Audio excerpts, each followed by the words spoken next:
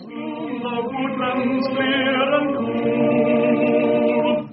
Oftentimes my thoughts revert to scenes of childhood, where I first received my lessons nature's school. But one thing there is missing in the picture. Without a face it seems so incomplete.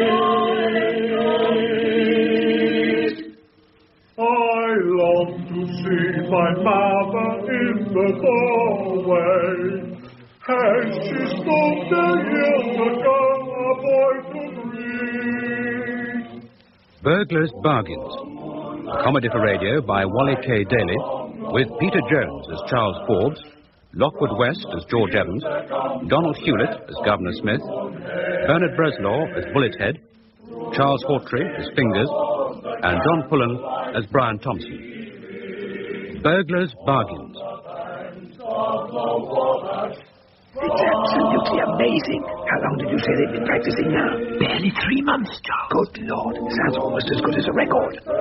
Tonight along the waters, from the fields there comes the Which one is he, by the way? Thompson. Oh, the man himself. See the little bald-headed one who looks not unlike a small Sherman tank? I mean bullethead. Grievous bodily harm. Robbery with violence. That's the one. I forgot that. Well, next to him is the twins. 21 and 22, right? Those two look like peas in a pod. Yes, but just between them. Oh, yes, I see the one. Rather city-ish.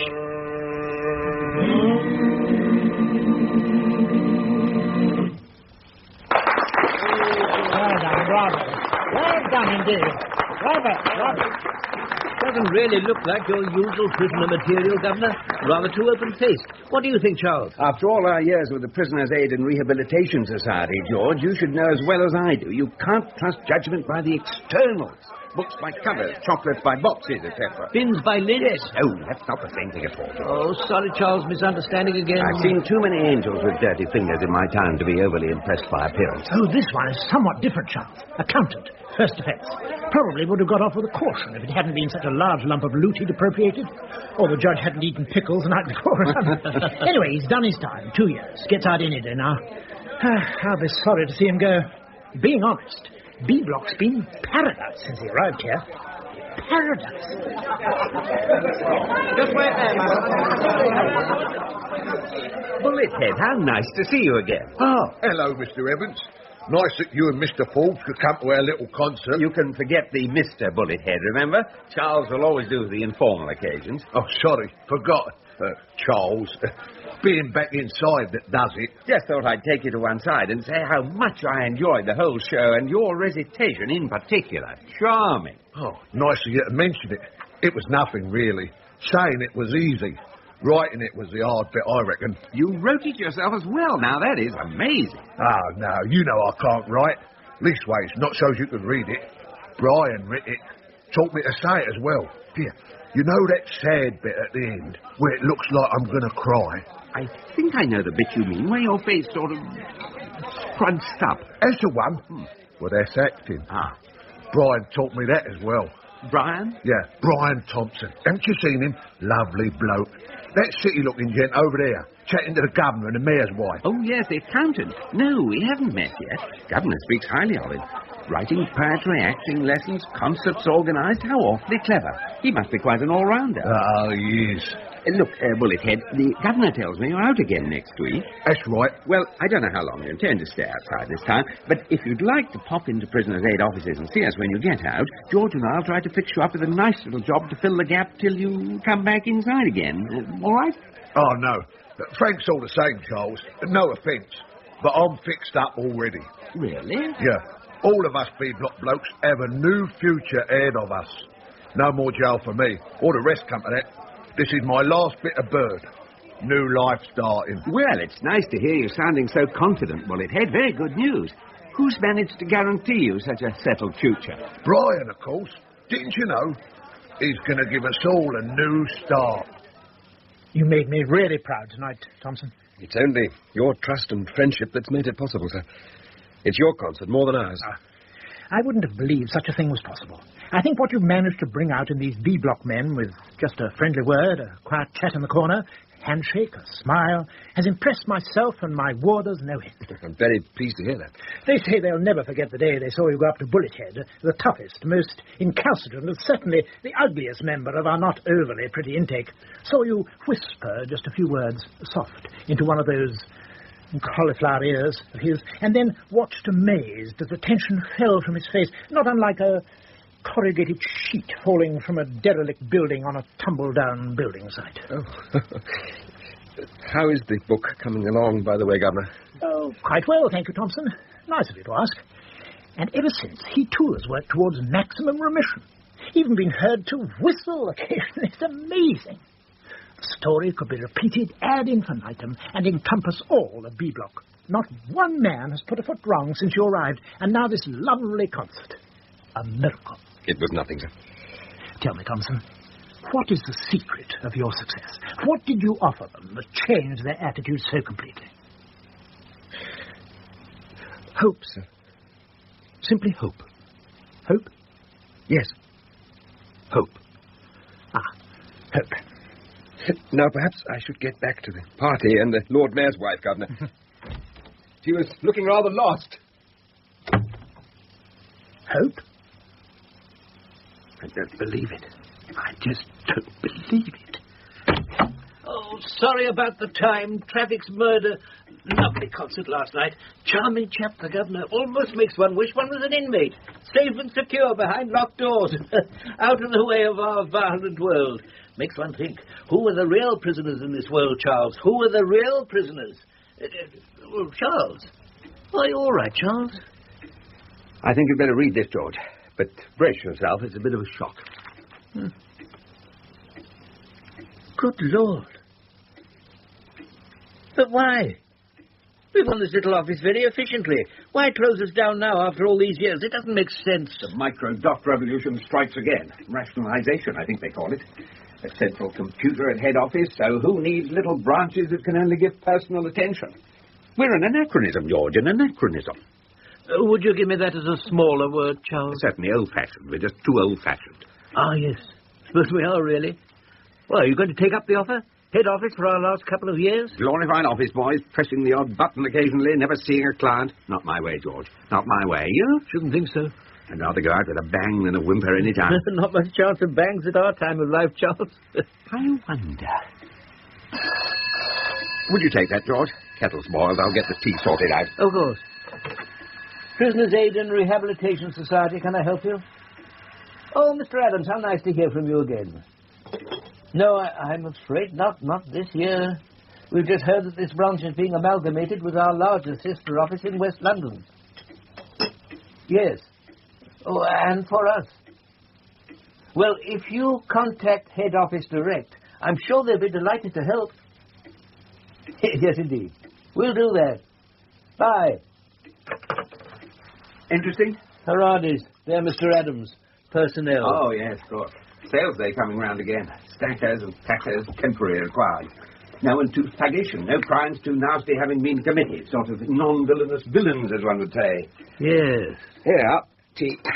Chucky biscuit as well. Cheer ourselves up. Thank you. 4 million, you know.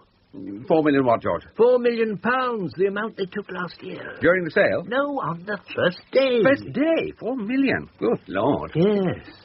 Expected to be larger this year, 4.5 perhaps. That'd be a nice pension scheme, George. A sort of golden handshake and a half. Yes, it would indeed. Yes, it would indeed. I'm not sure whether I'll be strong enough when you're gone, Bry. You know what I'm like. You've got to be strong enough, Bullethead. Your whole future depends on it.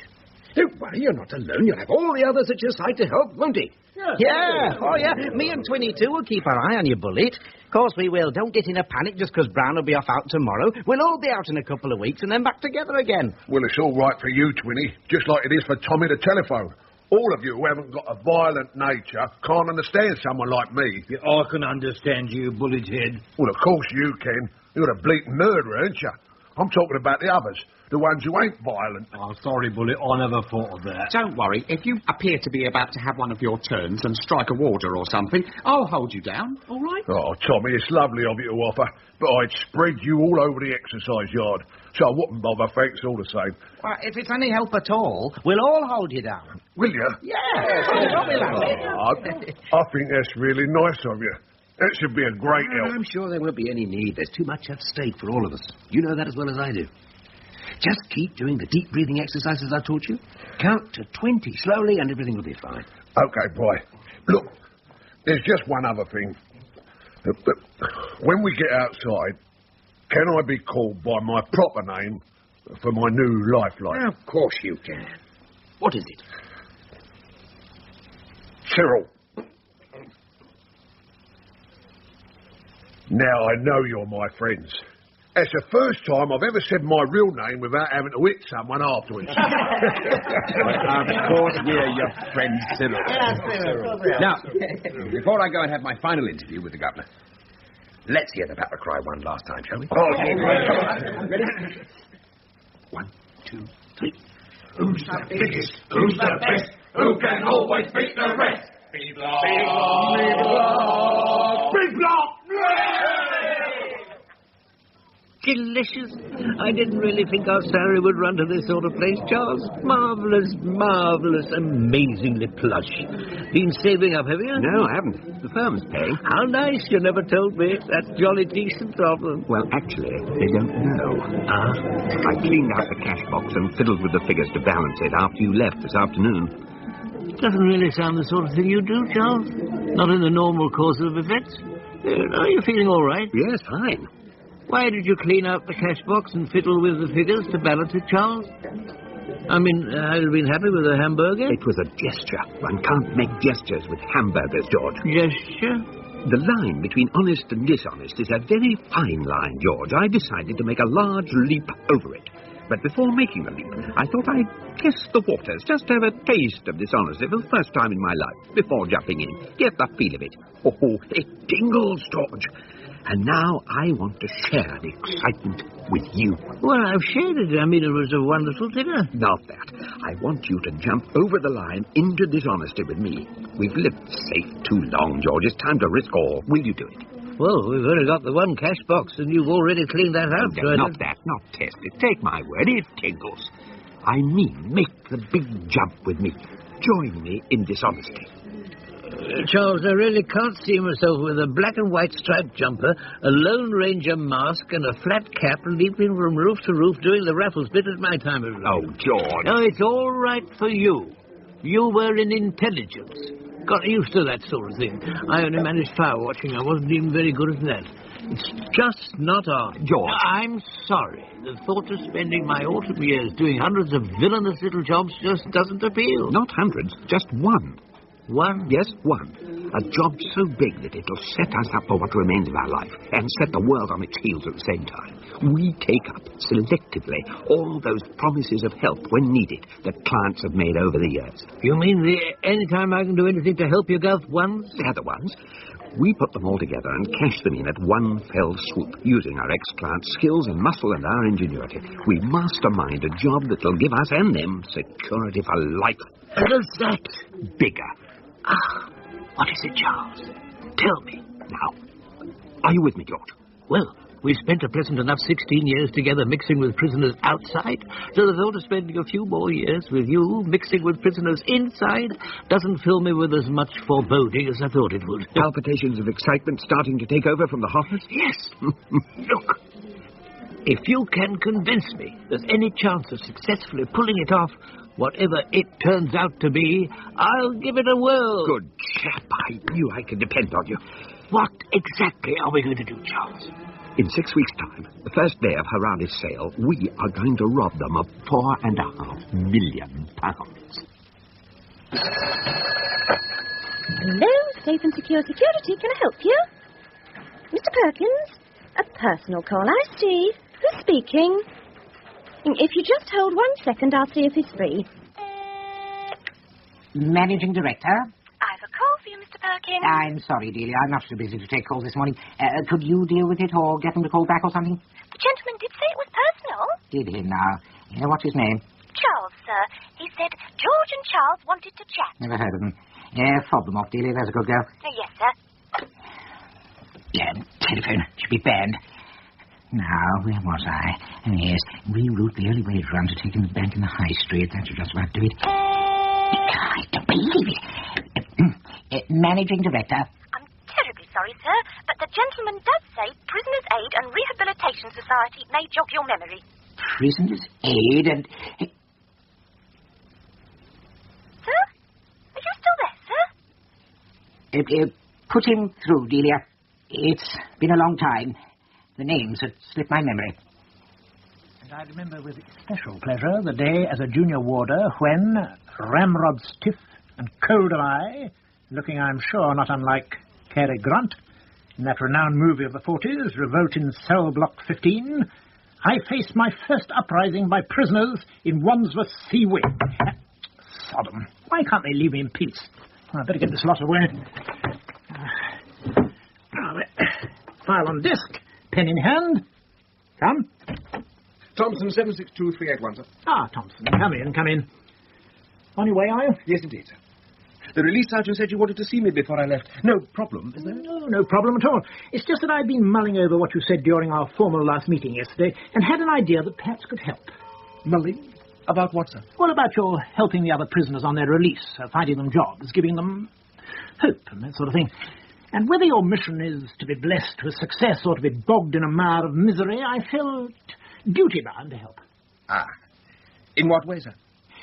Did you meet George Evans and Charles Forbes after the concert the other day? George and Charles? No, I can't say I did. I was rather caught up chatting to the Lord Mayor's wife. Of course. Charming lady. So glad she could come. Pity about that husband of hers still. Long story. Where was I? Oh, yes.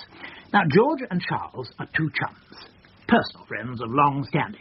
They run the local Prisoners' Aid Society. Well, you know the thing. Anyway, I rang them after our meeting and told them your ideas for helping the others. I hope you don't mind. Not at all. It's very good of you to take the trouble.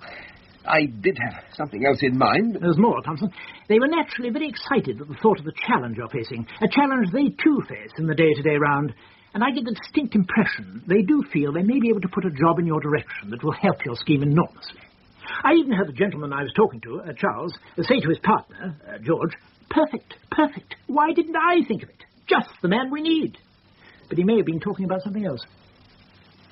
What do you think, George? Nice store? Yes. Exquisite China department. Very pleasant way to spend a lunch break, strolling round. Very pleasant. Makes you think, doesn't it? Tea services costing the price of a semi-detached. Who buys here, George? Who buys? Who knows, Charles? Who knows? Do you think you've seen enough? I think so. Head for the lift. Fine. Nice of Mr. Adams to see us at such short notice. Very nice. Gentlemen of the old school. Your old school? Oh, no, the old school. Figuratively speaking. Oh, I see. Third lift along. Going up.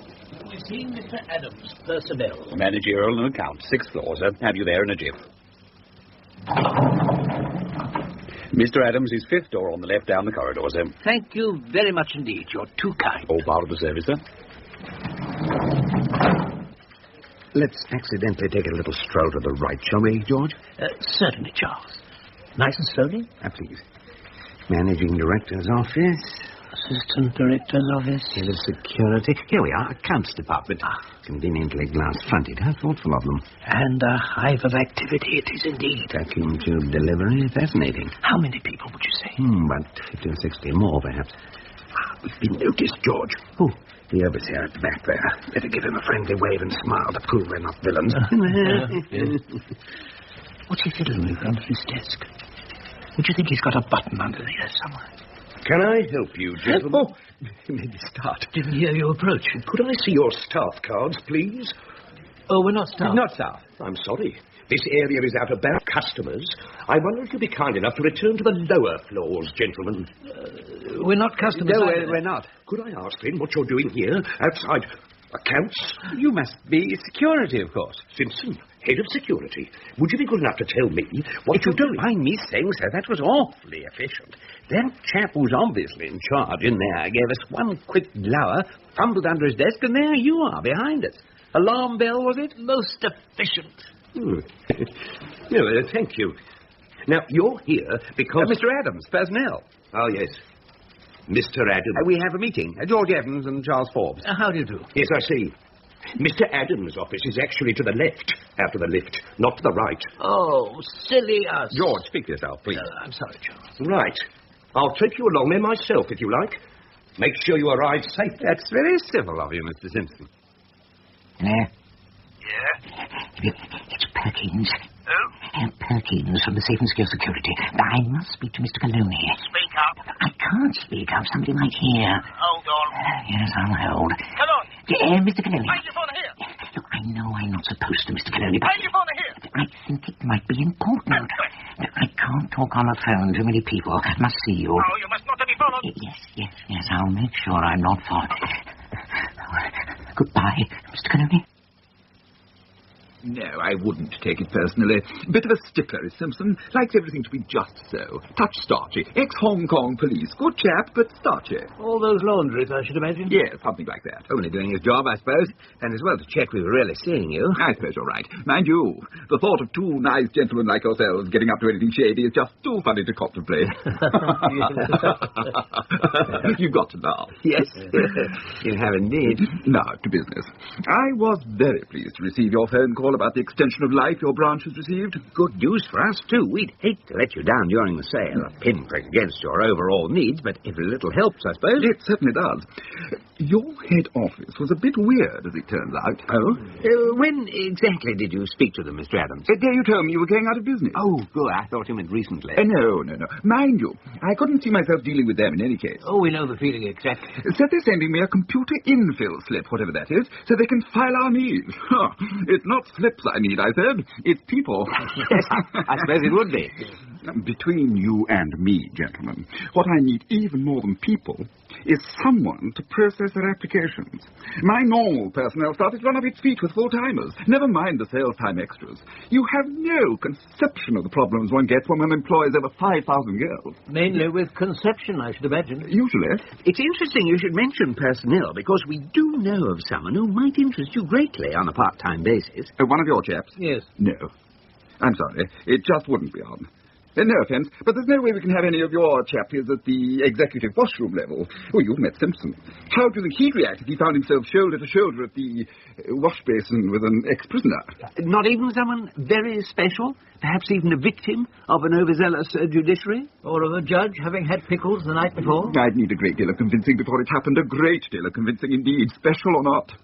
Well, as we haven't met him officially ourselves yet, and he may not be the sort of fellow who suits us even, but if he was, and I think he may well be, it could be a great deal of help checking the part-timers out. Ease the workload on the department enormously. Enormously. I admit good personnel people are like gold dust at the moment, and no way will we get another experienced person by sales time. 16 years now we've been putting selected chaps in your direction at sales time, Mr. Adams. Good Lord, is it really that long? Nearly is. Have we ever let you down? No. I must admit we've never had an iota of trouble with any of them. Well, but...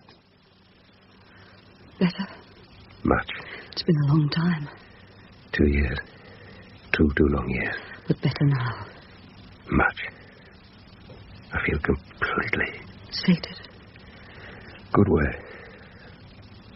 I'd forgotten how fantastic you were. No compliments. They're not needed. Not needed, but deserved. It was incredible, Bella. Absolutely incredible. I managed to get a lot of practice in while you were away. Helped to pass the time. It shows. You've been reading some new books as well. Yes. Trying out the variations. Our friends were always willing to help judge any new ideas I came up with. I bet. If that was a fair example of your new skill, I reckon they must have been queuing up at the door. You still love me? More than ever. Well, having got dinner over with, what now? Shall we? No. I've got to go out, I'm afraid.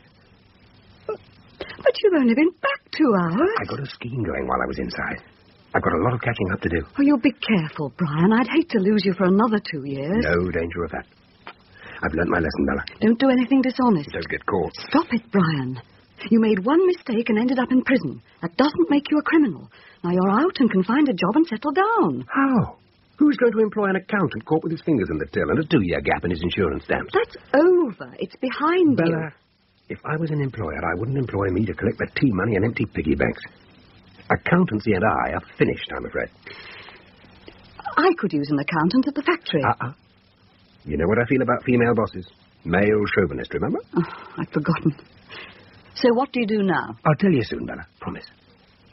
But first I've got to go and see two gentlemen the prison governor contacted on my behalf and let them know I'm not interested in whatever they have to offer in the way of respectable employment without hurting their feelings too much. They sound like a nice pair of old codgers. Straight as a die, apparently. Don't you think we might be pushing our luck rather far, Charles? Coming down into the sub-basement like this, it's patently out of bounds. Purely accidental, George. Purely accidental. Couple of old duffers like us obviously lost our way, stumbled down the wrong flight of stairs, that sort of thing. But what's the point? I mean, these miles of dark, dank, eerie catacombs of Herodes corridors do have a creepy sort of fascination, but I can't see the point as regards... Shh! What is it? Listen. Just ahead somewhere. These corridors aren't haunted by any chance, are they, Charles? Of course not. I don't think. What on earth is it? I don't know, but I think we'd best find out. It could be important. It's getting nearer. Let's creep along the wall, look round the corner. Do I have to, Charles? Our lunchtime must be nearly up by now, and you know what I'm like about timekeeping. Of course we have to. Where's your spirit of adventure gone to, George? I think it ran off down the corridor when the noise started. Nearly there now. Just a few more yards. Don't hang back. Oh, sorry, Charles. There we are. Look round the corner carefully. After you. Together. I back down and peep round the bottom. You peep round the top. Right? Right. When I count to 3. 1, 2, 3. Peep. Good Lord. Okay, boys, you can both leave us now. Right, Chief. Okay, Mr. Clowney. Stay outside. I may wish you to issue chastisement. This man should not be here. Very good. What do you think you're playing at, Pukins? Perkins. The organization expects you to run safe and secure security without revealing our connection. You could have jeopardized years of work by coming here to the mansion, huh? We give you an important job, even though you're not family, and you act like an idiot to repairs. I had to come, Mr. Clooney. Something's happened that could be worrying. I didn't dare say on the phone too many years. Worrying? I was rung today by the Prisoners' Aid and Rehabilitation Society. So, you had a phone call. So what? Who are these people? What's their racket? They find work for ex-prisoners like me. They're too nice of them, boys. How many times do you have to be told you're no longer an ex-prisoner, okay? Okay. You're a responsible businessman running a responsible business. E non lo dimenticare. Sorry. Go on. They rang me and asked me to go to a meeting on Saturday. Why do they ring you? To go to a meeting on Saturday. No, Tom, I got to that a bit. Perché do they ring you in particular? Oh, me? Well, as I say, friends from the old days. But how do they know where to find you now? Well, they knew where to find me now, because... Go on. Because the time I started at Safe and Secure Security, they were looking for work for me, and I rang them up and told them not to bother looking anymore, so I got fixed up with a wonderful job. Oh, idiot! Well, what else could I do? They've been so friendly. Tommy, the phone! Have you any idea how much of the organization's money is tied up in this project? How many years it's taken to get to the point where we're accepted as a totally legitimate security company? And you stupido ex-con, ring up this prison society and tell them you got to work there. Sorry, Mr. Colonel. Sorry? You'll be more than sorry, Pukins. If our cover is blown, if the family's interest is endangered because of your stupidity, you end up in a concrete socks. Shoes, Mr. Colonel. What? Shoes. The saying is concrete shoes. Socks! Now get out of here. Go to this meeting, find out what's going on, and if they present any threat at all to our security, if they know too much, they must be blown away. Go to that. They must... No, Angelo Colonni have spoken.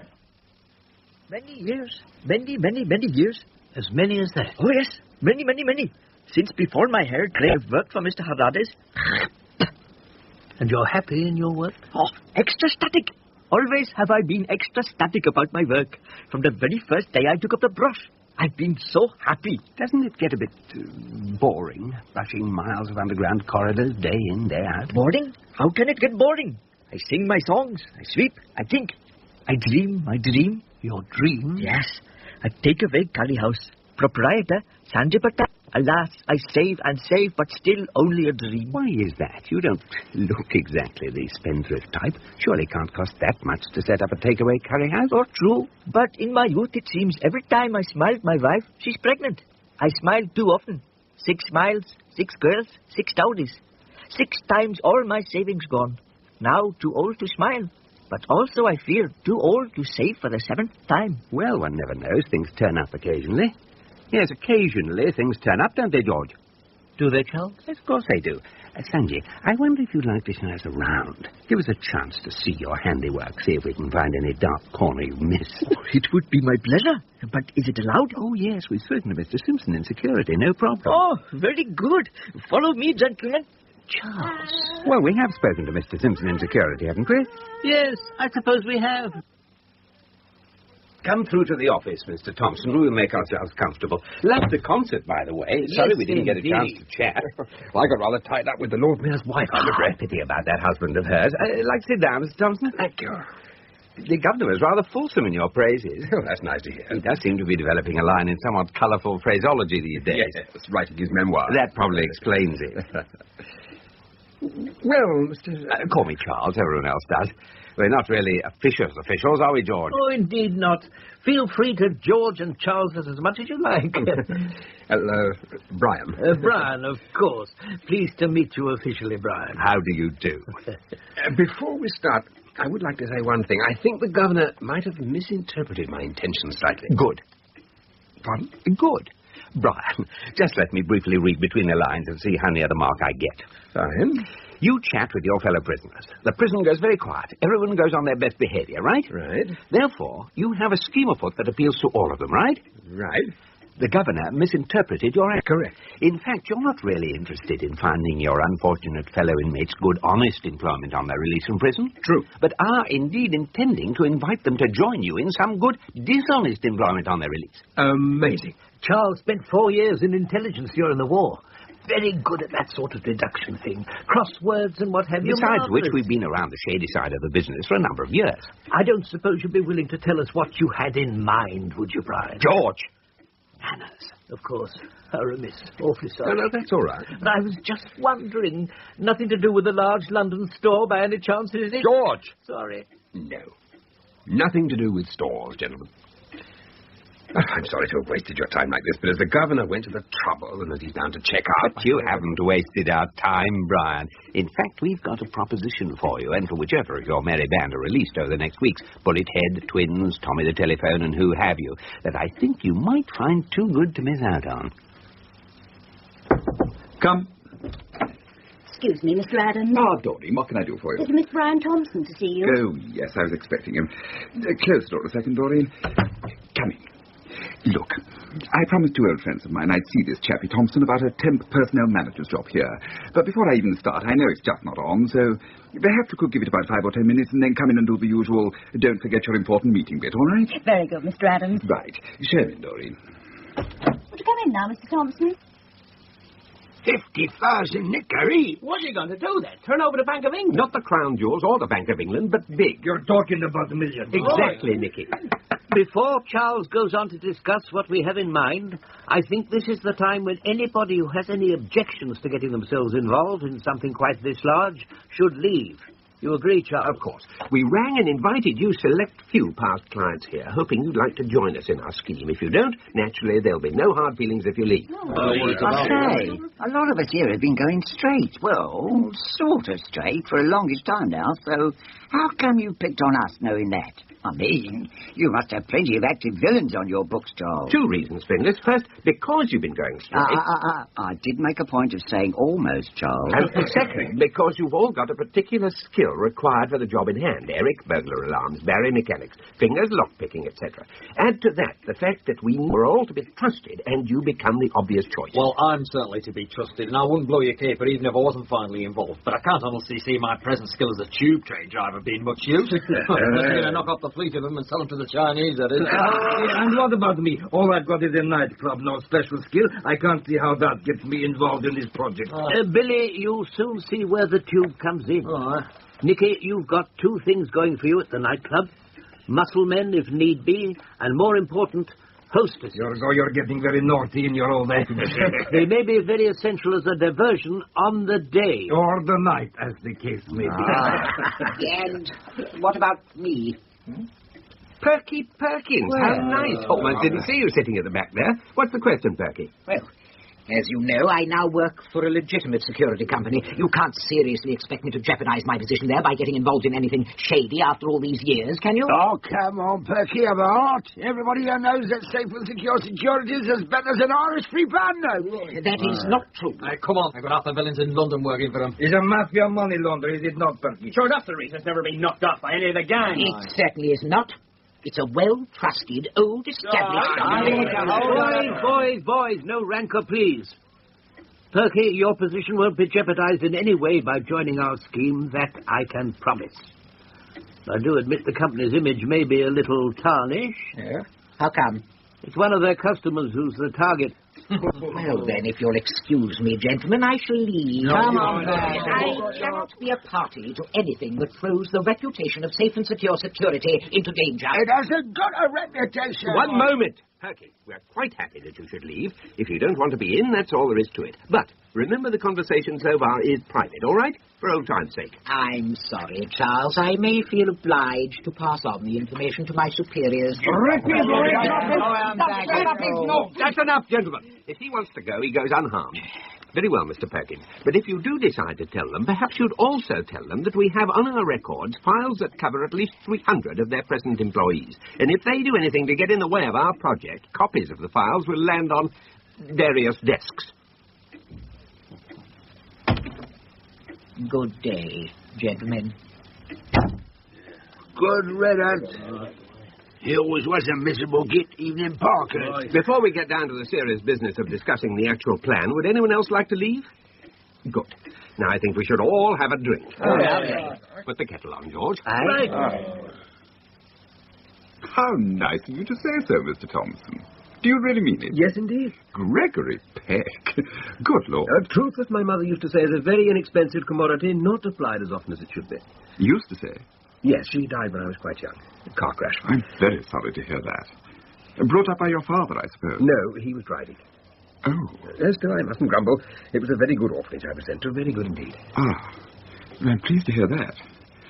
Now, where were we? You were telling me about the Amateur Dramatic Society you belong to and your plans for starting one here. Yes, indeed I was. Come.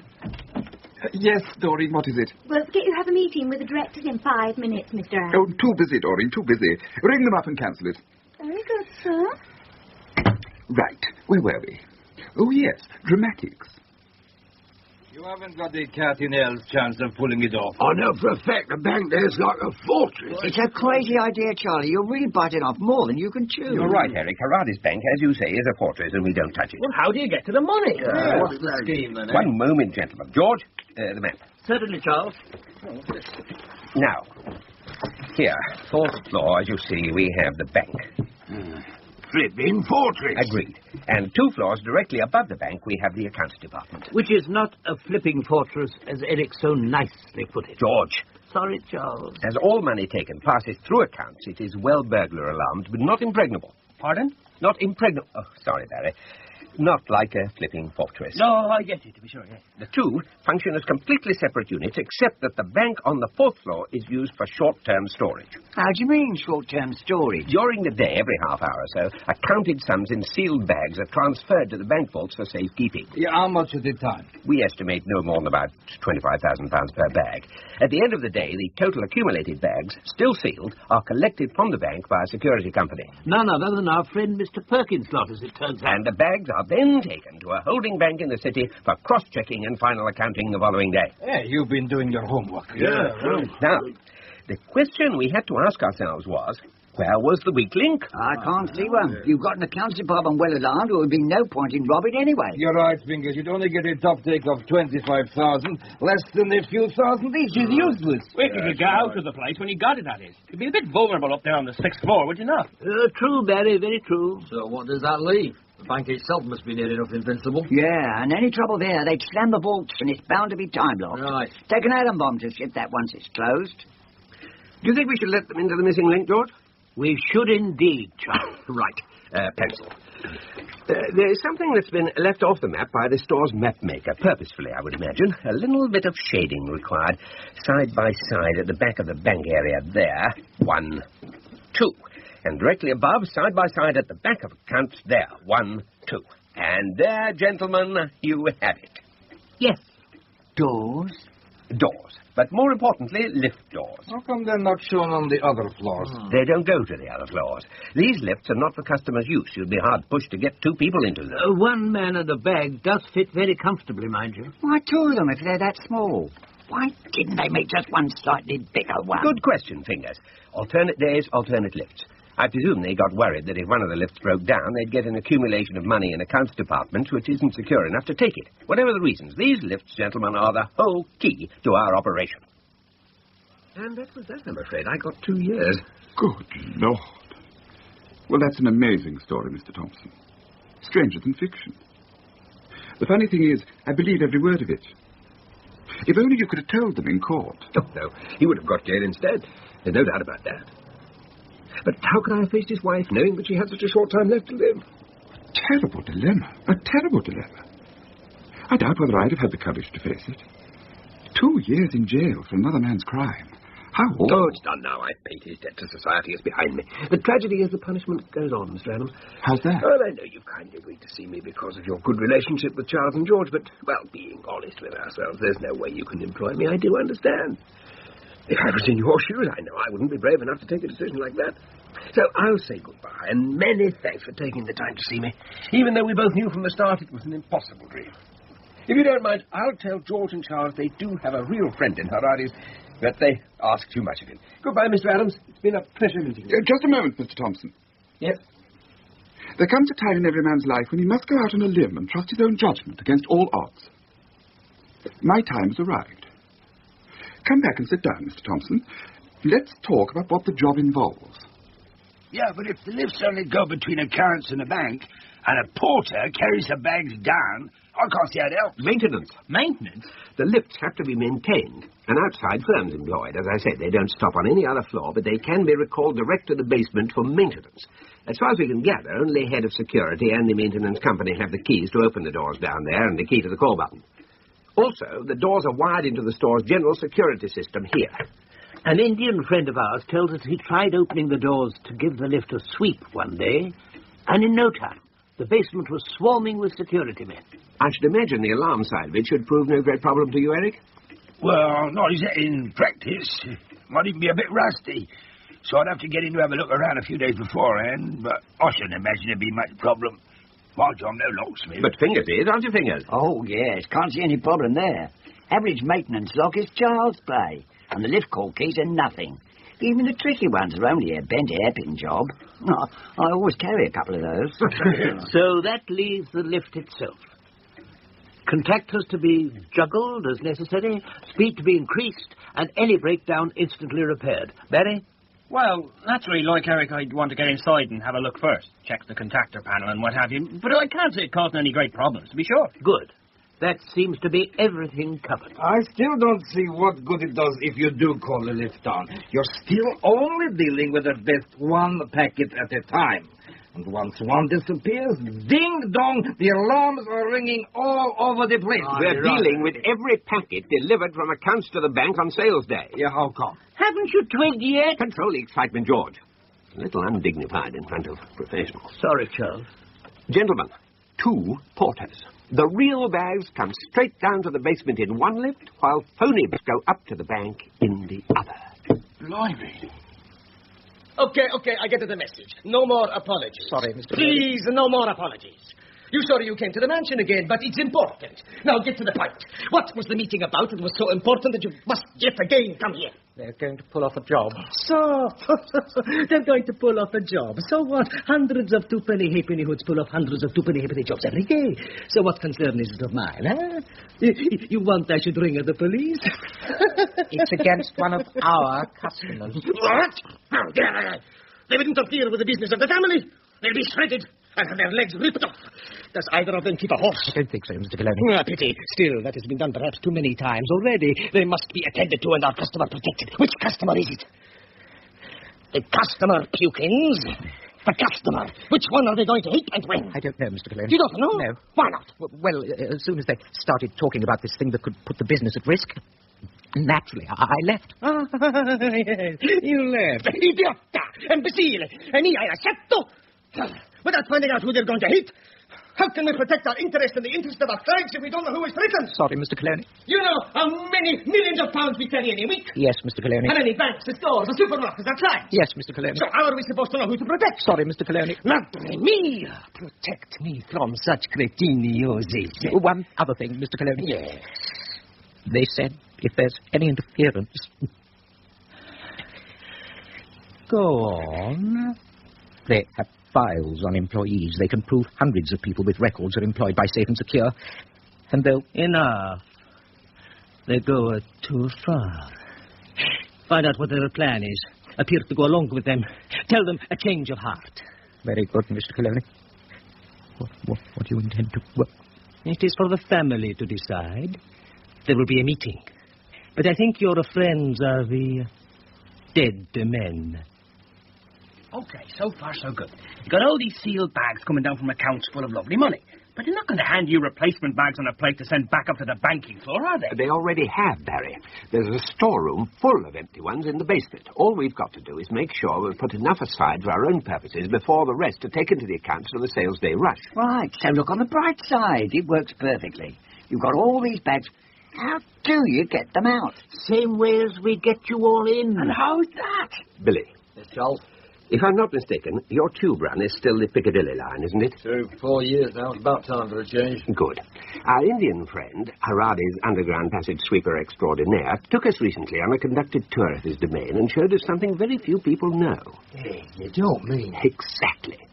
There's a way to get from your tube train cab directly into the underground complex beneath Haradi's. That's how you all get in, and that's how the money gets out.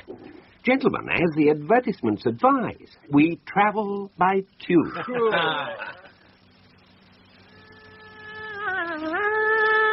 What a funny thing. What a funny thing. All my sweeping into special little bags, they say, instead of dustbins proper. Very, very strange. Very, very, very strange. But they look honest men. Sandy Patel, they say, you do this thing, keep very, very, very quiet. Remember the story of the 3 brass monkeys. And you finally the owner of a takeaway curry house.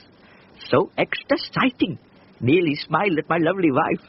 Luckily stopped myself in time.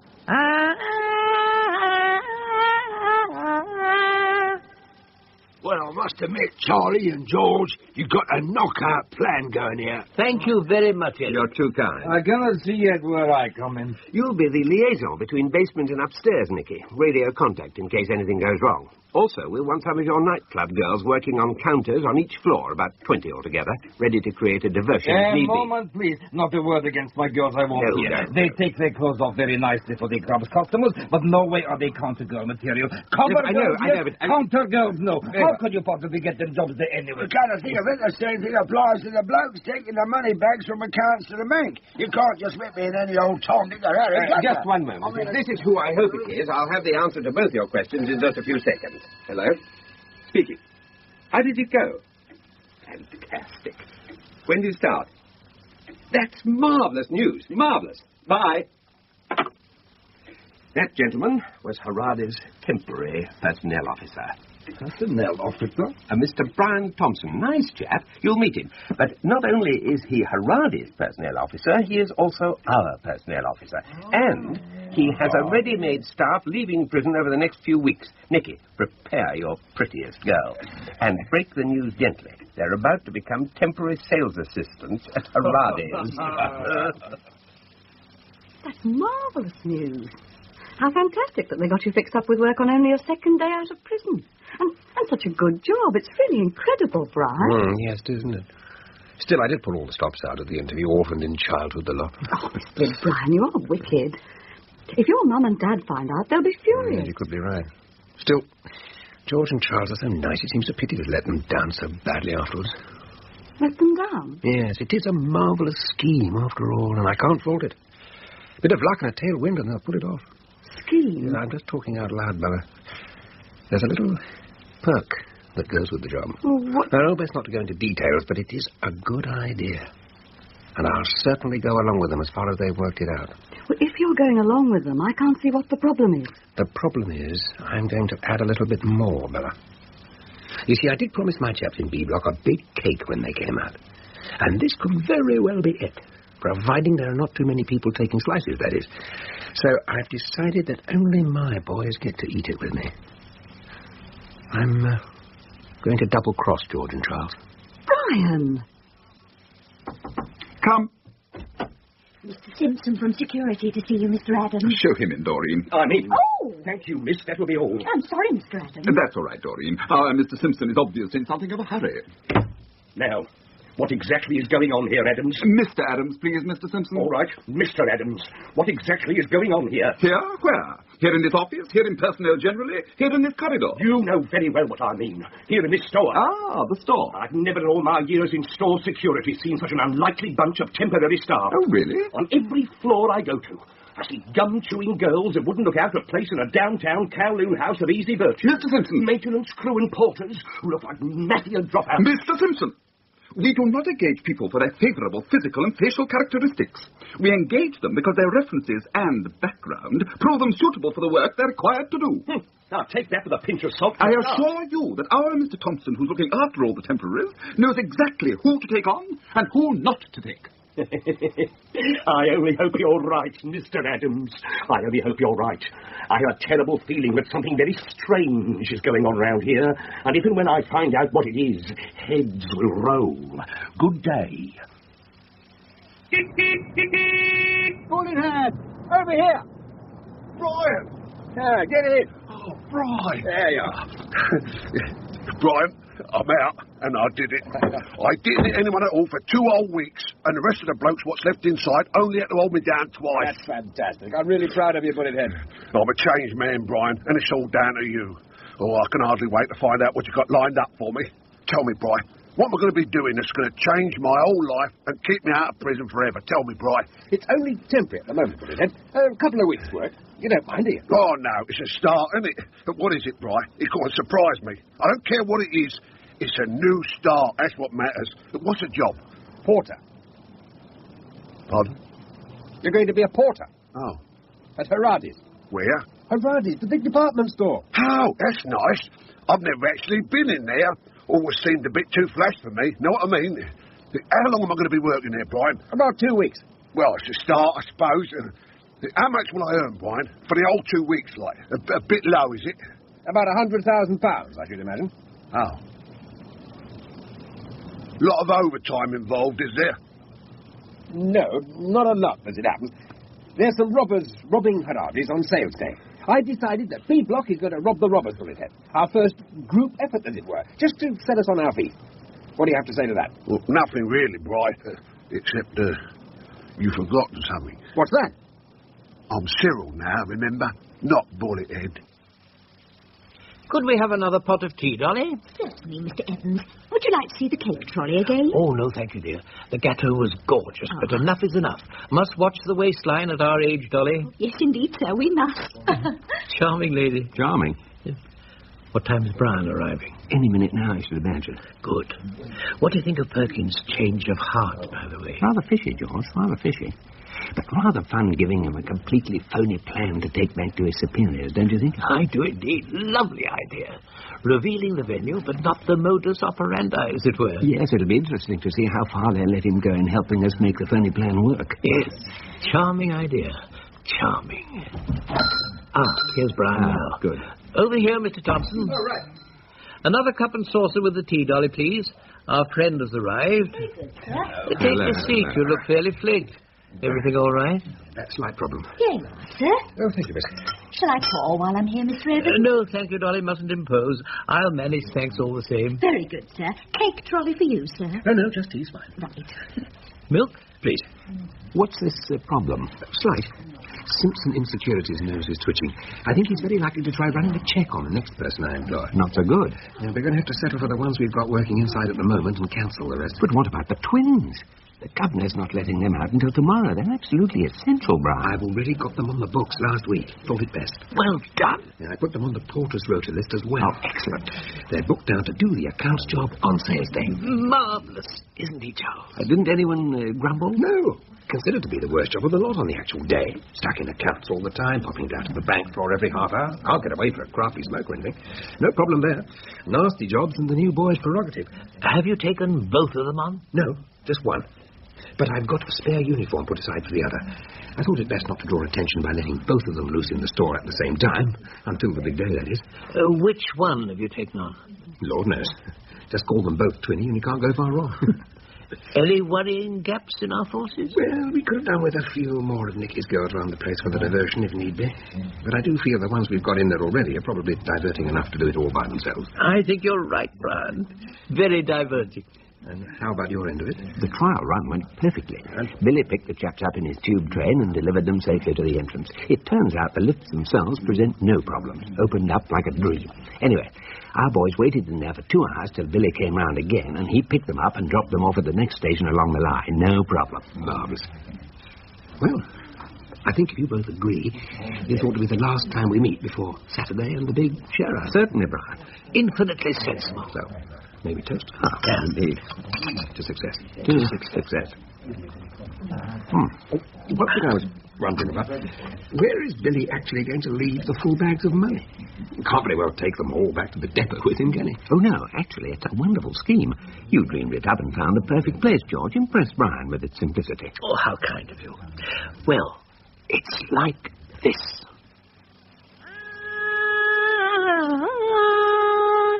Funny world. What a funny, funny world. For years I sweep, no one to talk to, all by myself, just like Jack Thingy. And now suddenly, Piccadilly Circus, rush hour time. First, George and Charles, they say, hello, fill the money bags with rubbish. Don't tell anyone, extra specially Poky-Nose Simpson. Put them in the secret place till sales day. Then, a takeaway curry house for Sandy Patel.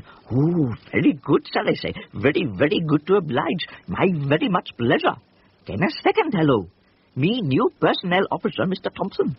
Fill some more bags for me. Don't tell anyone, extra specially not George and Charles or Poky-Nose Simpson. Put them in another secret place near the liver's exit till sales day. And then a second takeaway curry house for Sandy Patel. Very good, sir, I say. Very, very good. Number third hello. Now men arrive by tube train. Play with lifts. Another takeaway curry house, perhaps. Very soon, I think. A whole daisy chain of takeaway curry houses all over the country. Sanjay Patel in big, big letters outside. Funny world. What a funny, funny world. More sweeping, Sanjay. Must get Mr. Thompson's order completed.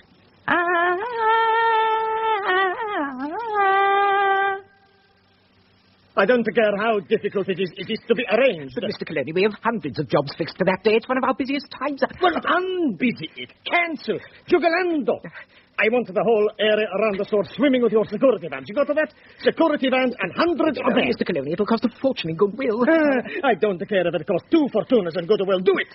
And no crooks on the job, only straight guys. These prisoners, they the hoods must see it's hopeless. Got to that? Hopeless. I've already told them that. Hurrah! How could they do this thing? Mama, God rest her soul, loved that press. No European tour was a complete unless she'd had tea there. She would turn in her grave if she knew of this horrible thing that threatens it.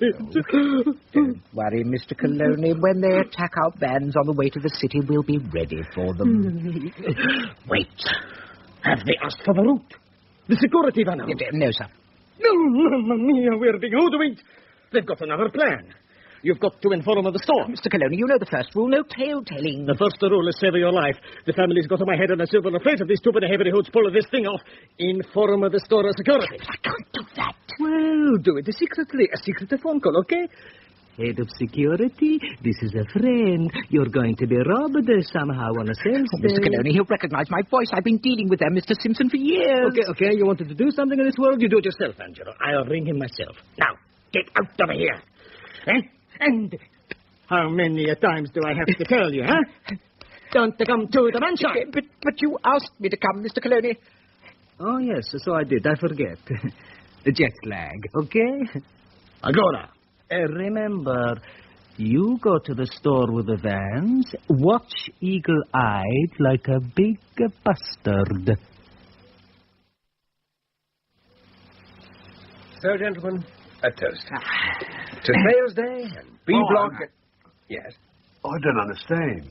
What don't you understand, Cyril? Everything, really. The plan. It's easy. I'm in account, sitting around waiting to take the real money bags to the bank. While Twinny 2 is in the basement waiting to go up to the bank with the phony money bags. You got it? Not really, Brian. Look, Cyril, when I get a money bag, I go straight down to the basement in the lift instead of going to the bank floor, right? Meanwhile, Twinny 2 is on the way up in the other lift to the bank floor with a phony money bag. Now, gentlemen.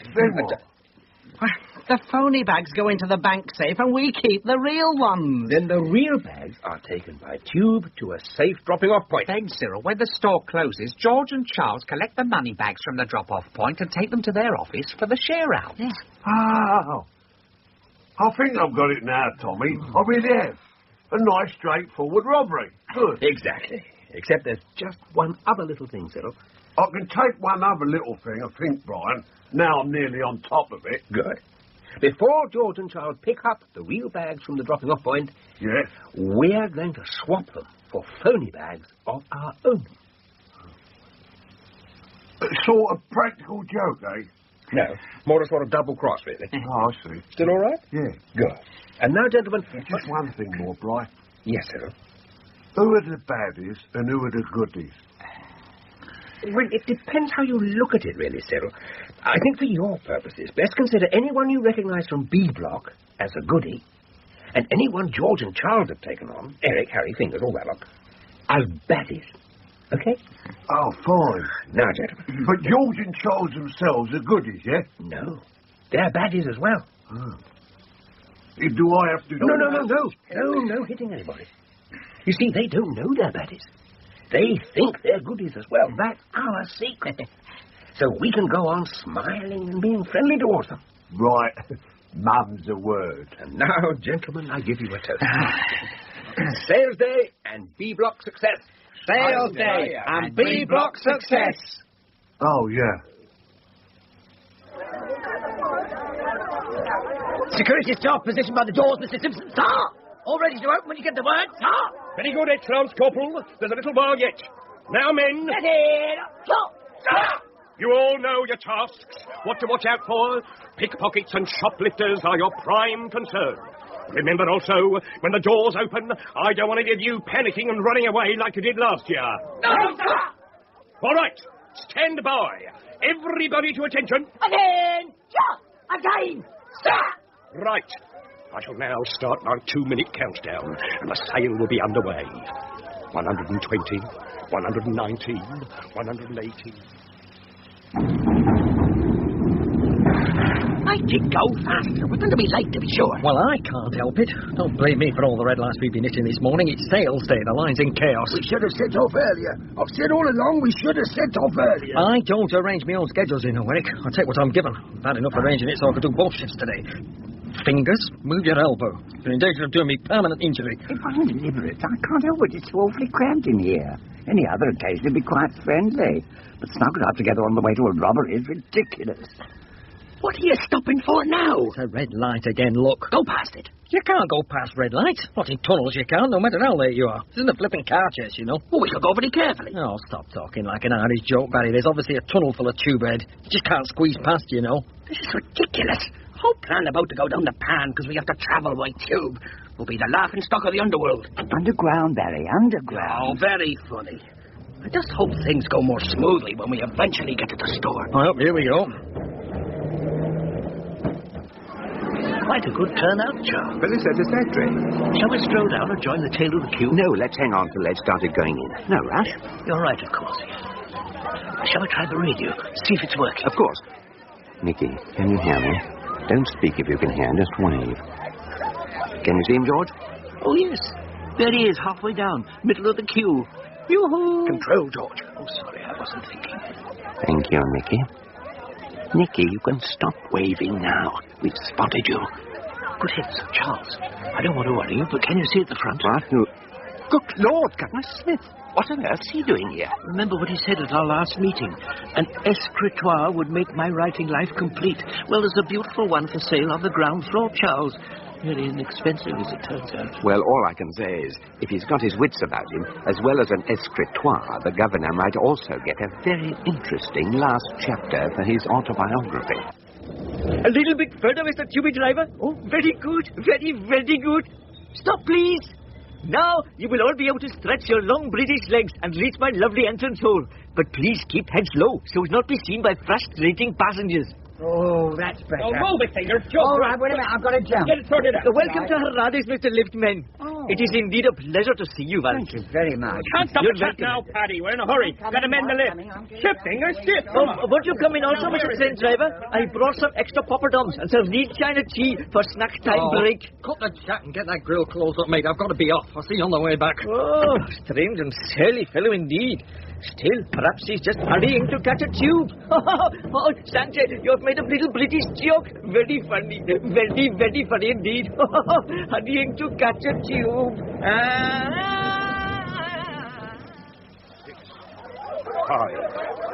4, 3, 2, 1.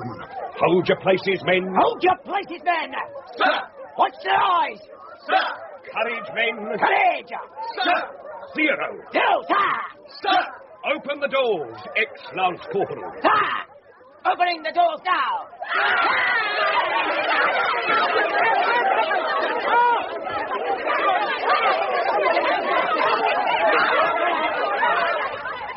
What a stroke of luck, George. Yes, it was indeed. It was indeed. Did you actually see what happened to the governor? Well, he was leading the rush. Got there first by a fraction, leaned out to touch the escritoire, just as the 6 ladies hard behind caught up with him. I presume they were unable to stop. What did he actually hit his head on? I think it was the burnished copper-top executive desk right next to it. That one? Well, he'll be out for hours. Should imagine, sir. Where did they take him? Straight up to casualty on the 6th floor. And did you see who one of the stretcher bearers was? Yes, I did. Good job the poor governor was unconscious. I didn't realize Brian had taken a B-block bloke into the casualty department as well. They're everywhere, George. Simply everywhere. You've got to, Bullethead. Brian, I love this job, honest. It's the first time in my life I've really enjoyed something that wasn't rude or illegal. Let me go on doing it just like today, please. 3rd floor, ladies and gentlemen. Coat, hat, millinery. Mind the step, please. Thank you. Let them out now. Don't push. Lots of room. Well, I can't help it. Look, Sal, you're the only other one I've got with a porter's uniform that fits. You'll have to be the one who takes the phony sacks up to the bank. But, Brian, the store needs me here. It's a very busy day. Stuff the store. Brian. 2nd floor, bedroom and dining room furniture, pianos, kitchenware, etc. Mind the step, please. Thank you. Let them out now. Don't push. That's lots of room. Look, Finger's in the basement. He's going to take this lift out of service. You go straight to the sub-basement and stand by to take the bags to the bank. Sub-basement? There's spiders down there, boy. You know what I feel about spiders. There aren't any spiders down there. It's as clean as a new pin. Will you do it? Oh, Brian. There. Gotcha, you little devil. The door should open now. Eric, is the alarm off? Yeah, fine. It's all very, very interesting, gentlemen. Very, very interesting indeed. Stand back, Sanja. It's open now. Okay, Paddy, it's all yours. Juggle with your conductors to your heart's delight. Okay, Fingers. Don't touch any box. Excuse me, gentlemen. I just have a very, very tidy, quick sleep in there. Lovely lift. No, come on, Paddy. Don't do anything. Sanja! Oh, blimey. What are you gawping at, girl? Get back to your till. You've got a queue of customers.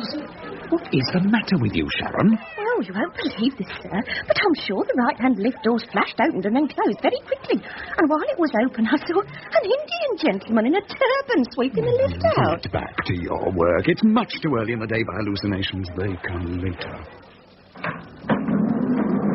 So sorry, gentlemen. My naughty broom handle must have caught a ditchy little red button. Oh, get out, Sanja. We've got things to do. And keep well clear if you value your chap-artasses. Oh, very good, sir. Now hurry it up, Barry. The first package will be on its way down soon. I'm going as fast as I can. Oh, please, not to worry. Lots of time. The bank looked very busy, and there was no one waiting for the lift when the door opened up there. What?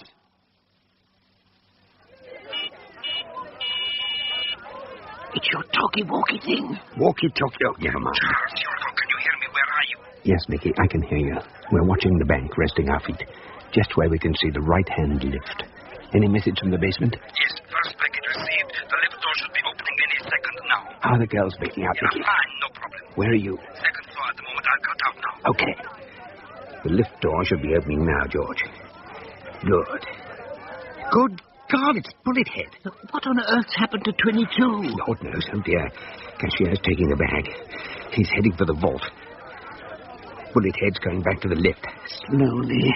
Bullethead, don't rush. He's looking over here. Don't wave, George. Sorry. Getting in now. Lift closed. Gosh. We've done it. By George, it's going to work, George. By Charles, I think you're right, Charles. I think we're going to pull it off.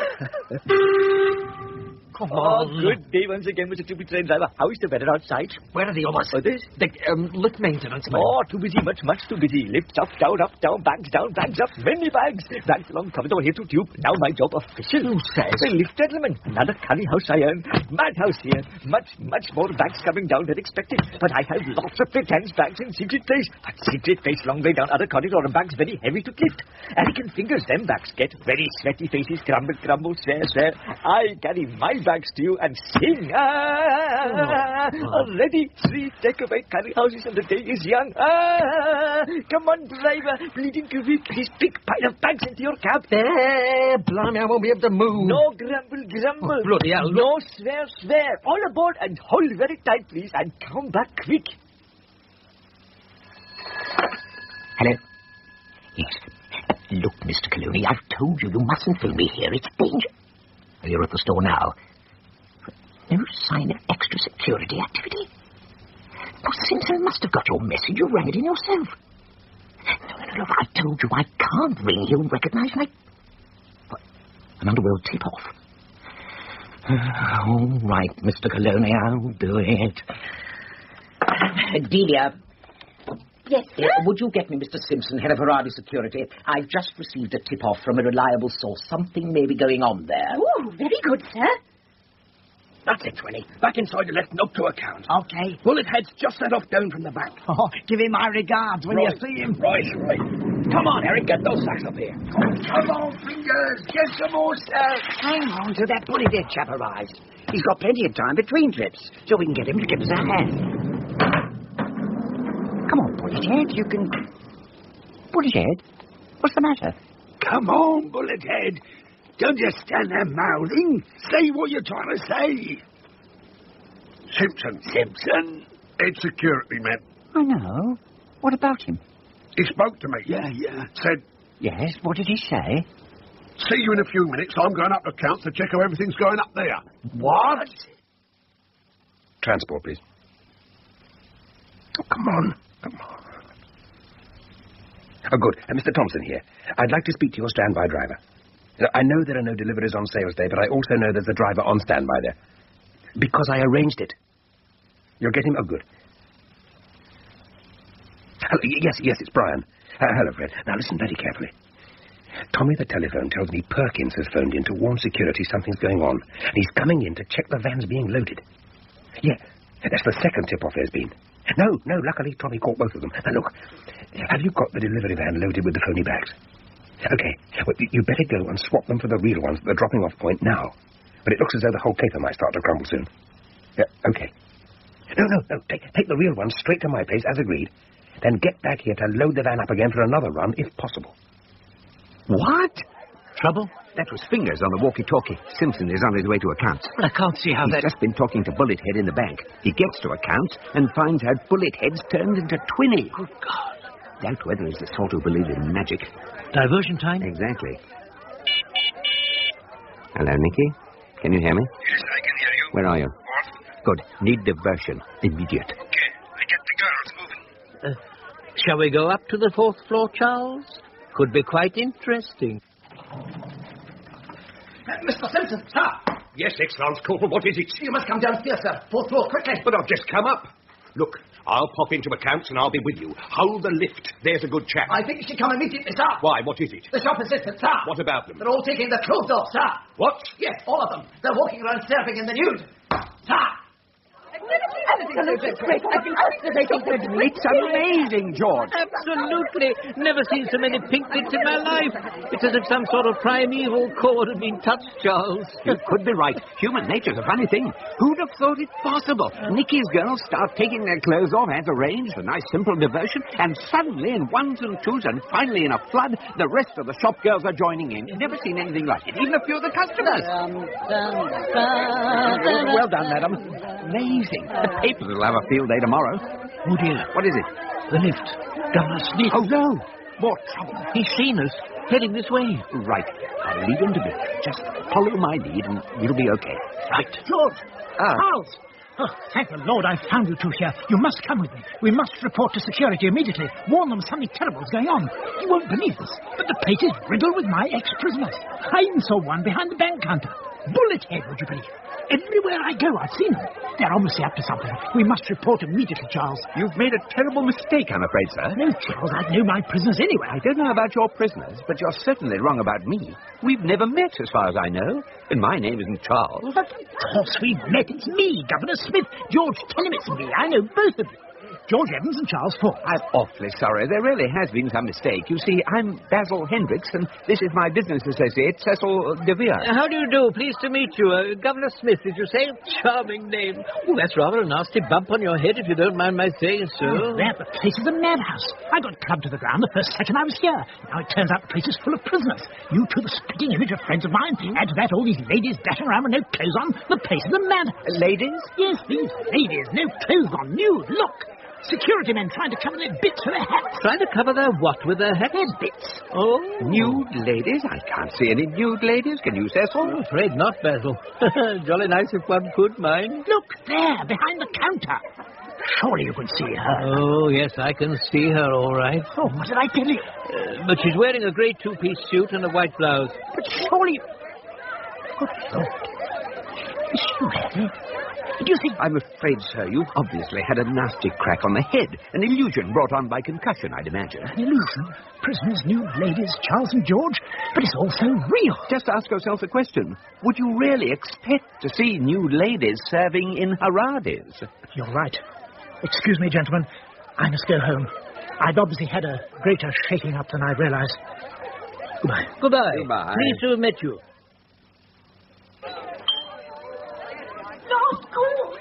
Gentlemen, the store's about to close. Please leave by all exits immediately. Last calls, ladies and gentlemen. Well, George, that would appear to be that. Indeed it would. Indeed it would, Charles. Most exciting day of my life. Last bag should be on its way down any time. I think we'd better join Nicky. He should have the lorry organized by now. Very good, Charles. Oh, gosh, who'd have thought a sale could be such fun?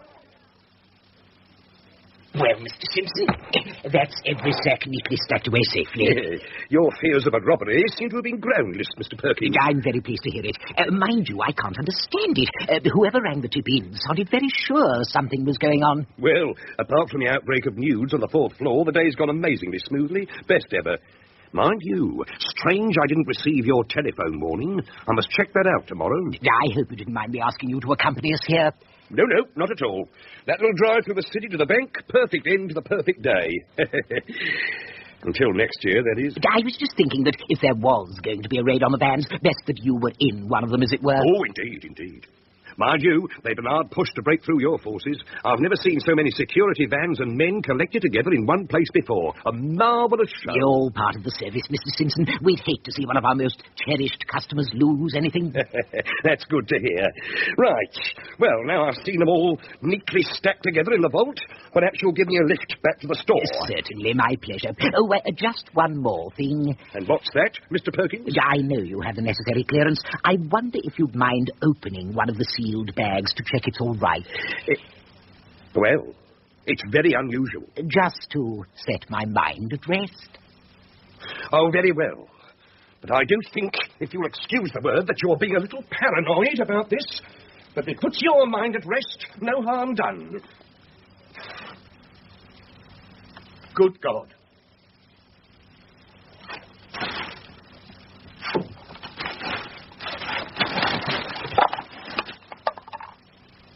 They're full of rubbish, Perkins.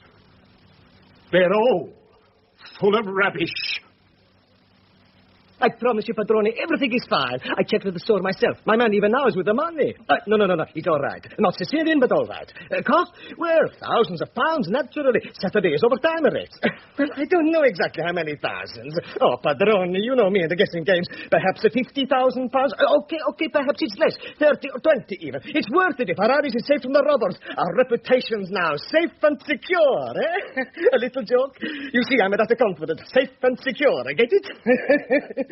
Oh, sorry, Padrone, yes. Oh, of course, I'm sure. I'm so sure that even if one bag of money is missing, even one bag, I, Angelo Calone, son of Machine Gunner Calone, will pay the whole cost of the operation. Every centime. 40,000 pounds, 50,000 pounds. Who cares? I'm not sure nothing can go wrong, eh? Oh, thank you, Padrone. You're very good.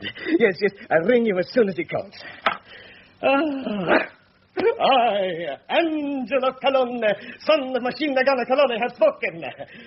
Oh, like a poet. I should have been an actor. Come on. Oh, Pukins at last. Tell me the good news. They are jolly good fellows, but they are jolly good fellows, but they are jolly good fellows, which nobody can deny. Gentlemen, thank you very much for that vote of confidence and for a splendid day's work, eh, George?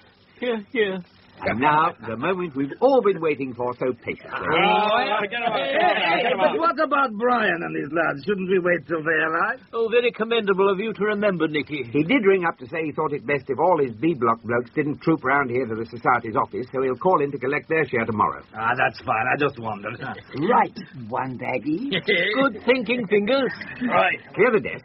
We'll spread the contents out on there as we open them. How about a countdown? Yes, indeed, George. Lovely idea. 1, 2, 3, Good Lord. What on earth? Blimey.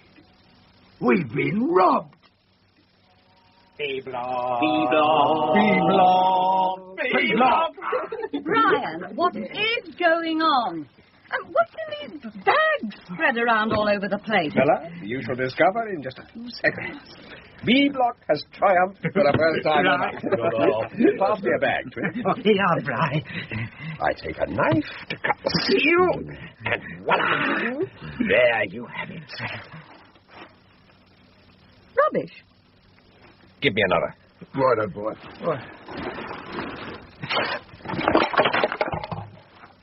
More rubbish. I'm sorry, Brian, I still don't understand. Neither do I, Bella. Neither do I.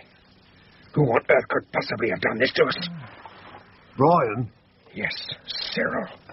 It's not April Fool's Day by any chance, is it?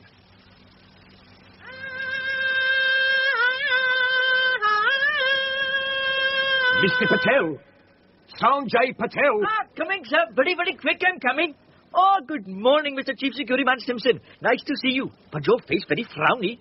So nice to have so many gentlemen call us this early in the morning. Policemen, security men, detectives. Much sweeping up after detectives. Lolly sticks, chewing gum wrappers, terrible people. Too much television detectives. Mr. Patel, did you see anything suspicious down here yesterday? No, nothing. Only the hard-working men taking the money bags from the lift down there. All the way to the tubing train down there. Oh, well, what? Oh, yes, very hard-working men. Bags from lift to tube, very, very heavy. I helped a lot. I don't believe it. I don't believe I'm hearing this. You mean? What men, Patel, what men? Oh, many, many men. I was very, very helpful. Not only carrying to the tubie, I was also making lots of bags of rubbish. Bags of rubbish? Yes, money bags of rubbish for George and Charles, very heavy. George and Charles? No, the money bags are very heavy. I mean, you were George and Charles. Oh, such nice men. A pleasure to work for them. One takeaway curry house they offer me. Also, I make more special bags of rubbish for a nice Mr. Thompson and personnel. Thompson? Personnel? Yes, that would be him. Charming man. He say, don't tell George and Charles or Pocono Simpson. Oh, if the expression you excuse, Mr. Poconos. No, wrong. Mr. Simpson. So I get number 2 takeaway curry house. You do realise you're going to be charged with being an accessory, Patel? No, not necessarily. If you'll excuse me, sir, I hear on the news there is a little reward for the clever men who find the missing £4.5 million. Yes, 10%, but there's no way that you're Good. going to... I, Sanjay Patel, claim the reward. The bad men I will reveal. You claim? Oh, yes. Fishy, I thought. Fishy? Something fishy about this. Make George and Charles many bags of rubbish. I also make Mr. Thompson personnel many bags of rubbish. And also, I make me, Sanjay Patel, many bags of rubbish. You mean? Very much. I mean that. Turns out there was no robbery, Mr. Simpson. I have got a special little room, my secret place, full to the roof with money bags. I swapped them for my own very special rubbish bags before they went for a nice little Juby ride. Good God! The money's been here all the time, and still is. Indeed it is. And now, Mr. Simpson, can we talk about my reward and about my daisy chain of takeaway curry houses?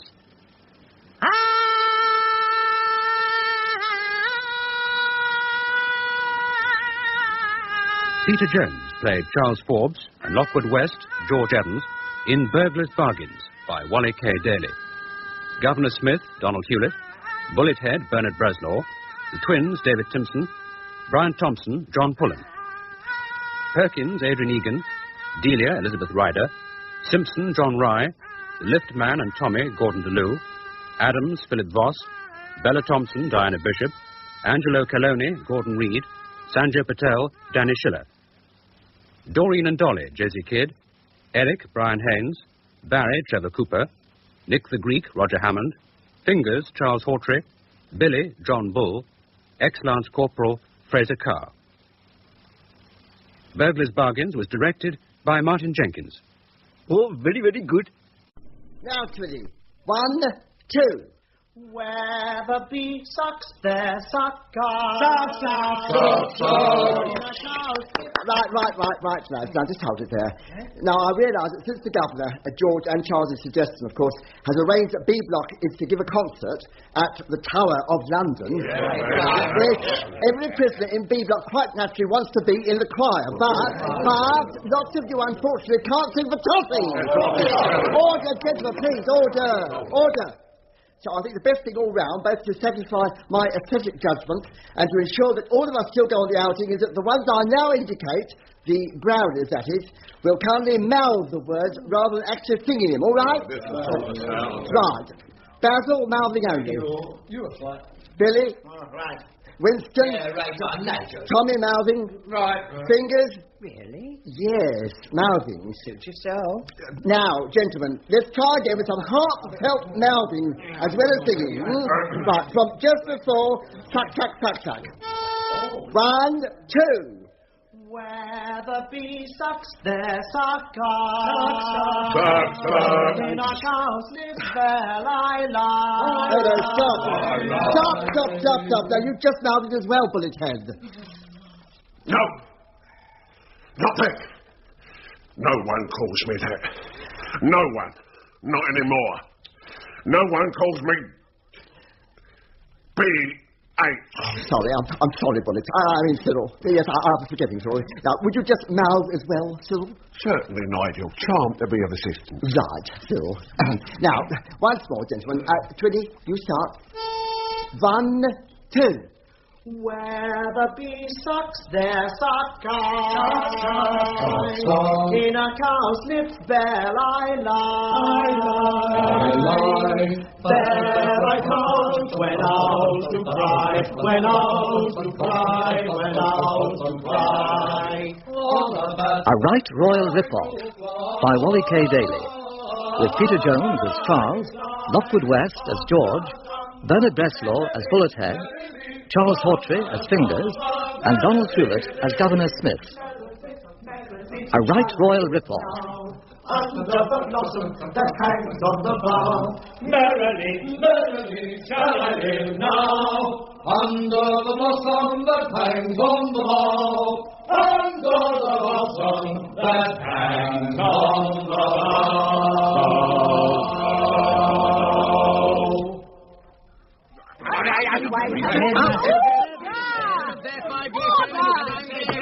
Gentlemen, restrain yourselves.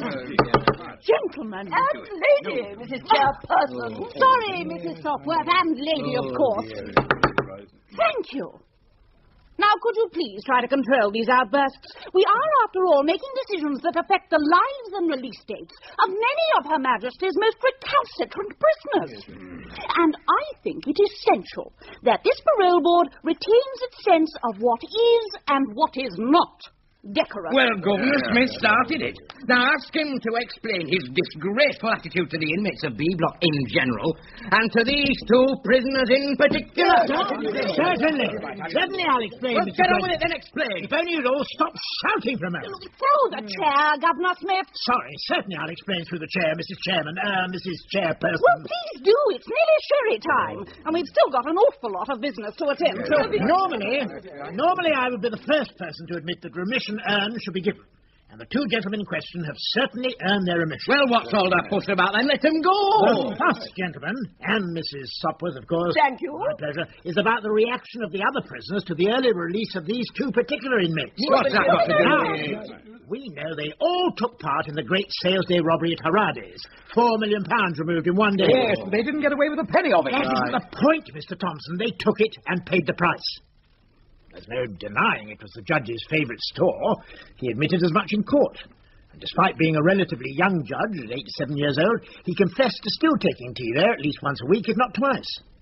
I admit he was somewhat severe, all the accused receiving 10 years each, except for these two, who, having impeccable records and having worked a lifetime for the Prisoners' Aid and Rehabilitation Society, as well as having met the judge a few times at receptions and things, received only 5 years. What are you grizzling on about, Governor Smith? I'm grizzling on, as you so graphically put it, about the fact, Mrs. Sopworth, that if you parole them now, after having served only 3 years of their sentence, and the rest must remain for a further 7 years, there's likely to be a riot in this prison. Sorry to keep you, Billy. That's all right. No rush. There's another 7 years to do as it happens. I'm not exactly in any great hurry. Good. Couldn't pop the kettle on while you're waiting then, could you? Certainly. Be my pleasure, Charles. My folio case will be all right here, will it? I'll keep my eye on it. Fine. Charles? Yes, George? The clay for the pottery group has arrived at the main gate. Right. The governor will look after that then when he's free. Good. How's it going, Warden Wilkes? Oh, just tip-tapping the last of the classes out now. Towards a greater understanding of policemen and their problems. Well done. Use the Darjeeling, Billy. There we are. Done. Good. And an impressive list it is as well. I think it must be the busiest curriculum we've organised yet. Without a doubt. You don't think you may have laid on a little too much this time? Silk screen printing, Silver Mark Appreciation Society. If you remember, Warden Wilkes, you had the same reservations about the lapidary class and the art appreciation lectures last term. So I did. Point taken. The boys can't get enough. The whole of B Block's a thirst for knowledge and new frontiers, and George and I shall go on providing ever greater challenges to their newfound enthusiasm till the thirst is quenched. Well, I must be off to the meditation/snooker room. Will you be along to hear the choir rehearsing later? Well, there's still a few appointments on the book, but we'll try to pop in for a few minutes before they finish. Right, see you then. Bye, Charles. Bye, George. Kettle's on. Many thanks, Billy. Want to show us what you've got in the folio while it's quieting down for a few minutes? Certainly. Be my pleasure. George, are you nearly finished there? Billy's brought his latest piece for us to have a look at. Just marking the last paper. There we go. What do you think of those two, then? Wonderful. Come in. Am I right? First of all, Picasso. 1 real and 1 copy. Got it in 1, Charles. Or rather, in 2. Good Lord. Now, that really is quite amazing, Billy. From over here, you can't see a scrap of difference between them. Oh. Can't see any difference from here, either. So which one's the real one, Billy? Have a guess, Charles. Well, I couldn't be certain, but I'd have a blind guess that that one's the real one and that one's the one you painted. George? Well, on principle, I usually allow myself to be guided by Charles in this sort of thing. He was, after all, in intelligence during the war. So that one is the real one, and that one is the forgery. Copy, George. Copy. Oh, sorry, Billy. Yes, copy. No offence, mate. All right, no offence taken. It's all semantics in any case. Copy, forgery, what's the difference? About 5 years, I should imagine. Copy it is then. Well, this time I was off. Many thanks for the interview at such short notice, Charles. all right. I was looking forward to your opinion, which I naturally value highly. Yes, but which one is it? Which one's what, George? The real Picasso. Oh, the real one. Were we right? Afraid not. Oh. You both picked the phony yet again. Well, I better be getting back to my cell, get this into its frame. Governor Smith said that if I let him have it by this afternoon, he'll get it back to the gallery and see if his friend there will let me have a Lautrec. Perhaps you'd let the governor know it'll be ready soon. Of course. Well, I'll be off then. Oh, it looks like the kettle's boiling. I'll get it. Bye, Billy. Bye. Bye, Charles. Bye. You all right? Bit deep in thought. Yes, just a hint of a worry in my mind, George. Worry? Well, thought might be the better way of putting it. Well, you want to share it? Yes. How do we know whether it's the real paintings that go back into the frames? I say, Charles, that's a bit strong. Is it? I took tea with Billy last week in his cell. The walls are hung from floor to ceiling with unframed Picassos, 2 constables, a fat lady with a hole in the middle by Henry Moore, a Modigliani, a Monet, a Manet. Wall-to-wall paintings, George. You name the master, and he's got at least one painting by each. And you know what, George? What, Charles? I think they're all the originals. What? In fact, being honest, I'm certain of it. Good Lord. Well, surely we must tell someone. Governor Smith, perhaps. Certainly not. It's only a misplaced sense of value that puts such a worth on the originals. No, I think leave well alone, George. But I do think best to let Billy know soon that I'm not quite the silly old duffer he's been taking me for these last few months. Oh, you're not a silly old duffer, Charles. If anyone around here could be called a silly old duffer, it would be me. Yes. Well, is that the last of this morning's appointments, George? Just check the book, would you?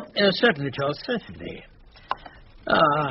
We've got to pop along and see how finger sculpting is coming along. Good, I shall enjoy that. Ever since Tommy the telephone's taken to playing his guitar in finger cell to help soothe his nerves, it's become quite Arcadian there. Yes, quite delightful. Apart from that, there's only Bullethead. Cyril! Oh, I'm sorry. Really? Well, he wants to talk about his English lit examination, I believe. Well, that shan't take long. So good opportunity to finish making the tea, eh, George? Oh, indeed. Right off. I don't know what we're going on about still. Surely, if you could rethink the matter in even 6 months' time, it would be a help. Governor Smith, this parole board as a whole has decided. And I would be pleased if you would accept our decision without further quibbling. They've served their sentences so far blemish-free. They've earned their remission, and they are to be paroled forthwith. Now, Sherry. But me no buts, sir. Forthwith they are to be freed. I, the lady chairperson of this Her Majesty's Parole Board, have spoken.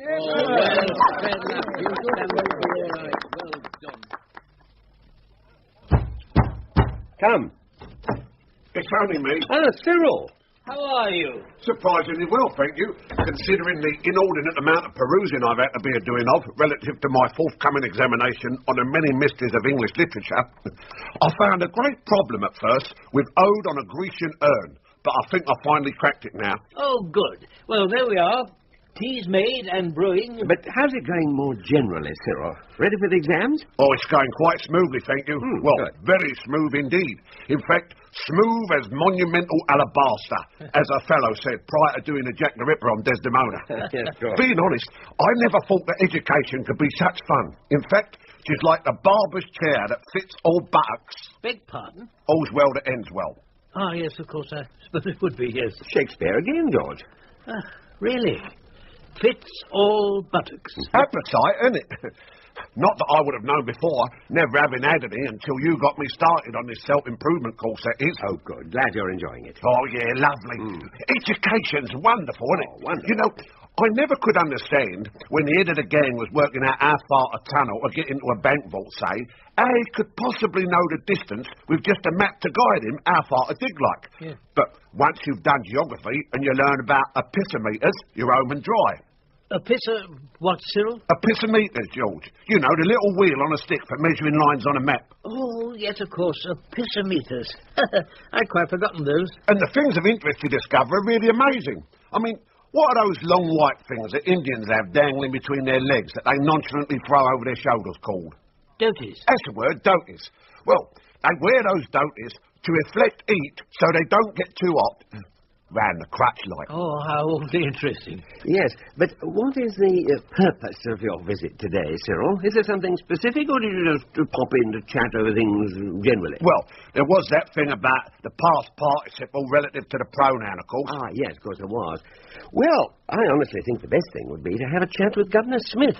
Grammar's not really my strong point, and he has had to do an awful lot of studying of grammar for his autobiography, so I'm sure he'll be able to answer any queries. Right, I'll do that. Anything else? Well, just about my name again. Cyril. And, no, the other one. Bullethead, you mean? George. Oh, I'm sorry. Yeah, that one. Which I'd rather not say. A few of the chaps still let it slip out. Accidentally, I think. I mean, I know a rose by any other name should smell as sweet, but quite frankly, that particular sobriquet gets right up my hooter. And I would like you and George, if you would, to let me know to everybody what my feelings are about it. Now I'm starting to get some small smattering of education, like, and not unnaturally a more sensitive like nature, like. Certainly we will. Oh, of course. Yeah. You could also drop it into the conversation, subtle, like, nothing too obvious or overstated, that the next person I hear calling me that she'll have their legs ripped off and stuffed up their noses. Yes, something like that. But better than that, if you know what I mean. Yes, similar. Silken words are thread with gold, as Shakespeare would probably have said. Would he? Probably.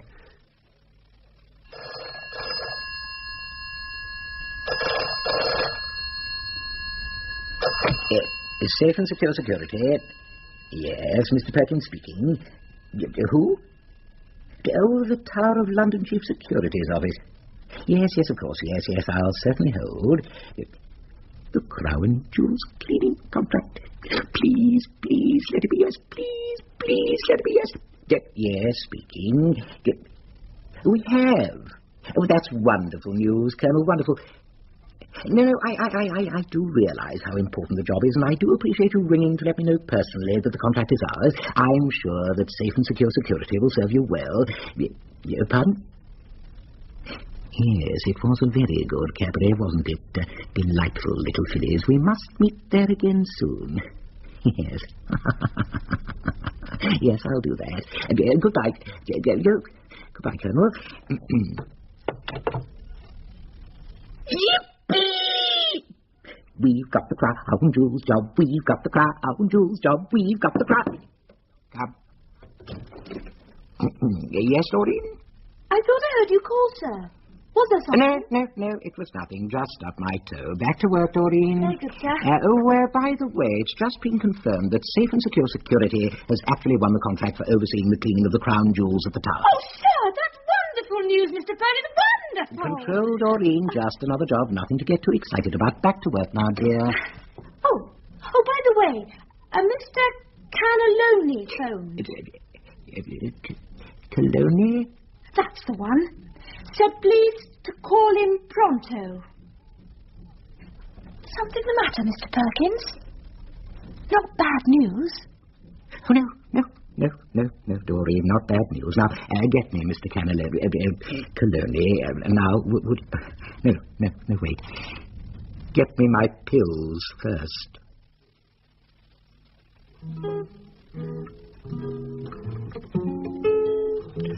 I hope you don't mind me saying so, Fingers, but your calves are exquisite.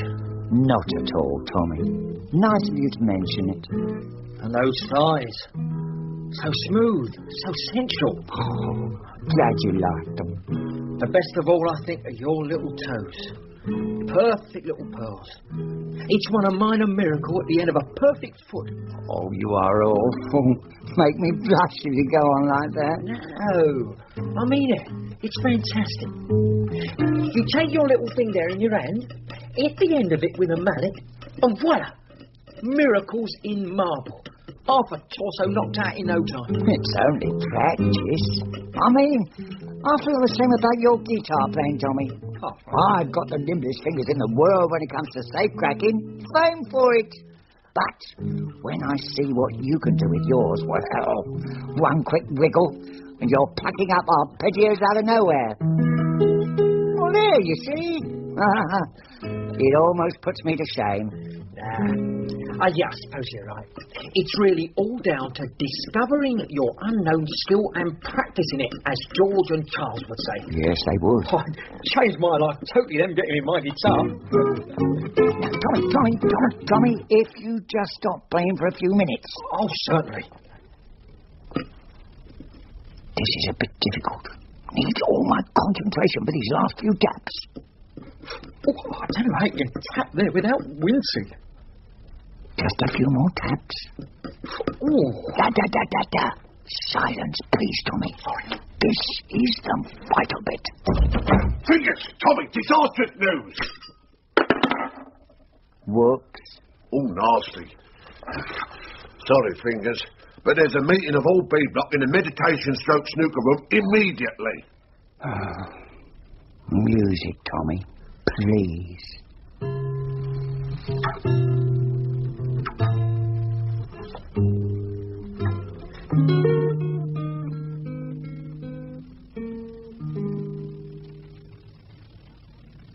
You know, George, sometimes I wake in the middle of the night when the world is peaceful and asleep and I'm comfortable and safe, snug in my bed, and I think, are there any other two elderly gentlemen adrift in this whole world as lucky as we two are? Biscuit? What's brought this on, Charles? What? The musing, aren't we lucky, all that business. I don't know, really. Just thinking, wouldn't it be awful if something came along to spoil it, I suppose? I shouldn't think so. A bit unlikely. There's enough work here to keep us going for years, yes? True, but I do feel a strange sense of impending doom this morning. Who on earth can that be? None of the boys would ever disturb our break. Awfully sorry to disturb without an appointment. Governor, what an unexpected pleasure. Come in. Popped in for a cup of weak Darjeeling. Perfect timing. I'll fetch another cup. No, I thank you very much, old St. George. Had something of a shock. Shock? Yes, but I'll get to that in a minute. Turn the gramophone off, George. How's your day been? Busy? Fairly average, no great problems. Oh, I did suggest that Bullet Head contacted you with a grammatical problem he's somewhat baffled with. Oh, fine. Be pleased to help. And he has now apparently cracked the Grecian urn, by the way. Oh, that's rather sad. I didn't actually know he had a Grecian urn, being honest. No, the Ode. By Keats. Oh, the Ode, of course, yes, good. Anything else for me, Crop-Up? Just remember to collect the Picasso off Billy for return to the gallery. I think it's a Lautrec he's after next, isn't it? I believe so. It's very thoughtful of your friend there to be so helpful. Oh, not at all. Charming man, charming. We've no real connection, you understand. Same prep school, Eton, Oxford, the Guards, MI6, that sort of thing. But nothing special. Every time I see him, I say, who'd have thought old Pumper Pemrose would end up as head of a gallery? And he says, who'd have thought old Stinker Smith would end up as an HM prison governor? But I would, of course, prefer that particular nom de guerre didn't go beyond these four walls. Oh, but of course not. Oh, good. So, he doesn't mind you borrowing them? No, the exact opposite, in fact.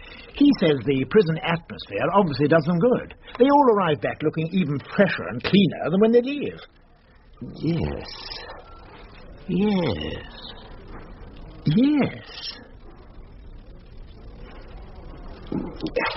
Don't you think you'd better get it off your chest, Gov? It's bad news, I'm afraid. Bad news? You both have to leave. What? You have to leave. You can't mean it. There's so much work still to be done here. The men are just learning to trust us. I'm sorry. I did my best, but the board was adamant. You are now eligible for parole, and I know you'll be as horrified as I am to hear it, but they are insisting that you are both released. Good. Oh, but how on earth would we manage? It's iniquitous. I agree. I tried very hard to explain that to them. Then I pretended the others might riot. Then I told them the truth didn't do any good. They pooh-poohed the idea that you might like it here and not want to go. Like it? We love it. Never been so happy in our lives. 3 meals a day, plus cocoa at bedtime, comfortable room, place to rest one's head. No worry about what clothes shall I wear today. Helpful guards on every landing attending to one's every need. Yes. Not to mention the fact that one never receives any bills. Personally, that's the best thing I like about prison. No bills. I know what you mean, George. I had 3 final demands and a rate supplement alongside my lightly boiled egg this very morning. Good heavens. One simply can't survive. It's horrendous. But more important is our work. We've done more to help these boys in the last 3 years inside than we did in our 30 years with Prisoners' Aid and Rehabilitation Society outside. We can't just let it all slip away, Governor. There must be an answer. Oh, there must be. Afraid not. You will have to leave. However, if by any mischance you should err again, you would have to come back and serve what remained of your sentence, plus whatever additional sentence you received. Not that you would, of course. Totally reformed. In a way, that's part of your problem, really. You're both just too nice. Too jolly nice. Charles, George, we, the entire prison, will miss you. Yes. Well, I'll let the guards know that you're to be allowed to come and go as you please until you finally leave. Give you a chance to get used to the outside world while still having a safe place to come back to, as it were. It's the best I can do, I'm afraid.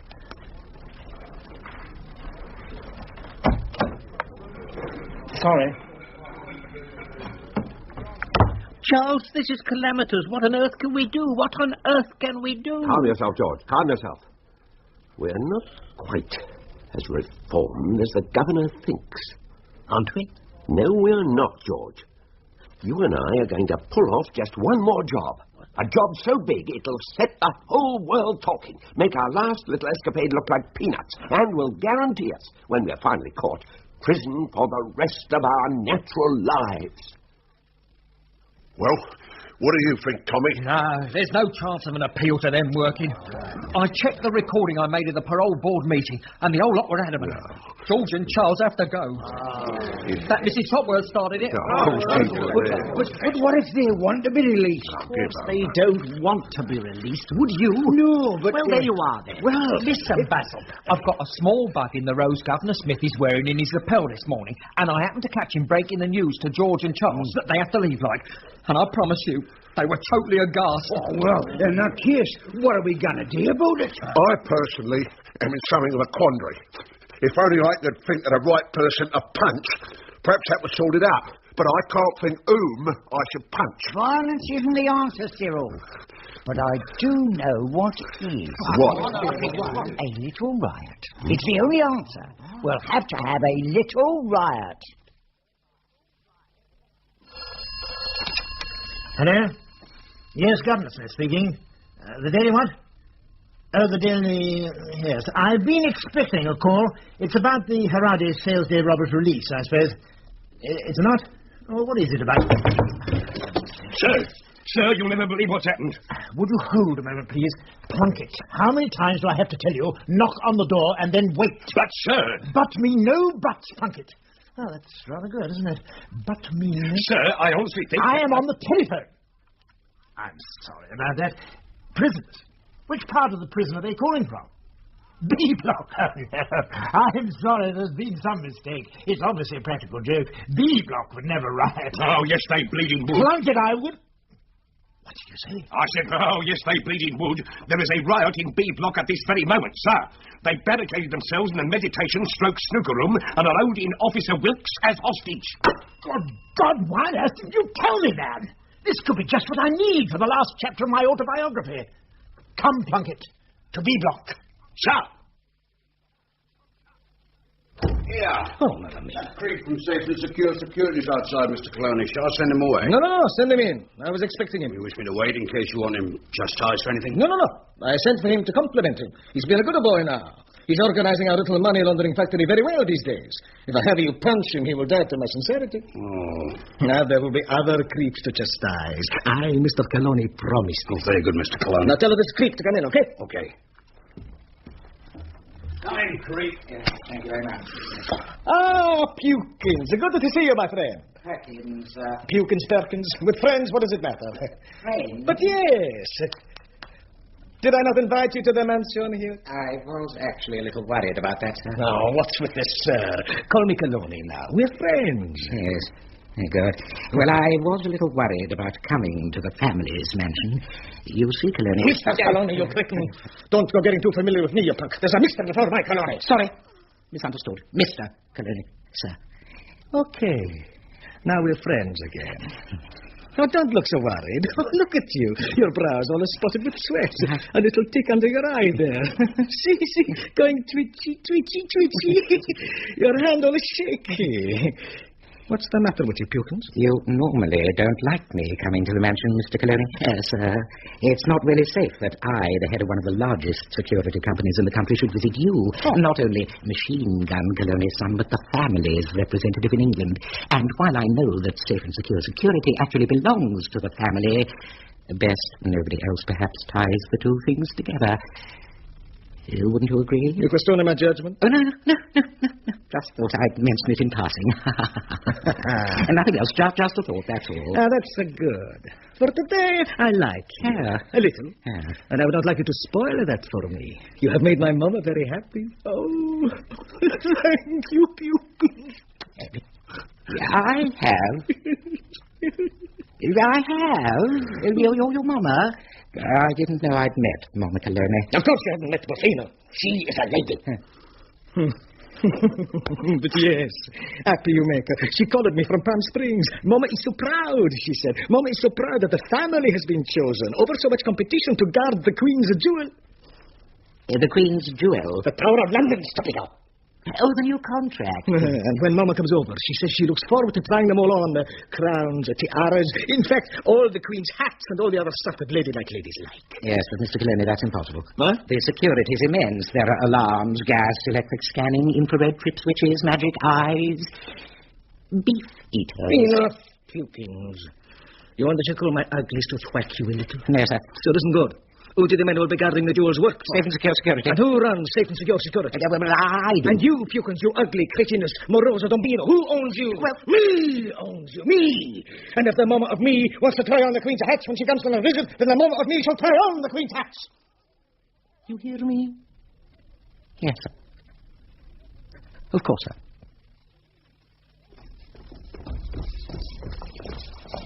Shouldn't be allowed, if you ask me, sir. Plunkett, will you stop mumbling on to yourself? It's very disquieting. Very good of you to help out like this, gentlemen. Pleased to be of assistance. Of course, any time. I went along to the meditation stroke snooker room myself, but they were shouting, hang the governor, with such ferocity, I thought best not pop in unannounced. I shouldn't worry. Billy was talking about painting your portrait this morning. They were probably agreeing it was a good idea. I still say it shouldn't be allowed. Prisoners being asked to stop other prisoners rioting ridiculous. Makes a farce of the old system. It's not a proper riot, Plunkett. More of a demonstration, if you ask me, or even an improvised drama group, come to that. I still think you should break out the riot guns and go in there shooting. We haven't got any riot guns. Gas canisters? No gas canisters either. Too much television, that's your trouble. Better than asking prisoners to stop other prisoners' riots. Plunkett, if you don't stop whinging on, I'm going to send you straight back to the guardroom and not let you come with us to the riot. Demonstration, improvised drama. You wouldn't? Oh, yes, I would. Good Lord, I think you mean it. I most certainly do. Now, will you be good enough to keep quiet? All right. But I still... Not another word, Plunkett, or it's the guardroom. Ooh. Right. What do you think, gentlemen? A gentle tap on the door, perhaps? Good idea, yes. Yes. It sounds as though whatever agreement they've come to has met with general approval. Yes, it does, doesn't it? Hush! Somebody's coming out. Governor, I am the agreed spokesman for the prisoners. Oh, that's nice. We have decided unanimously to exchange our hostage for George and Charles. Very good. Oh, by the way, Cyril, I believe you wanted to have a chat about a grammatical problem. Oh, yeah, I would. If you'd be so kind as to help. Past participles, principally. Certainly. Why not pop and see me later on when all this business is sorted out? Love to. See you then. Thanks, Gov. My pleasure. Oh, by the way, congratulations on the Grecian urn. Oh, you've heard? I'm having a shot at his nightingale next. Well, let's hope you bag it soon. Hey? Oh, very droll, Governor, very droll. Right, in you come, George and Charles. Very good. After you, George. Oh, many thanks. Excuse me. Excuse me, Cyril. Send out the hostage. Bye, Mr. Wilkes. Thank you, Cyril. See you later. Look forward to that, Cyril. Past participles, eh? All right, Wilkes? Oh, yes, sir. Fine. It shouldn't be allowed, if you ask me. Plunkett, enough! But I warned you! To the guardroom! At the double! I've never known anything like it in my life. In all my years in the service. Now, Wilkes, tell me exactly what happened. Every vivid detail. All right. Thank you. Gentlemen, it's very good of you to be so caring about George and my well-being, and you're quite right, it is a ghastly thing to happen at our time of life. But laying siege to the meditation/snooker room is, I feel, not really going to help an awful lot. It's more of a gesture, really, Charles. Well, I appreciate that. Thank you very much. I mean, once the rot sets in, it could strike anywhere. I mean, who knows which one of us might be picked on for early release. Right. It's very worrying for all of us. Now, listen, everyone, please. Charles has a plan. Well, it's not quite a plan yet, George, but a thought. Namely, one more gigantic job. A job so big that it'll make our last one look like small change and guarantee George and I B block for life. All by yourself? Oh, no. We thought you might all like to help us out. Or, more precisely, help us back in. But how? I mean, you're outside, being allowed to come and go as you please until you're released properly, as I heard it on my recording of your conversation with the governor, that is. But we're inside. Not in 3 weeks' time, you're not. The choir outing. Exactly, Nigel. So if you're all to help, the date of the robbery has, of course, decided itself. February the 14th, day of the choir outing. But, Charles, what's the job going to be? I mean, you're taking over lot to top our last case. That also has decided itself. How come? Well, gentlemen, where is your choir giving its special invitation Valentine's Day concert? Exactly. And what of inestimable value is lodged and carefully guarded in the aforementioned edifice? The crown. Right again. Gentlemen, George and I would be very grateful indeed if you would all join us in our attempt on the day of the choir outing to remove the aforementioned baubles from the Tower of London. Julius Caesar's ill-erected tower. How on earth will you do it, Charles? No idea, Cyril. But George and I will pop over there and have a look round Caesar's erection tomorrow. Really? That should be fun. Something's bound to suggest itself. What do you say, George? A day out at the tower? Oh, yes. Super. Look forward to that. Take a packed lunch, shall we? Yes, good thinking. And an episometer, perhaps? Pardon? Gentlemen, so nice of you to come at such short notice. Nice of you to invite us, Colonel. Yes. Up with his head! Up with his head! Beg pardon, Colonel? Not me. Damn raven on the window ledge there. Go on, push off, you little black beggar.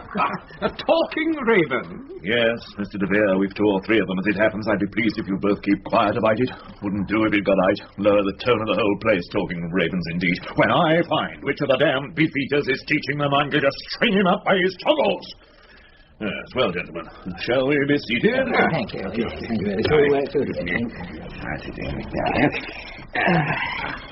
Yes, very comfortable. I'll sit behind my own desk if it's all the same with you, Mr. Perkins. Yes, sorry. That's all right. That's all right. Right, introductions. Mr. De Vere, of Stones of Bond Street, Mr. Perkins of Safe and Cigar Security. How do you do, Mr. Perkins? Pleased to meet you. Well, gentlemen, we're breaking new ground here. This is the first year that Mr. De Vere has been in charge of the cleaning, and this will be the first year that we've ever used an outside security firm to oversee the operation. Being honest, Mr. De Vere, no offence intended, I was rather looking forward to seeing old Mr. Coots again. No offence taken. Every year, for 25 years, he's been popping in with his posse of cleaners, polishing up the pearls and pushing off peacefully. I shall miss him. Is he dead? No, just retired. At 85, he decided to call it a day. Polished himself to a standstill for the royal wedding, apparently. Sensible chap, then. Funeral will be a splendid affair. Times obit, gun carriage, all that. I was taken on to replace him at director level. They felt that with my references, my background in the trade, my fine arts degree, plus the fact that I am engaged to Deirdre, the chairman's daughter, I was the perfect candidate for the job. I suppose they would do, yes. All right, gentlemen, to business. Unless, of course, a quick slosh is called for. Toast to the success of our little ventures, you know. Lovely. Thank you very much. Right, gin and tonic's all right. Make one a double! Faunt, you black monster, away!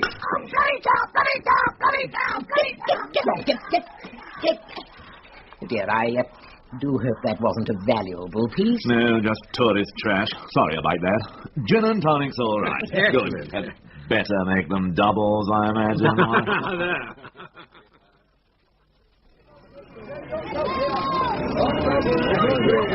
Do you know, George, it's 40 years since I've been here, and it hasn't changed a jot. 40? Yes, during the war. Had a little job to do.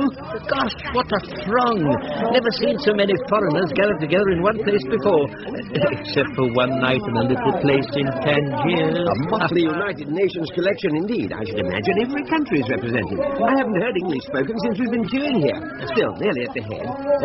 I'll give you some money, shall I? No, it's all right. I'll get them. My treat. Here we go. I'll wait by the end.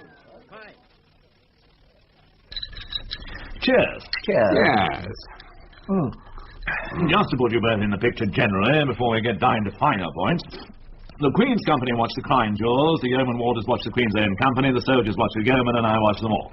Until, of course, the week ending the 14th. I'll be your sweetheart. Valentine's Day, that is, when the jewel heist is to be closed to the public. The Queen's Own Company, for the first time in history, goes off to help the Queen create pageantry in Patagonia. Then your cleaners move in to clean the jewels, Mr. De Beer, and Safe and Secure Security move in to keep watch, Mr. Perkins. Will my men be expected to wear the beef? No. Just their normal caps and cotches and things will do. And as I stood steel-eyed at the meditation-snooker-room door, relaxed but ready to spring instantly into action if there was the least danger to the two prisoners, the two elderly prisoners who had so bravely volunteered. Oh, damn. If it goes on at this rate, I'll be in my grave before this flipping autobiography goes to press. Come. Only me, Governor. Cyril. Pleasure to see you. For one dreadful second, I thought it was going to be that awful Plunkett again. Take a seat. Thank you. Plunkett's all right, really, Governor. Underneath that is. Once you get to know him, like, I wouldn't be surprised he had family problems. Arrogant of a wife or unlovable children, perhaps. Yes, they usually are, aren't they? But, as Shakespeare said, let's purge this collar without letting blood. Hamlet? Richard III. I think he just needs a little love and affection, really, Gov. Richard III? No, Plunkett. Well, it's a very Christian attitude on your part, Cyril, but I must admit I find his whining on all the time very hard to take. Very hard indeed. Being honest, I pray for the day when, as Shakespeare also said, his silence will sit drooping. Richard III? Hamlet, just after Alas Poor Yoricus. I'll have a little chat to him first opportunity to present himself tomorrow, Governor. See if I can get to the bottom of it. I'm glad the spot of bother yesterday got itself sorted out. Wasn't much of a riot as riots go, was it? No, but it'll make quite a nice chapter for my autobiography. Good. I'm pleased about that. I was even more pleased yesterday with the realisation that George and Charles perhaps won't be leaving us after all. Really? Yeah, but best not to talk about it, of course, Governor, as I wouldn't like any possible suggestion that I might be a grass to soil my name.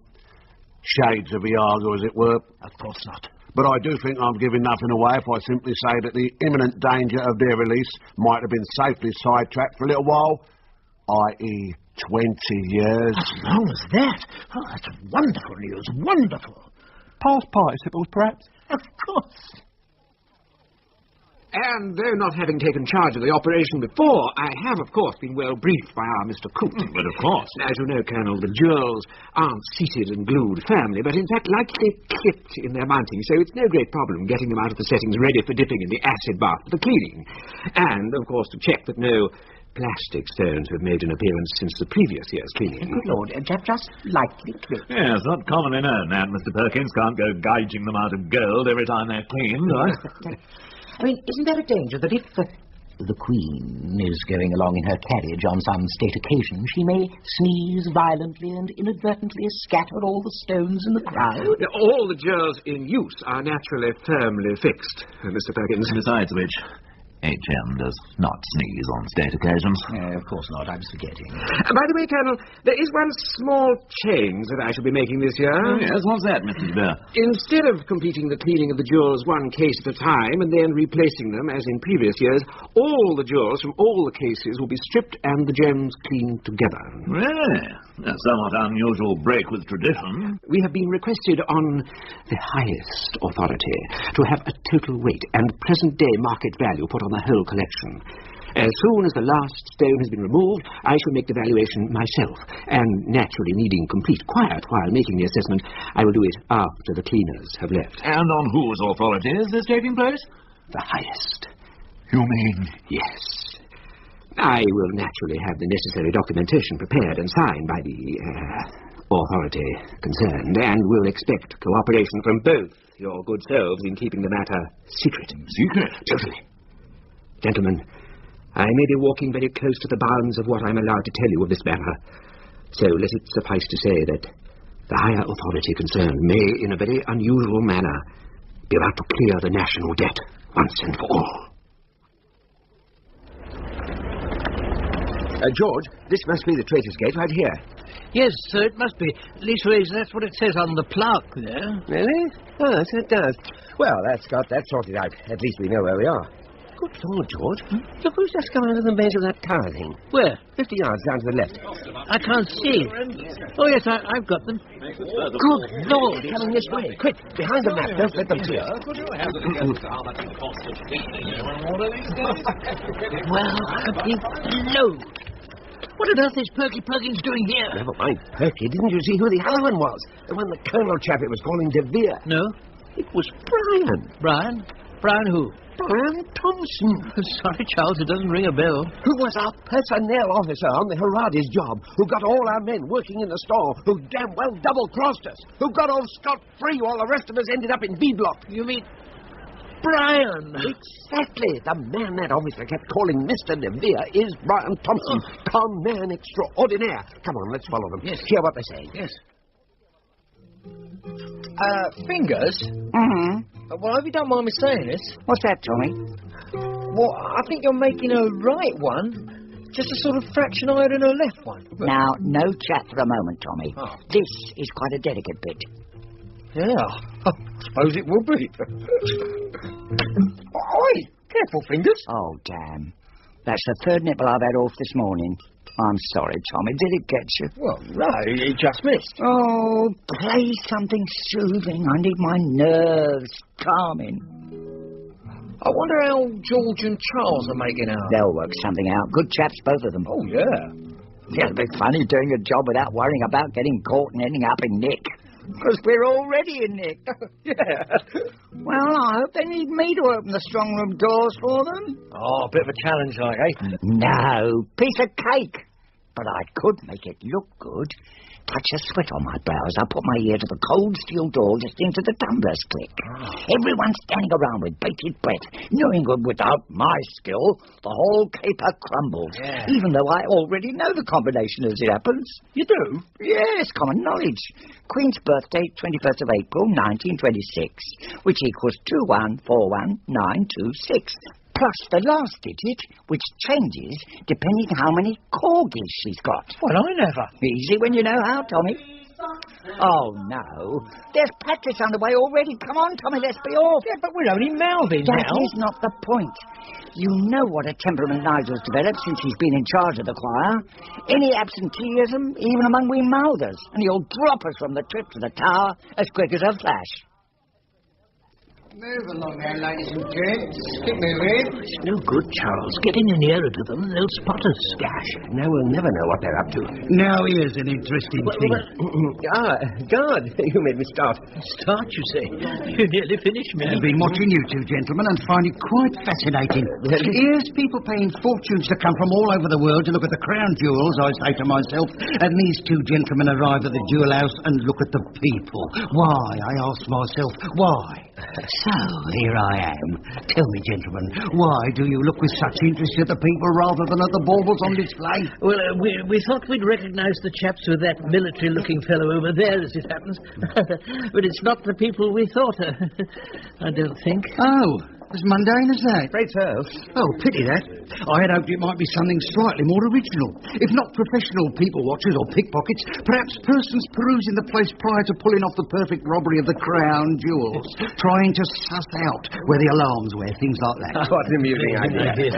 Not that it would do you any good, of course. Really? Oh, yes, it's impossible. I've been here 5 years now, and I've never worked out how to do it. You've spent some time thinking about it. Of course, never stop. Favourite hobby of all of us. Every guard in the place is constantly turning it over in their minds, but it's just not on, I'm afraid. Those gigantic safe-like doors at the entrance are the problem, mate. Oh, no. Oh, that's probably the easiest part. They never let us catch sight of the combination when they open them, but I reckon it'll be 2141926. The Queen's birthday? That's the one. Plus the number of her corgis is the last digit, I should imagine. Good Lord. How surprising. No, just common sense, really. After all, in a final analysis, it is her clobber. I suppose it is, yes.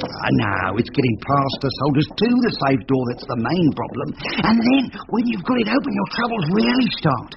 Scratch your nose, blink anywhere near the jewel cases, and there's alarm bells ringing all over the tower. Oh, difficult. Impossible. The only chance would have been in the middle of the month, and the rotters are sending us lot off to Patagonia creating pageantry with the Queen, so that's out. Why in the middle of the month exactly? Well, that's when the Queen's going. No, you said that was the best possible chance. Oh, well, just between you and I, as you look honest enough to share a little secret with, they take the stones out for cleaning then. Really?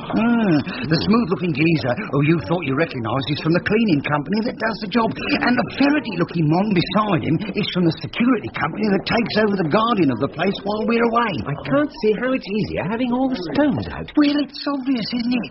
You'd need a truck to take this lot away, wouldn't you? But all you need for just the stones would be a decent-sized carrier bag. And that's where all the value is, in the stones. So beautifully hot in here. I thought this is the way you like it best. Oh, it is. Fantastic. Love it. The only way to make the cares drift away. Relax now. Totally. Would you like me to give you a nice, gentle beating, darling? No. I'm still tingling from the last one. How about pouring a little more cold water on? I love to see the steam rising from it. No, I just want to lie back and relax and not think about anything. Me too. Brian? I think having the sauna put in was the best suggestion you've ever made for my flat. Plus the stereo. Plus the stereo.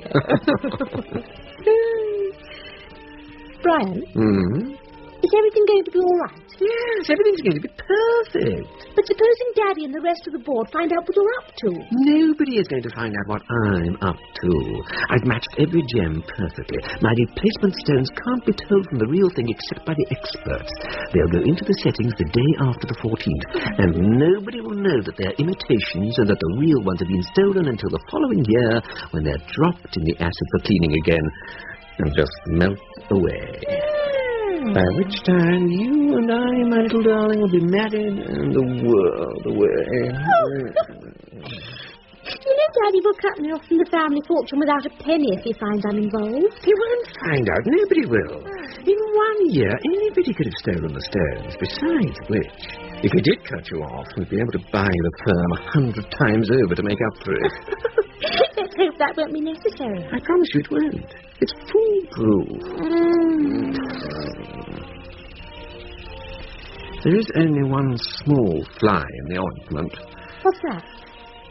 When I was at the tower today, in the jewel house as it happened, I looked up and saw 2 old boys watching me. And I could swear I knew them from somewhere. Really? But I can't for the life of me remember where. But bottoming no more buts.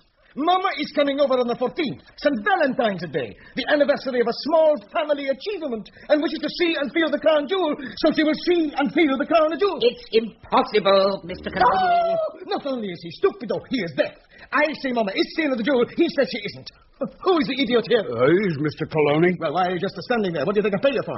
Slap him. Oh, sorry, boss. Wasn't thinking. Slap him. Not so hard. It's my property you're damaging. Sorry, boss. Right, a few keys. Let's start again. Pardon? I said yes, sir. Good start. Now, you drive a security van belonging to the firm and to the tower every day, yes? Yes. The day of the 14th, in the van, is me, Colony. But, God! Wait, I'm telling you. You started to think for yourself or something stupid like that? Yeah. Sorry, boss. In a moment, perhaps. Okay, pupils. Listen good. Safe in the van is me, Colony. Also in the van is my mama. We are both wearing a beef eater's costumes, eh? My tailor in Savile Row is already making them up. Momsey makes a fur line because she feels the English cold winds. When all of the jewel cleaners and all of your men have gone, you get us out of the van. We go into the vault, open it up. No problem with the combination. Except we've got to know how many corgi dogs the Queen's got at the moment. And Mama, she holds of the crown of jewel, tries the things on. And then we all come back here for one of her spaghettis. But, Mr. Coloni, there's soldiers on guard. How many? 2 on each entrance, plus patrols. No problem. Stand the guns. Knock him out for half an hour. No harm done. Eh? But... Yes, Mr. Coloni. One more bat. Well, just one more bat, and I will break pieces off you and hit you with them. Are you all sitting comfortably? Yes, Charles. Then I'll begin. Isn't this exciting? You know, I think I could really get to enjoy robberies. George. Sorry, Charles. Well, gentlemen, our trip to the tower was supremely satisfying. Supremely. You've got a plan. Indeed we have, Tommy. Indeed we have. You've started repeating everything I say again, George. Sorry, Charles. Glancing idly through the guidebook, we noticed to our surprise that there's only one building in the whole of the tower where it states that you must not go inside without an accompanying guide. Oh, which one's that, Charles? The Chapel Royal of St. Peter Adventurer. It's Vincula. Thank you, Cyril. That's the one, next to the jewel house. And we asked ourselves the obvious question... Why? Exactly, why? And I realized I already knew the answer. I had known the answer for over 40 years, ever since the Second World War, in fact. It just hadn't struck me before. Remember, George? Charles, what if somebody catches us in here unaccompanied? It does say very clearly in the booklet that it's not allowed. A couple of doddery old duffers like us, George, obviously innocently lost our way. Which way would you say the jewel house was? Well, now, let me see. I'd say in that direction. You're probably right. Right. Let's gently wander over there, shall we? Oh, beautiful tapestry work around the altar. Yes, delightful. That's probably why they have to have a guide. Keep the vandals in check. You could be right, George. You could be right. But there again, you could be wrong. So this wall would be the nearest to the jewel house, you feel? Yes. Why do you ask? Because if there was to be a tunnel, this is the wall it would have to go under. What? A tunnel? Yes, George, a tunnel. The one thing about being in intelligence is always store away and remember that which surprises you. Never know when it may come in useful. Surprises? At one point during the war, there was a distinct possibility that the tower might become the government's final boat hold. A team of us were asked to do a feasibility study and report back. My job was to check all existing plans. Good heavens. Well, the boat hold idea finally came to nothing. Hitler backed off. But the thing I remembered about my bit of the research was, in the earliest plans, going back to the misty ages of history, the place was always shown to be a veritable warren of underground tunnels. And the later plans showed no tunnels at all.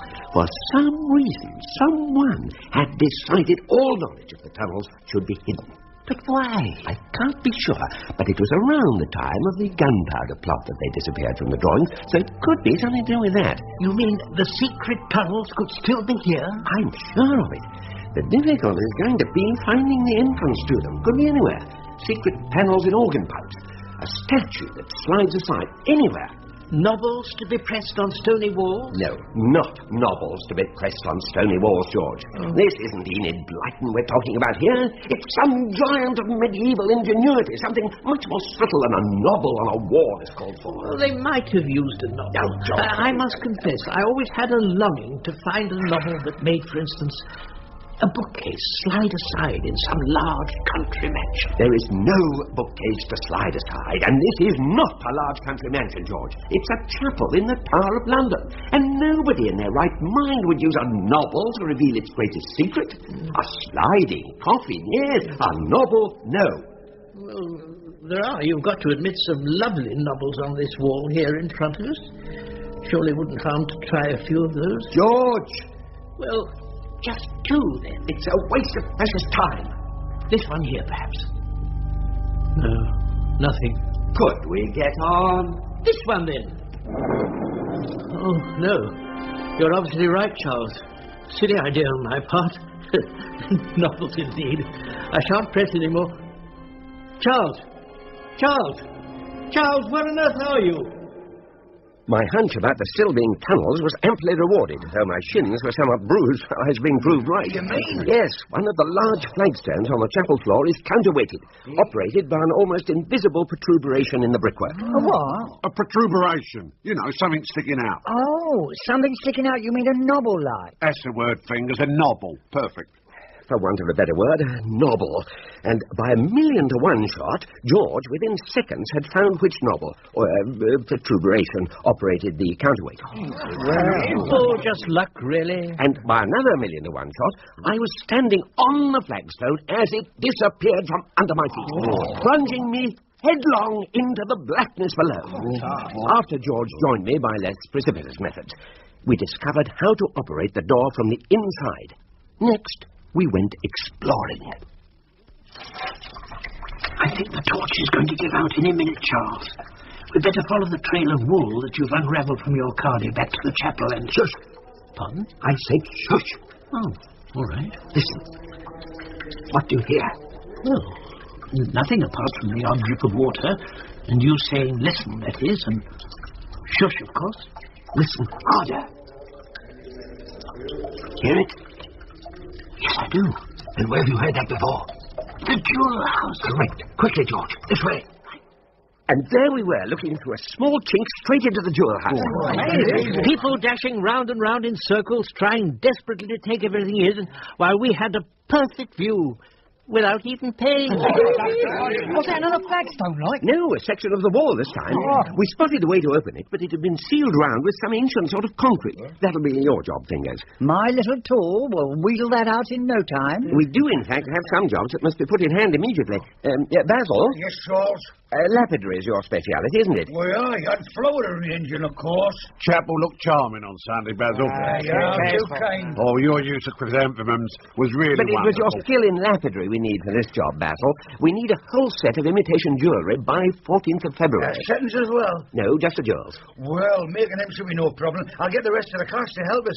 But getting the designs together, now, that is a difficulty. That's where Billy comes in. Me? Yes, I have a book on the crown jewels and a breakdown of the gems they contain.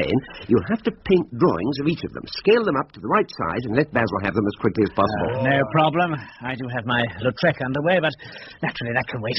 That's all very artistic, Skim, but what's the actual plan? George, would you like to divulge this? My voice is getting rather hoarse. Certainly. The plan is that as the choir stands up to leave the chapel, 8 will remain hiding under their pews. Would that be us, George? Exactly so. Very astute. 2 will get dressed as beefeaters and remain on guard in the chapel. That will be Twinny and yourself, Winston.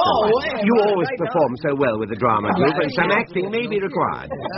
The rest of us will go into the secret tunnel, and as soon as the workmen finish in the jewel house for the day and the safe door slams shut, Fingers will chip away the concrete around our secret door, then we'll all dash in and swap our imitation jewels for those that have been cleaned. Then we all dash back to our tunnel entrance, slam our secret door shut behind us, back to the chapel, and hide under the pews awaiting the return of the choir. Twinny and Winston will lose their costumes during the service of Thanksgiving, and we'll all board the bus with the rest, back home to B Block. How can you possibly get 2 beefeater costumes for Twinny and me? We've already got them and stored them away safe in the tunnel. We found the beefeaters' restroom, borrowed 2 of them. The costumes, that is, not the beefeaters. Wait a minute. How do you intend to get the jewels out? Leave that to George and me, please. There will, after all, be no traditional share-out, and it's posterity we're after, not profit. Fine. Well, gentlemen, if there's no more questions, to work. Then in no time at all, we'll be heading for the tower. And history. All right, driver, we're ready to go. Please let me come, Governor Smith, please. I'll promise to be good from now on. No, I gave you my final warning yesterday, Plunkett. Any trouble, no trip. But, Governor... It was the last straw. You wanted to examine everyone's little picnic carrier bags before they got into the bus. Thank goodness Charles warned me what you were up to in time, and I could stop it before it started. I promise to try to be cheery if you'll let me come. I'll try to smile, perhaps. I won't be a wet blanket, sir. I'm not a mean man, Plunkett. I shall put it to the vote. Gentlemen, could I have your attention, please? I have something I wish to put to the vote. Guards and guests, should Warden Plunkett be allowed to come on our outing to the tower? No! Prisoners, should Warden Plunkett be allowed to come on our outing to the tower? No! There you are. now, Plunkett. Unanimous. Back to the guardroom. Not quite unanimous, Governor. Cyril? If you would graciously allow me a couple of minutes of your time, gentlemen, I'd like to address a few words to you regarding the essential need in modern society of humanity to our fellow man in general and towards Warden Plunkett in particular. Mr. De Beer. Ah, Colonel. Good to see you again. How's it going? Very smoothly. We should have the last of the stones out and clean within the hour. Jolly good. I'll let my chaps go off then, and if you could be in attendance after that, I'll get down to the valuation. Well, as you know, we've got this Valentine's Day concert thing on the green, plus a short service before and after, but if you get a message to me, I'll slip away and come straight over. Fine. I'll send one of my men. No. Best ask Perkins. Frankly, he doesn't seem to be doing anything of any great import. Where is he, by the way? I just popped out to his security van. Said he's got to check something. Yeah.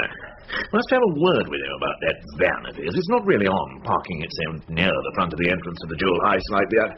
Trouble with these damn security van things is that nobody ever questions their right to be anywhere. Could be full to the gills with terrorists. You can't even get the doors open to check them. Yes, you're right. Interesting thought. And then finally, he walked slow up the long, lonely and dusty road that leads to an inevitable final confrontation with that one great governor in the sky. Sans cap, sans whistle, sans truncheon, sans everything. Let Warden Plunkett have to clutch to himself the memory of how his fellow comrades, though loathing him to a man, forgave him for being himself, and let him go with them on their way into the tower. Gentlemen, I rest my case.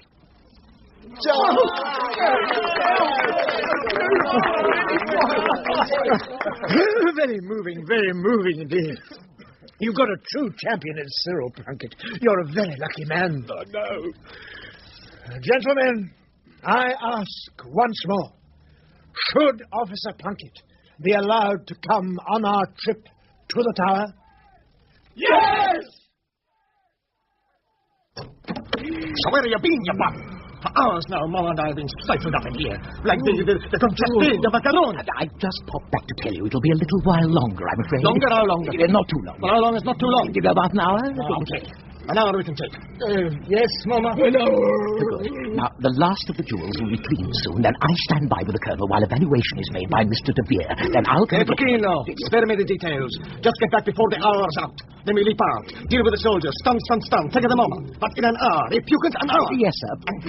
Yes. Mr. Coloni, shut the door. You're putting the Mama in a draft. Yes, Mr. Coloni. I'm sorry, Mama Coloni. Mamma mia! What is that? That ugly black piggy thing that's left. Hello. Who's a pretty girl?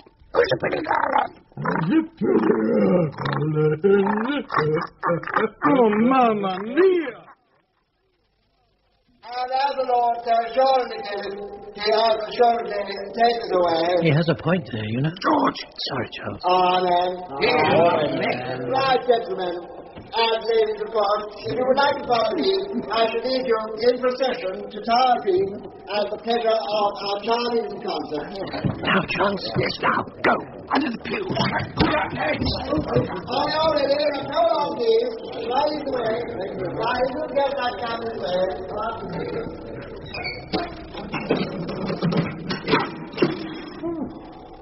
We did it.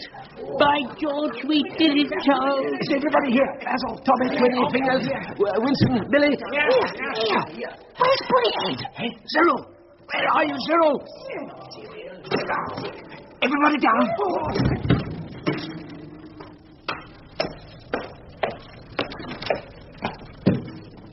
Awfully sorry, Charles. I forgot to stay behind when everybody else left. 35, 36, 37, 38, 39, 40. Yes, sir. What are you doing, man? Counting the prisoners, sir. 41, 42. Counting the... But what on earth for? We already know how many prisoners we have. Just to see if any are missing, like. Plunkett. Yes, sir. You are here under sufferance. 45. Will you stop at this instant?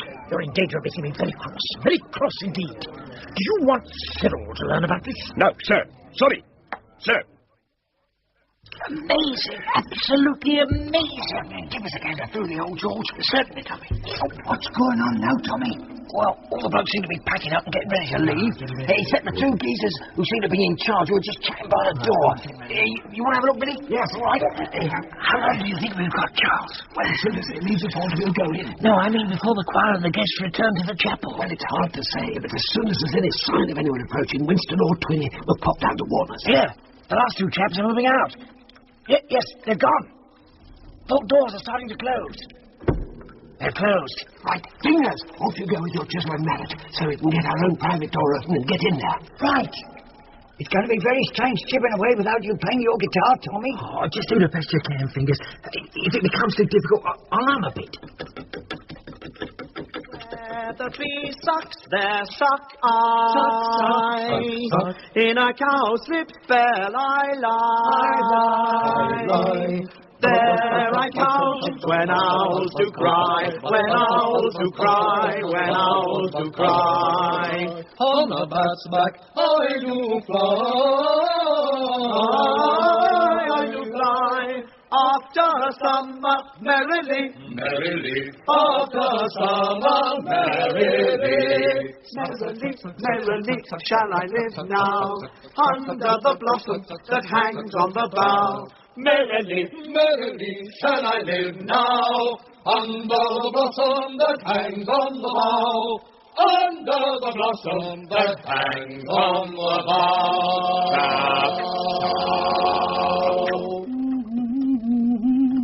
Right. That's the last of the concrete chipped away. Good. All I have to do now is press here, and the door will... Dash, it's perfect. Oh. Shall I have a go, Charles? Certainly. Oh, it's no good, it won't budge. Must be jammed solid. If you'd be kind enough to line my head up with the centre of the door. Good idea. Right there. Okay, all clear now, Cyril. Yeah, and your head's lined up perfectly. Oh, good. George! Quiet! George! Again.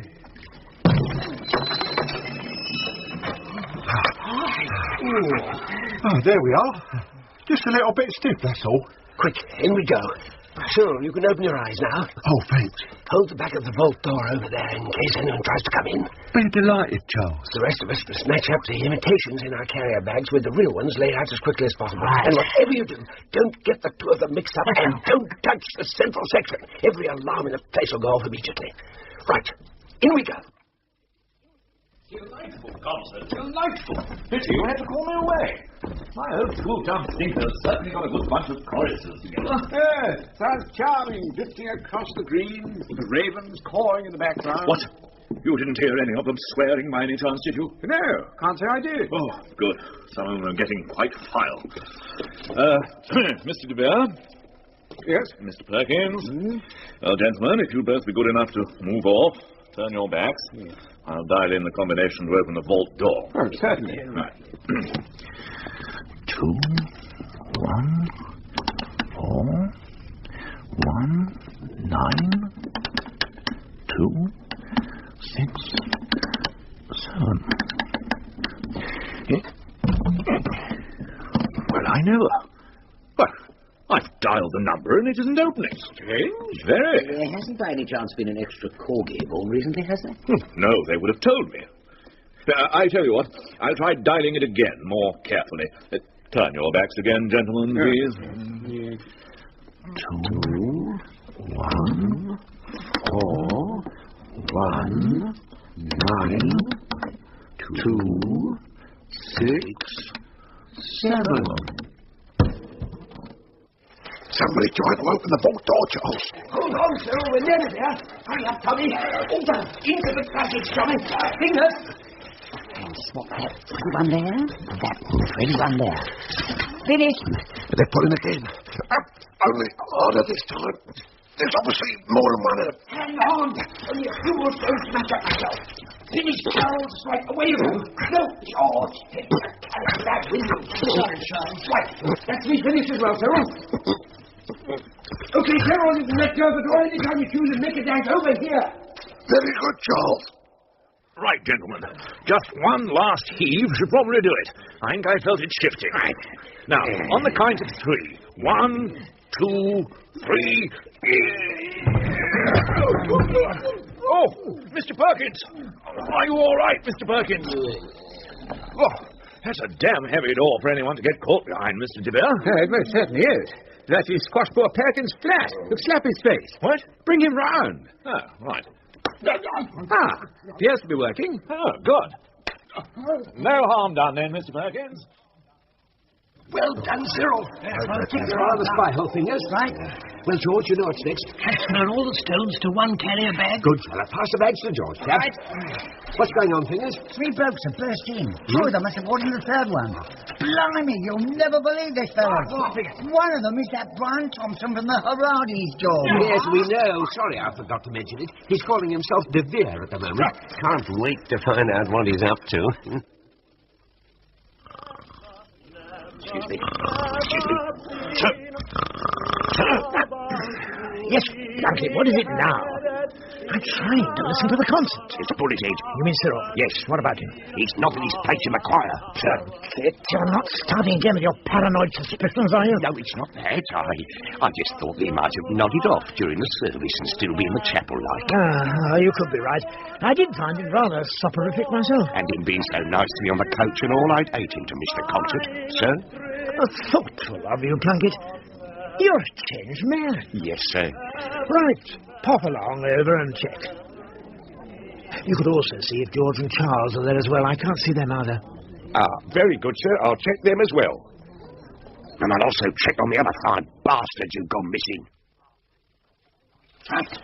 That's all the jewels into the one carrier bag, Charles. Good chap. Off you go and hide them in the chosen spot. And whatever you do, don't let anybody see you. Right. Would you like me to accompany you, George, as a bodyguard, like? No, it's all right. Thanks all the same, Cyril. Back in no time. By George, it's heavy. Charles, that Brian Thompson bloke has left the other 2, and he's coming over towards the gym. What? He's heading down by them. Now he's got his back to the others. Let me take your place, will you, Fingers? Certainly. Oh, I've been looking so long, I'm in danger of getting a bad case of housemaid's eye. Some sort of scales he's got. If he weighs them, he's bound to realise that they're phony. No, he's not weighing them. I don't believe it. He's swapping them. He's swapping our imitations for others that he's taking from the false bottom of his scales. That'd be good. All the trouble I went to make them imitations, and they end up getting nicked within minutes and being replaced by some other bloke's imitations. Charles! Wallace? Sounds like George. Can't have hidden the stuff already, can he? Oh, Charles! Catastrophe! Control, George, control!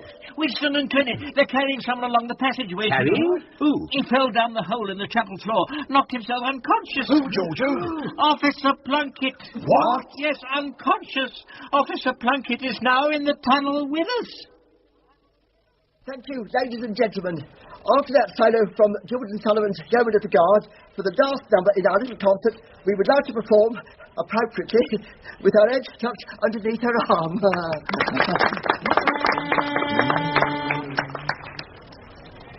Boom, boom, boom, boom, boom, boom, boom. With the red tucked underneath her arm, she walks the bloody tower. There you are, Ponyo. Just made it for the grand finale. Yes, didn't take long. Damn clever, these valuer chanties. Only takes a few minutes to work it all out. And now he'll be off like the tappers to the palace, I should imagine, to let them have the final assessment. Palace? Did I say P-A-L-A-C? Great Scots, I did. State secret stuff, stinker. Not to be revealed on pain of death. Pop into my office after for a quick snifter, and I'll let you in on the story then. Right, shall do, Pongo. Be my pleasure. Being honest, I need a drink. While you were away, a raven landed on your chair, and you won't believe this, Pongo. It sounded exactly as though it was talking very strange. What did he say? Oh, just a string of numbers. Sounded like total gibberish. 2141926 or something. Oh, yes, and then it said, don't forget the corgis. Don't forget the corgis. Strange. I'll kill that bird. Kill it!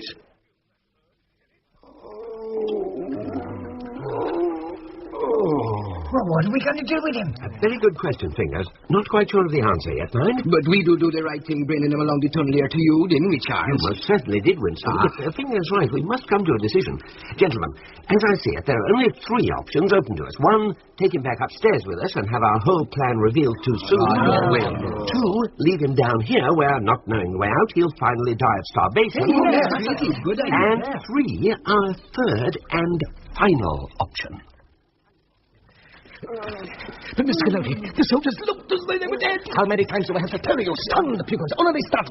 I use the quick knocker after stunning. Yes, okay. Now take Mama's out of Raven. She's not at the Gordon stairs. I'm sure one isn't really allowed to take ravens into the jewel house, Mr. Coloni. I can do anything. He is my Mama's new friend. He wants to sit on her shoulder and come for walkies. It's okay by me if it's okay by her. That's right, Mama. Yes, indeed. Yes, indeed. You see? He understands every sound she makes. How far? Nearly there, Mama. The steel door at the bottom leads straight to the jewel. Take some more wheat milk and you'll hardly help it. She's rather... Rather what? Rather what, you pickens? Nothing, Miss Clooney. Nothing. I just not been getting very much exercise lately. Been on condition, perhaps. You see, Mama, he didn't mean it nothing. You're as light as one of your little fairy cakes. Okay. Who's a pretty girl? Right, all in favour of the last option? Good, unanimous. George, hang on. What is it, Fingers? The whole door's opening again. No. It's like bleeding Piccadilly circus in there. It's two beefeaters this time, and they got a raven with them. One of them's absolutely gigantic with a large bristly moustache. And that security bloke Perkins has just squeezed in as well. Oh, he looks totally knackered, poor boy. Yeah, let's have a gander, Fingers. That's no beefeater. That's a spaghetti eater. It's Coloni. What? The Coloni? Machine gun Coloni, son. Yeah, that's the one. Oh, no. Mind you, I don't know who the gigantic one with the moustache and the raven on his shoulder is. Makes no difference. Gentlemen, having made our decision, now is the time to carry it out. We must throw Plunkett through our secret door and leave him locked up safely in the door room. I believe he's coming round, Charles. Right, well, take his head out of your lap and stand him on his feet, sir. That seems a shame, really. It's just like a little baby. Upsy daisy. There we are. Who's the big boy standing all by himself? Where am I? Open the door to the vault, George. Right, lads. Put me down. Put me down. Push. Now, gentlemen, yes, double fast. Back to the chapel. Oh dear. Who the other set staggering around over there? I simply got no idea, Mr. Coloni. A ghost. No, Mama, don't worry. He's not a ghost. Though if you'd like me to, I'll make you one for frightening you like this. Oh, you're too kind, Mama. That is your trouble. But where on earth did he come from? Looks as though he was walking in his by staggering like the drunken bum. Yes, well, as long as he doesn't clutch the centre section for support. Oh, no, it's too late. He's going to fall right onto it. Manager!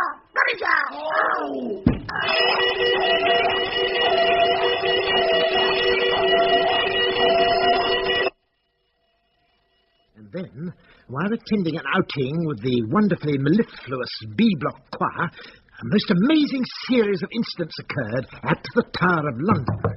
Oh, damn. My last chapter as well. Come. You sent for us, Governor? Oh, yes, I did. Come in, take a seat with you, gentlemen. Oh, that's kind of you. A bit of a day yesterday. Interesting. Seen the headlines? No. Well, glanced at them in passing. Yes, I did the same, really. A quick glance, no more. Yeah, in passing.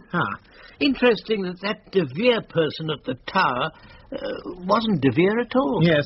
A real name was Brian Thompson, apparently. According to the paper I glanced at, police had been looking for him for some time. Yes. The paper I glanced at said the soldiers caught him red-handed at the gate when the alarms went. Jewels hidden all over him. Was that right, Governor Smith? Yes. I know. The trouble is, turned out they weren't the real jewels at all, but just fantastically good imitations. Amazing. But perhaps not half as amazing as the fact that the two beefeaters they found locked in the jewel house, along with our poor old Plunkett and a rather bemused raven, weren't beefeaters at all. According to the paper I happened to glance at, that is. Gangsters, perhaps. Don't be silly, George. And George is right, as it happens. Well, one of them, that is. The other was the mother. His mother, the gangster's mother. The security chap, Perkins, that they mentioned, was in there with them, all part of it as well, perhaps. Apparently. They usually are. Arranged to get him in, along with the raven, apparently. And Plunkett? Well, what can one say about poor old Plunkett? Oh, poor old Plunkett, yes. Says he doesn't know how he got into the vault in the first place. Delusions about seeing B-Block prisoners turning into beef-eaters, carried along underground tunnels, half-conscious. It's very sad indeed. Yes. Though it is, of course, a blessing he won't be back here for some while. Yes, wonderful. And tragic. And no sign of the real jewels anywhere. Strange. Sad. Did you hear about the reward that's being offered? No. Oh, can't say that I did. £2 million. Really? Good Lord. So I rang the police today and told them that 2 of my prisoners, Charles Forbes and George Evans, were claiming the reward. Pardon? And then I told them where the jewels were hidden. What? Yes. Seemed the least I could do, especially as it appeared that Pongo's head might roll, particularly after he'd been so helpful over our outing. Petrol tank of the security van, wasn't it? Good Lord. How on earth did you guess? I missed your company at the concert. Guessed you'd been up to something. Everyone thoroughly searched on the way out and no jewels. Amazing. So I picked the most unlikely place possible. That most conveniently parked security van and its petrol tank. Well, I never. How amazingly astute. Plus, of course, the fact that I did see George at one point popping back into a flagstone underneath it. George, I told you to be careful not to be seen. Sorry, Charles. But, Governor, you didn't tell the police. Oh, no, wouldn't be sporting. You'd have both got 20 years, and that's just not on, I'm afraid. You do both have to leave B Block for good, as a little punishment for letting me down, and as an example to the rest. You see, George, Charles, it's quite good occasionally to let people know that one is not quite the silly old duffer they've been taking one for over the years. I seem to have heard that somewhere before recently. Besides which, you will be slightly more comfortably off now you're in retirement. £2 million, in spite of the present rate of inflation, should be enough to see you both safely through your last years in some little style. Excuse me, gentlemen. Oh, certainly. Hello? Yes? They're with me now, as it happens. I'll put them on. The secretary tells me somebody would like to thank you both personally for saving the crown jewels. Who? Someone high up. Someone very high up. You don't mean... Oh, what a glorious ending to my autobiography. Her voice on my phone. Yes, Mrs. Thatcher, they're with me now. I'll hand them over. Boom, boom, boom, boom, boom, boom, boom. With the head tucked underneath her arm, she walks the bloody town. With her head tucked underneath her arm at the midnight hour. She comes to Honky Henry, she is giving him what for. Gadzooks, she's going to tell him off for having spilt her gore. And just in case the headsman wants to give her an encore, she had her head tucked underneath her arm. Boom, boom, boom, boom, boom.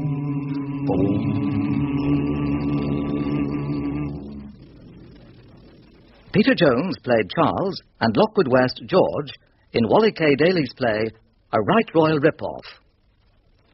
Governor Smith, Donald Hewlett, Fingers, Charles Hawtrey, Bullethead, Bernard Bresslaw, Tommy, John Bull, Billy, David Timpson, Perkins, Adrian Egan, Coloney, Gordon Reed, Warden Wilkes and De Vere, John Rowe, Warden Plunkett, John Rye, the Colonel, Stephen Thorne, Nigel and the Vicar, John Warner, Basil and the Yeoman Guard, Ronald Herdman, Mr. Jones and Winston, Steve Hodson, Parole Board Chairperson, Miranda Forbes, Doreen and Deirdre, Wendy Murray, Mark Coloney and Mrs. Sopworth, Pauline Letts, A Raven and a Thug, Wally K. Daly.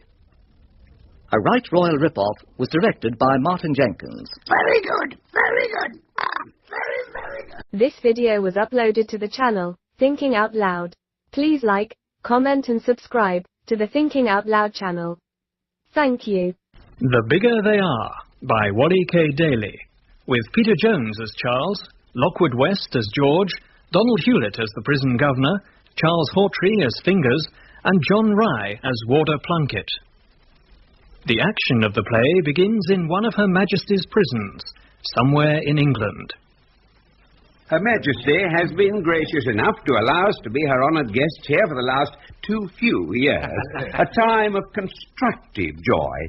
But now, sadly, we must leave you. And I think I speak for both George and myself. You most certainly do, Charles. When I say... Yes, you most certainly do. George? Oh, sorry, Charles, I wasn't thinking. When I say we shall miss you all.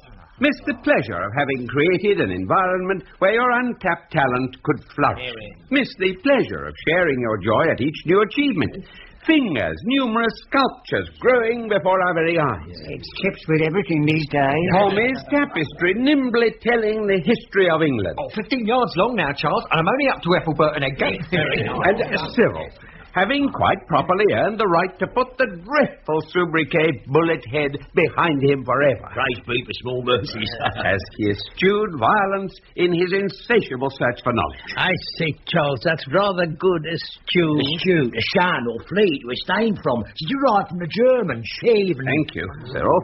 Your joy at each fresh discovered word as you head toward your literature A-levels is, I believe, a sight that brings a pleasure to us all. Yeah. I found fecundity for the first time this morning, Charles. Yes. Some people have all the love. It's a lovely word, isn't it? Yes. Fecundity. Fertile. Prolific. Not an ear, mate. Delightful, Cyril, delightful. But mostly, George and I shall miss Governor Smith, without whose help none of the training programs we've instigated here over the years would have been possible. Oh, you're too kind. And I hope you won't take it amiss if I add those few words verbatim into my soon-to-be-completed biography. Verbatim, Governor, not Tum. Ah, yes, of course, Tim, not Tum. Most helpful, Cyril. We'll be thrilled, Governor. Won't we, George? Oh, we most certainly would. Tim or Tum doesn't matter to us. Good. When I say my prison shall be a sadder place without you both, I'm only sorry we couldn't convince the parole board to allow you to stay a little longer. You're not by any chance questioning our authority to parole prisoners, are you, Governor? No, Mrs. Sopwith. Nothing could be further from my mind. Just mentioning in passing, a pity George and Charles have to go at all. Oh, good. Though I can see your point, but even perfect prisoners must finally be paroled. Here. The quicker the better, if you ask me. Plunkett. Yes, sir. Sorry, sir. Now, I believe we have a final musical tribute for you. Billy? Yes. George and Charles, the choir has been rehearsing in secret over the past few weeks to give you this last musical tribute. All right, lads. We'll meet again. Don't know where, don't know when, but I know we'll meet again some sunny day. Some sunny day.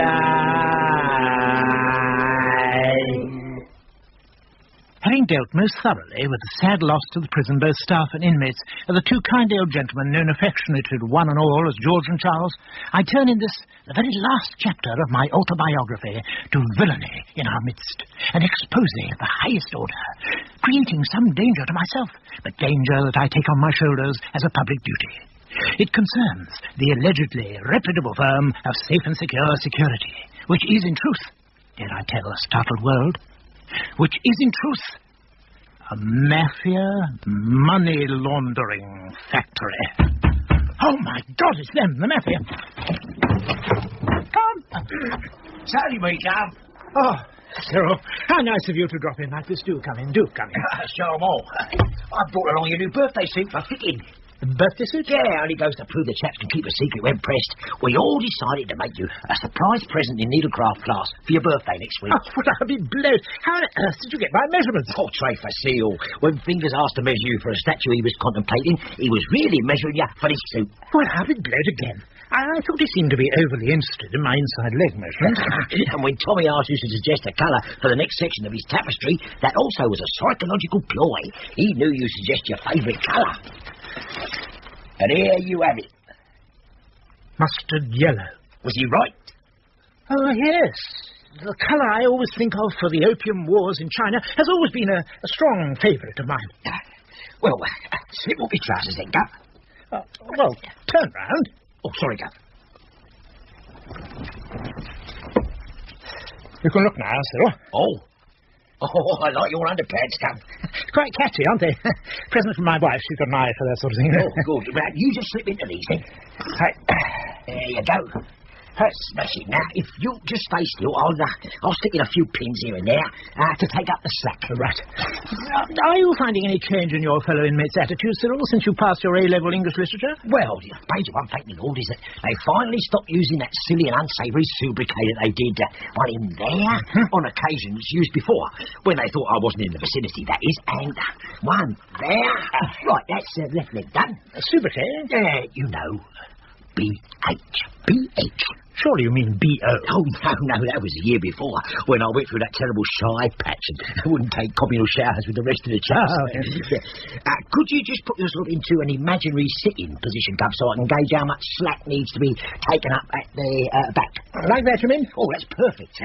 No, B.H. came after it, after I inadvertently took 10 of them apart at one go when I was enough. Oh, I remember, of course. B.H. stood for bullet hole. Don't say it, Governor. There's absolutely nobody calls me that now. Nobody. Oh, I'm sorry, Gov. That was an involuntary thrust of me ping finger. Oh, no permanent damage, I assure you. Cyril, while you beaver away, I want to put a little proposition to you about the warders, especially Plunkett. Have you noticed how miserable they all are? Oh, oui. Les Miserables, as Victor would say. Sylvester? No, you go. Would he? Oh, yeah. In fact, I wanted to talk to you, Gov, about Plunkett and company. Really? What an amazing coincidence. Oh dear.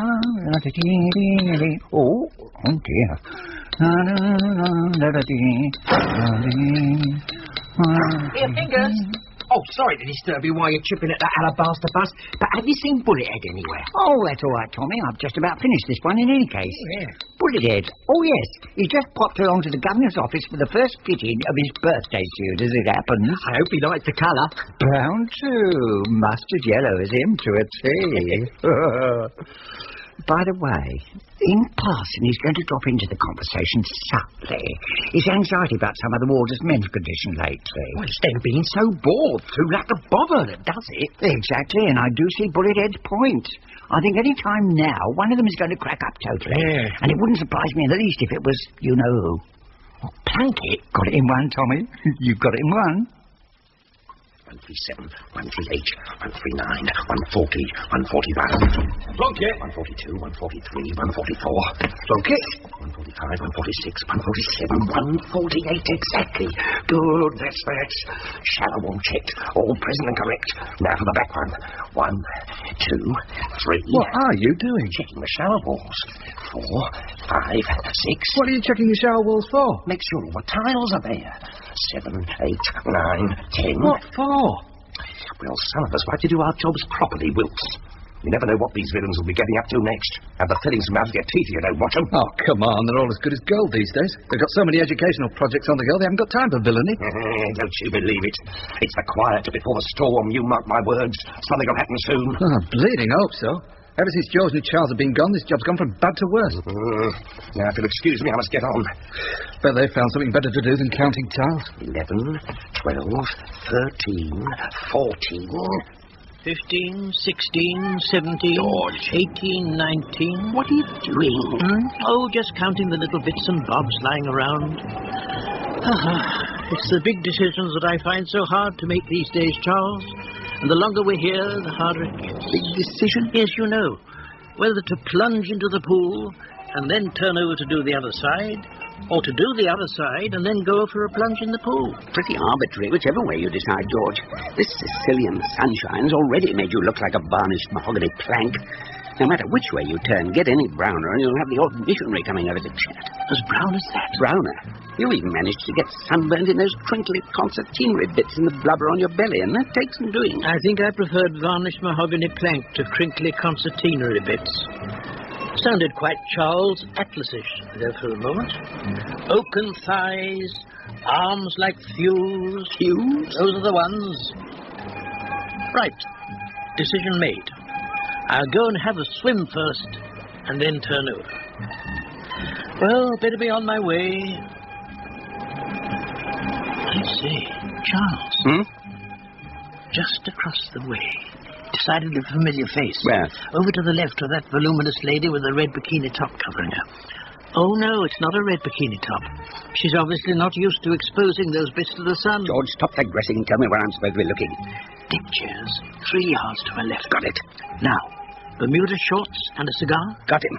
Well, looks not unlike our nasty old friend from A Block. Good God, George, not unlike. It's him without a doubt. And look, George, the chap talking to him. It's that ferrety little stoat who was forever visiting him inside. Mr. Perkins. The very same. Well, I'll be jiggered. What on earth are Machine Gun Cologne and Perkins doing over here? One thing you can be sure of. What? They'll be up to no good. And all the firm's books are safely in the safe at the villa? Yes, Mr. Coloni, stacked alphabetically and annually coded as requested, all ready for the family's annual inspection. Don't say that in public, you Maximo Stupido. How many times do I have to tell you? The family does not exist. I am the sole and secret shareholder of Safe and Secure Securities English branch, and the family is but a figment of the imagination of the gutter press. There is no family. You hear me, Perkins? No family. Yes, sir, Mr. Coloni. Of course, sir. I hear you mention the family again. I personally limit your libido. I won't forget, sir. Cretino Maximo. Sorry, sir. What time are they actually arriving? The American members will land in about 2 hours. The Australians an hour later, and the Chinese continue to arrive early this evening. By which time you, my stupid little office boy, will be safely back in England where you cannot cause any more harm. Captain, Mr. Coloni, I've only just flown in. Surely I could stay for a couple of days. Stay? You think the family made of money? Down, Bozo. What are they going to say if they find me giving my office manager a free holiday? You mean you didn't buy a cheap day return like I told you? Well, sir, I thought that not having had a holiday this year... A holiday? If I'm in prison, you're on holiday, right? If I'm not there to shout at you, that's a holiday, right? You have taken too much holiday this year, you lazy, no-account bumsano. Only a couple of days, sir. Chickens, you are angering me. If you say any more, I'll call a couple of the boys to come over and thwack you a little. Sorry, sir. Anyway, naturally, sir, I must be getting straight back to London in any case to make sure that your company, Safe and Secure Security, is functioning in its usual smooth fashion and let you get on with your annual general meeting in peace with the rest of the family. Chickens, there is no... family. No, sir. Of course not, sir. Sorry, sir. And, by the way, sir, it's a small thing, but my name is actually Perkins. Pilkins. Shut up. Brilliant ploy on your part, Charles, to cross subtly and stealthily to sit in a deck chair directly behind them like that. Oh, not that brilliant, George. Fairly standard intelligence service procedure, in fact. Oh, gosh, I'll never cease to be amazed at what your time with them taught you. Many years ago now, George, many years. But it's like falling off a bicycle. Once you've learned, you never forget. Surely you mean riding a bicycle? No, falling off. I never managed to actually get the hang of riding the damn things. Ah. Well, what do we do with our newfound information? The fact that they're going to hold their annual general meeting here? Exactly. It's an absolutely stunning stroke of good fortune, George. And we are, of course, going to attend. See what the mafia's getting up to these days. What? But they never let us, Charles. Awfully snooty about who gets invitations, apparently, particularly over here in Sicily. We'll attend surreptitiously, George, surreptitiously, over fences and eavesdropping at windows sort of thing. Wouldn't it be, rather dangerous? Probably, George, probably. But can you imagine a better way of breaking the boredom of this endless holiday of ours than with a spot of boys' own adventuring? Spying on the villainous mafiosa? I say... What do we do first? Find ourselves a taxi and stand by to follow Coloni and his boys in their black limos. Gosh, just like the movies, isn't it? More brom. As chairman of this specially convened gathering, I demand that if you do have anything constructive to say, you address it to the chair, i.e. myself. Or put it another way, the next one who speaks without my permission gets severely GBH'd. Well, you can't blame us for our reaction to the suggestion, Cyril. I've never heard of anything so outrageous in my life. Would we have to adopt them officially? If word of that sort of thing got out, it wouldn't do a lot of good for one's later credibility. No. Be completely off the record, Nigel. The governor's adopted water scheme would simply mean that each group of 5 or so will take a special interest in a particular water, sort of like foster prisoners, as it were. Oh, yeah. If they wanted to learn any of the specialist skills we possess, we should endeavour to teach them. What? Do you mean safe cracking and stuff like that? No, fingers. But if we see them standing around looking lost and lonely, we go up to them and we engage them in a little conversazione. Oh, yeah, what about? Well, anything, everything. You know, edifying conversation like. Like, what? Well, the state of the weather, whether the trees have turned autumnal yet, the economy, ask their views on eternal life, perhaps. As against the statutory 21 years. Exactly, Basil. On how it bodes for this year's harvest. Whether they brought British Telecom shares or not. Whether they're unfaithful to their wives? Yeah. No. Perhaps nothing too emotionally upsetting. Oh, yeah. Well, how about if their wives are unfaithful to them? Perhaps not, Billy. On reflection, it might be as well if you kept out the conversazione part altogether. Oh, right, Cyril, yeah. Fair enough. What about ourselves? Would we be expected to invite them in there? Well, I can't see that the occasional invite for them to come and take tea would be too much amiss. No. I can see that you still got your doubts, but would it hurt so much to give it a try? For the governor's sake? You can't ask us to do it, Cyril. No! Well, think, fellow prisoners, of what answer our beloved and recently departed Charles and George would have expected us to give. And then answer me.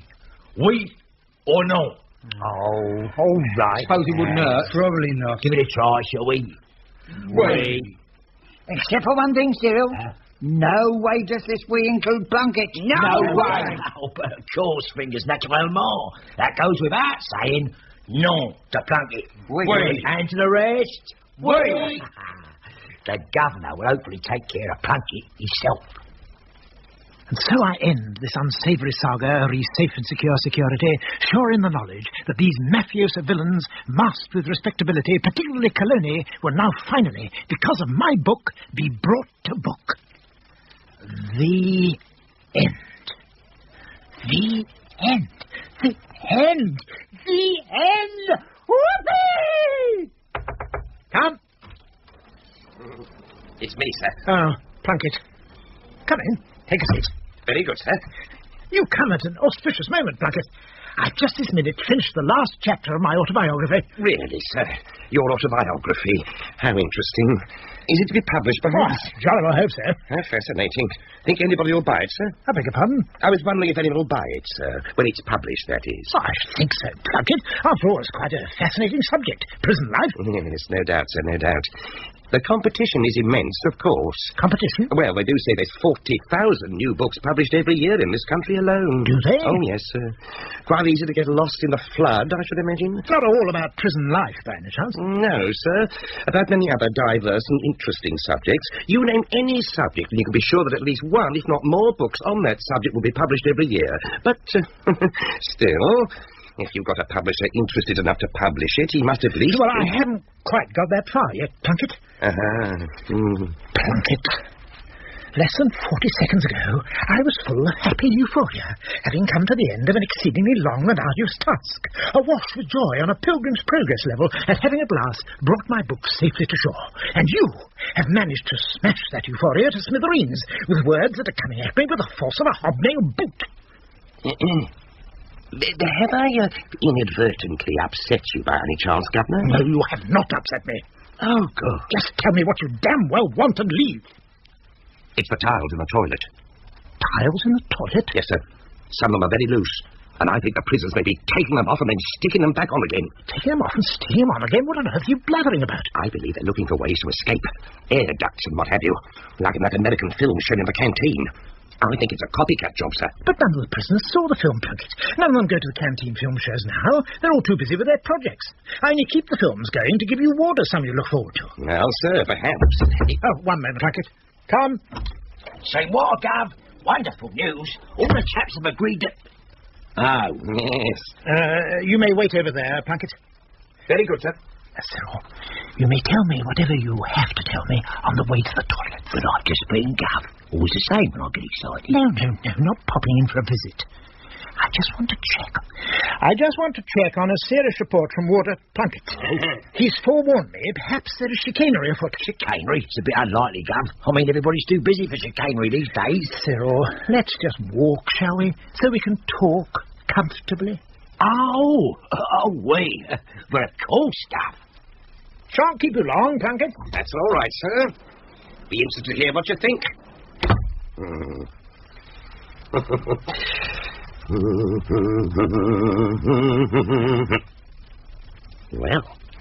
I suppose I could glance at the governor's autobiography when I'm waiting. Yes. Yes.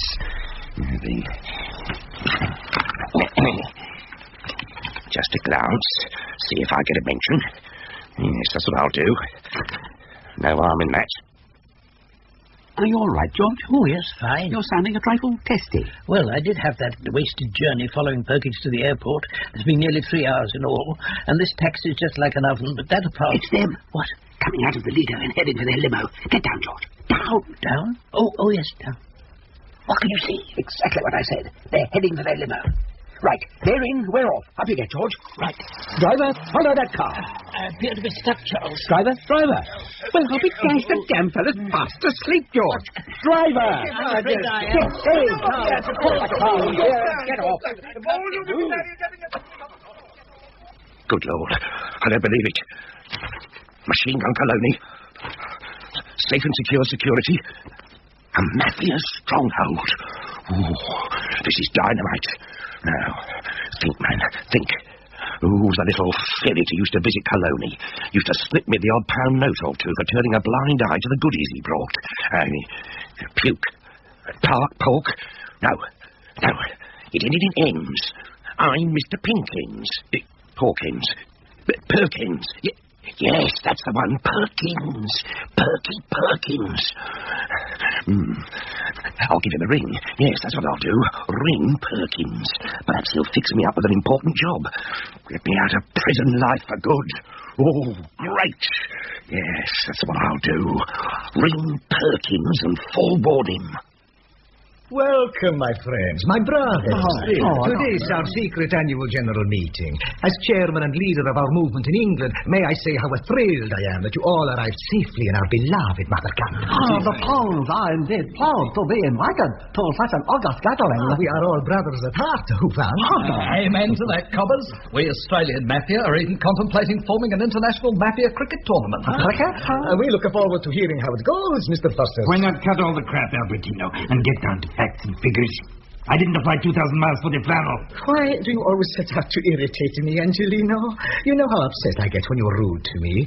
Mama will not be happy when I tell her. Always she says, Angelino, do not upset your little brother Albertino. So why, Angelino, do you upset Albertino? Angelino? Because I should be a godfather in England, not you. That's why. I'm eldest brother. Yes, it should be my job. But you haven't got the brain for it, Angelino. Mama said you were the muscles. I am the brain. It's true, and the whole world knows your only muscle is in your mouth. And the whole world knows that when you sit down, you crush your brain. What does that mean, my clever little Albertino? It means, Angelino, you cannot see an insult when it looks you in the kisser. There you go again, talking like an educated college kid, just to escape my anger. Paul's not so proud to be at not so august gathering, lad. Struth, this is worse than the screeching of Sheilas at a Bondi booze. Why don't you talk English so I can understand you? That was English. Australian English. Why not you, him? And why aren't you a friendly like? As Mama say you should be. Never, just because you are still a little baby. Don't anger me, Angelino, else I must get my boys to thwack your boys a little. Them and whose army? My boys can thwack your boys any day of the week. Albertino. No, Angelino, they can't do that at all. Fairly typical family gathering by the sound of it, George. Yes, it would appear so. Oh, you all right? Only just. Nearly slipped down the roof. Loose tires. Tie your braces round the guttering, same as I've done. No chance of falling in, and you'll be able to see through this fanlight as well. Good thinking. Brilliant idea of yours, Charles. Taking turns each at furtively hanging on the back of the limousines as they arrived at the gate like that. Another little trick I learned in wartime intelligence, George. Only way I could see us getting into the grounds. So much surveillance, it makes Fort Knox look like a village post office. Braces okay? Oh, yes. Good. Holding beautifully. Good. Yo-ho. George. I thought we'd never get on the roof, mind. Lucky that painter's ladder had been inadvertently left outside. Yes, fairly careless. They're probably not too worried. Once everybody was safely inside the villa, they could let their dogs out again and the place would be secure once more. I was going to ask about the dogs, actually. A fairly ferocious-looking pack. How are we going to get past them when it's time to leave the grounds? Poison meat? Afraid not. I didn't think to bring any. It all happened in too much of a rush. We'll cross that bridge when we come to it, George. For the moment, let's just listen in to see what's afoot. Right, you, Charles. Says who? Says me. Oh, yeah? Oh, yeah. Well, at any time you want to try it, big brother, you try it. How about now? It's the gun you're covered, Mr. Angelino. Don't move. You see? My boys didn't trust you to come unarmed as straw, Mr. Angelino. Shoot, and you're a mince meat for the dogs outside. And my boys didn't trust your boys to come unarmed either, Albertino. You got them covered, boys? Sure thing, Mr. Angelino. From up here in the minstrel's gallery.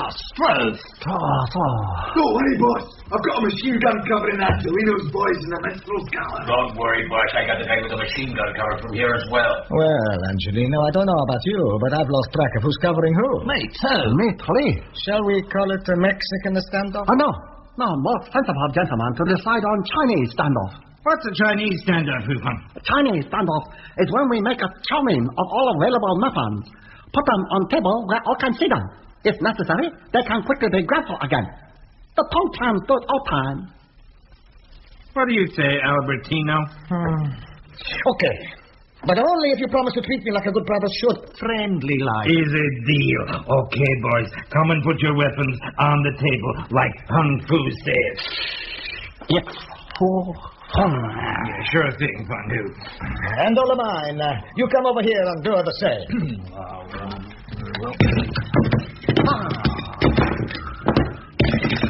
Now, perhaps we can get on with our meetings. Truth, I sure hope so. We Australian Italians have never really understood the family's need to feud all the time. Truth. I've never seen an argument yet that couldn't be settled over a crate of lager. Wheel it in, boys! Through.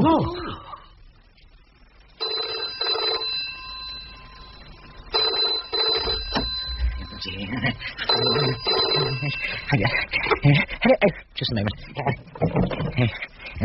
Hello. Is that Mr. Perkins? Yes, speaking. Who's this? I'd rather not say at the moment. Rather not say why? I'll explain later. I've been trying to get you all afternoon. Yeah, I wasn't here all afternoon. I've just arrived back from abroad. What can I do for you? More like what I can do for you, Perkins. All right, then what can you do for me? I have information you might find of interest. Information? What sort of information? Important information. A book is shortly to be published. A book? What about? About your firm, Safe and Secure Security.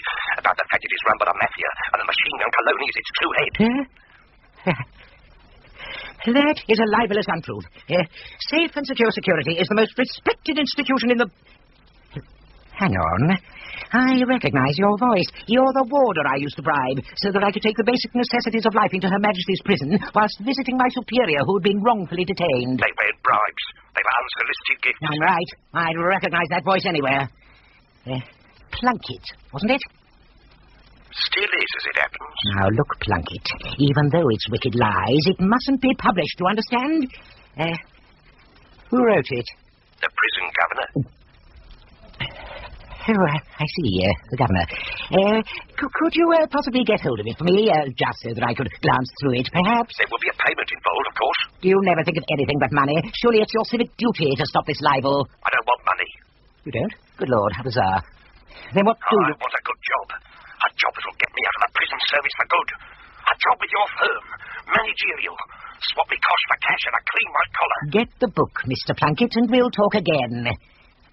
Over my dead body will that paranoid screw work for us. Oh, dear. But how did the governor find out the truth about Safe and Secure Security? And before we all finish up our cocoa and turn in for the night, may I finally say to both warders and prisoners, if you'll excuse the expression, that hopefully my adopt-a-warder experiment will help to ease the warder's tedium and will prove a resounding success. And show you men, our charming charges, that warders, underneath their harsh exteriors, hidden behind hardwood truncheons, as it were, are also, if I may make a little witticism, almost human. Try droll, God. Try droll. Thank you, Cyril. Now, men, any questions? Yes. When you say none of the doors henceforth will be locked, does this include the front door? Oh, no. Unfortunately, that's not possible, Fingers. I mean, if I have any high-ranking visitors, Mrs. Sopwith from the parole board, for instance, it'd be a bit off if they could just walk in off the streets unannounced. True. Naturally, If any of you wanted to pop out with your foster warder for the evening, it could always be arranged to loan you a spare warder's uniform. Shouldn't think from what I've read about the outside in some of the more serious Sunday papers that we want to. I couldn't agree with you more, Cyril. More criminals by the yard out there than there are in here, it seems. I dread walking across the common at night. Only dangerous. Muggings, violence, sex. Anything else? Yes, Governor, I have a question. Yes, Warder Wilkes? Well, what about Plunkett? Yes, well, luckily it doesn't become a problem until a month's time. Oh, how's that go? Warder Plunkett has summer crude leave, and as he's under obvious stress, I'm going to suggest he takes a month off. Forthwith. By the time he comes back, I'm sure I'll have come up with a perfect long-term answer to the problem of Officer Plunkett. I doubt whether they'll bring back hanging at such short notice. And we have seen that this year our profits rise enormously. Safe and Security have indeed just received a contract from the Bank of England to transport the Britain's total used money supply to their bank in the city from banks nationwide for the destroyed, as well as for delivering from the minty place all monies printed every week. This means that virtually all England's new and used notes are now passing through our hands in any given week. Good on you. How's the lager, boys? That'll put hair on your didgeridoos. The didgeridoo. Carry on, Mr. Galani. Grazie. Add to this the multi-billion-pound holding of the family's monies and treasures worldwide that we keep in our secret vault within the vaults, and not forgetting the art collections. Hot jewelry we have bought as cheap investment, plus funny money. Funny money? How so? Funny, who, young? You understand me, a counterfeit, a bank. Venta. The naughty money, huh? Exactly. Money we have printed over the years, and will now be exchanging this very week for the old used notes that go for burning by the sackful. So you can see, therefore, we are in a very healthy economic situation indeed.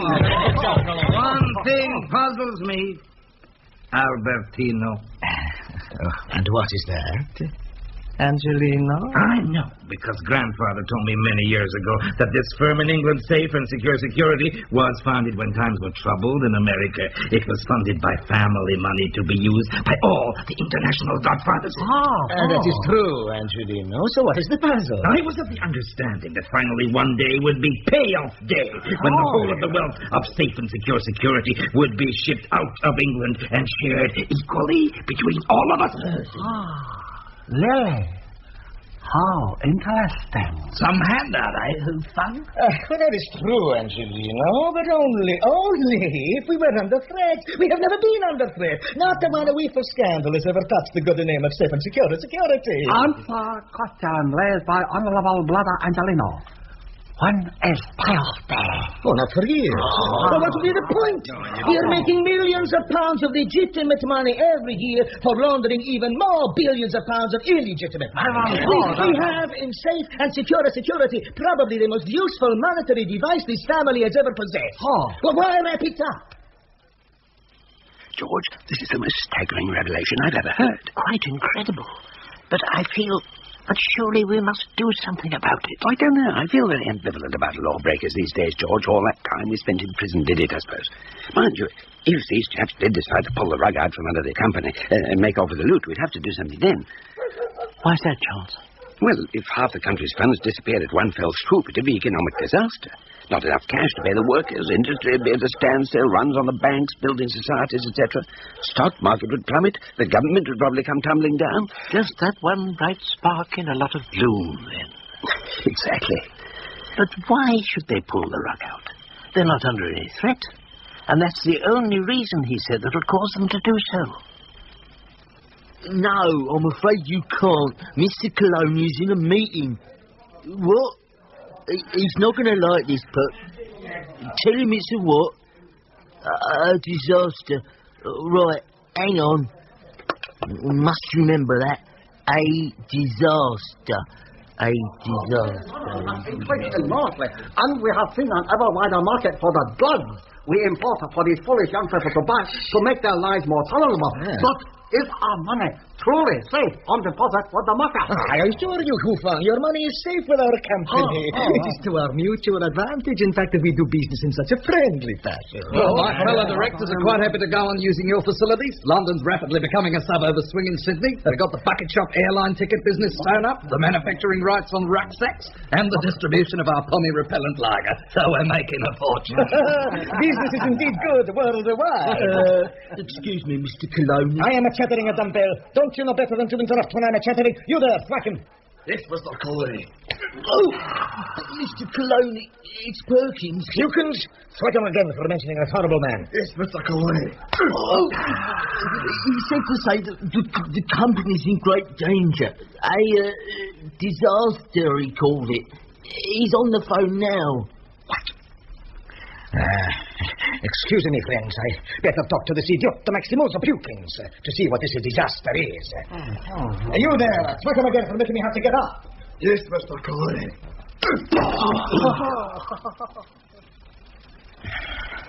What do you think you're playing at, you Moronista Supremo? I have a serious meeting and you interrupted the telephone call. You're lucky I don't rip your head off and have my boys use it as a football. Yes, Mr. Cleary, I realise. So now you keep me standing at the telephone without telling me what the disaster is about. Mr. Cleary, I can't seem to get a word in. Now I talk too much, is that it? No. So what is this disaster? Come on, Dumbino, let me hear it. A book, Mr. Cleary. Book? What about? A life story. It's an autobiography. An autobiography? A life story about a motor car? What possible disaster can come from that? It's not about the life of a motor car, Mr. Cleary. Oh, it's about the death of a motor car. Okay, read it. If it's got a happy ending, buy me a copy. It's about the life of a person, Mr. Cleary. What? You're ringing me to tell me someone's writing a book about their dumb lives? A person, a prison governor, as it happens. He has a chapter on safe and secure security. So what? We're a famous British institution. He tells what we really are, a mafia strongbox stroke, money laundering factory, and he also says that you are the true owner. And mafia godfather in England. Mr. Cologne. Mr. Cologne. Has the book been published yet? No, sir. It's just in handwritten form. Get it, Pukins. Well, luckily, I'm already in contact with a person who can get it for us. How much? He just wants a job with us, actually, at management level. Good. Make him your assistant so you can keep the eyes on him. But, sir, he's awful. Oh, don't worry. You're awful, but I managed to live with it. Besides, he won't be there long.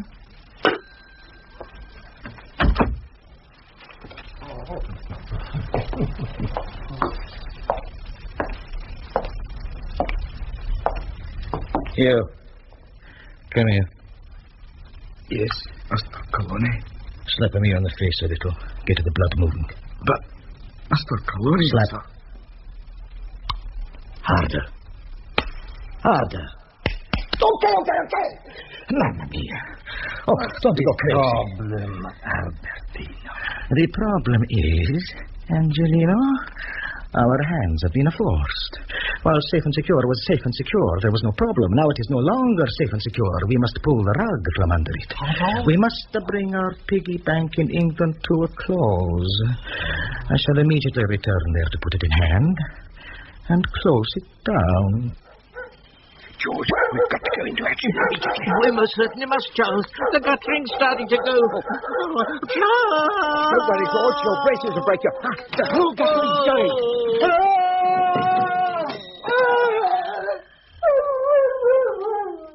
George, are you all right, George? Yes, the dogs took the brunt of it. Quick, get your braces untied. The back of you must have hurt. I can't get them loose, Charles. Well, slip your pants off, same as I'm doing. But, Charles, what do you mean meet a lady? More likely to meet your maker. Oh, quickly, they're coming. There they are! Shoot after them!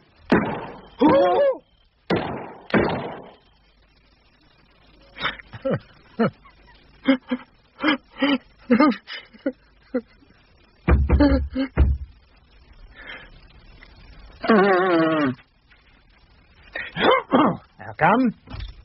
Sorry, me, Gov. Just popped in to let you try your new overcoat on. Oh, say, you all right? You look as though you're a bit cross. What is it, Gov? Death in the family. Dear old man finally shuffled off a mortal coil, something like that. Worse, sir. Much worse. Oh, no, not your dear old bear. My manuscript. Your manuscript? Here's my autobiography. Years and years of work. Gone. Gold? Disappeared, Cyril. It was here last night, and now it's... gone. Gold? But surely you kept a copy. I mean, I thought that was the first rule of writing. Always keep a copy. I didn't. It's horrendous. All that golden prose, all those fine thoughts I've had over the years of how to improve the prisoner's lot, make life more worthwhile for both sides in the ceaseless war between the guilty and the warders. Yeah. The inspiration and insights into life and death, love and hate, past and future. Gone, gone, gone. Did you think to check the dustbins by any chance, Doc? Yes, first thing I thought of. But who could have done such a dastardly thing, Cyril? Who in this peaceful oasis of ours could be evil enough to snatch away a man's very dreams? Who, Cyril? Who? Well, Plunkett, I suppose. Good God, you're right. Plunkett. Yes, the manuscript was on the desk last night. And when I told Plunkett about his month's enforced leave, he told me to get... to take the month in lieu of notice, as he probably wouldn't be coming back. Gosh! How absolutely same magnifique. Exactement.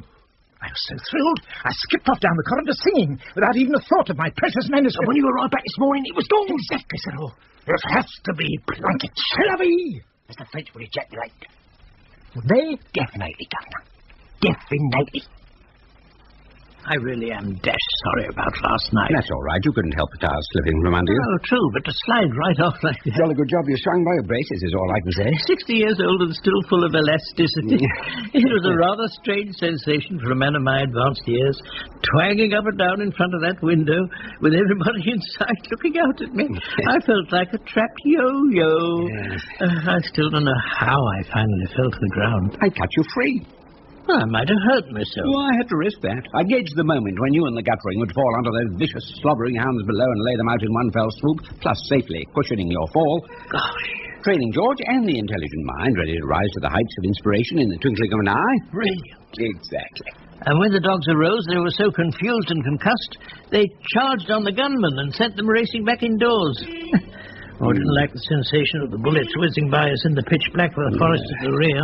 No problem if you could hear them, George. It means they've missed. They got somebody, mind. I quite distinctly heard someone scream in agony.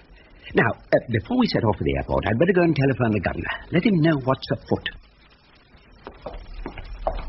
This is all very spacious, Perky. Mr. Perkins, if you don't mind, Mr. Plunkett. If you do indeed end up working here as as my superior has indicated you might, I shall expect you to observe the common courtesies. Certainly, Mr. Perkins. A small price to pay for getting out of prison uniform. I was just saying, this garage, gigantic, isn't it? It's large enough to hold our entire fleet of 140 security vans. In fact, it's fairly empty at the moment, as it's a busy day, but by the weekend it'll be jam-packed. What's that large, concrete-looking place? Bit of a traffic hazard, isn't it? That leads down into the somewhat colourfully termed Vault of Vaults. Nobody but my superior himself, plus a few of his friends, go in there, and the drivers do seem to drive around it quite happily. Right, come this way, would you? It leads through to the offices.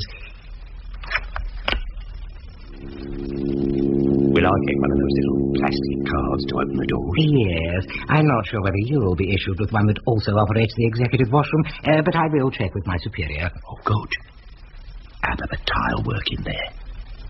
The what? You know, the ceramics. I seem to have developed a taste for tasteful toilet tiles these days. Really? Well, each to his own, Mr. Plunkett. This way. My office is at the end. Doesn't seem to be any people around. It's mostly computerized now, bookkeeping, route planning, etc. And the staff have always been kept to a minimum for security reasons. Oh, of course. Naturally, I do have a private secretary. Hello, Doreen. Hello, Mr. Perkins. This is Mr. Plunkett, who may shortly be joining us. My secretary, Doreen Brown. Hello, Mr. Plunkett. Hello, Doreen. Miss Brown, if you don't mind, she is my secretary, not yours. Oh, sorry. Miss Brown it is, then. Right, we're going through, Doreen. Organised teas, would you? Yes, Mr. Perkins. Come through. Be delighted. Take a seat. Fine. No, the swivel chair behind the desk is mine, Mr. Plunkett. Oh, sorry, this one? Yes, that one's fine. Now to business. The manuscript in that envelope, is it? No, it's somewhere safe. I beg your pardon? I said it's somewhere safe. But you're supposed to have brought it with you. My superior insists on having it on the premises. But if I brought it with me, Mr. Perkins, and you had it in your possession, there'd be no point in your giving me a job, now would there? Yeah. But what I did do was to bring you this photocopy of the relevant chapter. Oh, no. Dreadful. A dying prisoner telling the prison governor. How could he do such a thing? On his deathbed of all times. Mr. Caloney is going to be furious. Another drink? Sure. How's your foot now? Oh, fine. The doctor said the bullet went straight through. He has repaired it well, see? But it must have no knocks. So, who will do the job? You're Mr. Porkins? It's Pukins, actually. Oh, Mr. Pukins. Yes. No. He is a dumbbell without the brains for such a job. Also, he might be hesitant about ruining his country's economy. The sentimental fools, the Britishers. Sorry. So, who will handle it? Angelino, beloved elder brother. The apples of Mama's eye. This job needs brain and muscle, right? Who better than you and I? Let's keep it in the Caloney family. We clean safe and secure out, and then together get the loot out of the country. What do you say? Albertino, my lovely little bambini, you make me so happy. I kiss you. Careful, what's my foot? Oh, sorry, Albertino. I'm just so happy. Mama will be thrilled we work together finally. We will phone her later. Let her know. Soon as my foot stops throbbing. One problem. You've always kept the low profile at safe and security, yes? See. Only go on the deadliest status at night. Check Pukin's work as much as necessary. Play with the computer a little. Then stroll round the vault to vault, enjoying paintings, porcelain, and silver and stuff. It is an Alan Ladd's cave down there. We must go tonight, Angelino. I'll show you. But if you take over from Pukin's, what if you're still there during the day? No need. A nighttime job. On Friday, all 140 vans arrive empty after doing their collections and deliveries. On Sunday, go back to local depots ready for work on Monday morning. Friday is our biggest day. All vans out. 50 of them collect used and dirty old money and deliver it for destruction to the Bank of England, while at the same time, 50 others collect new, clean money from the minty place to deliver to the banks to replace the old stuff. Very efficient, you see. And the other vans are free to do any other little jobs that crop up. BBC wages, small stuff like that. Then all end up back here empty, ready for weekend maintenance. But what is the use to us if they're empty? That is where my brain comes in. This Friday they won't be empty.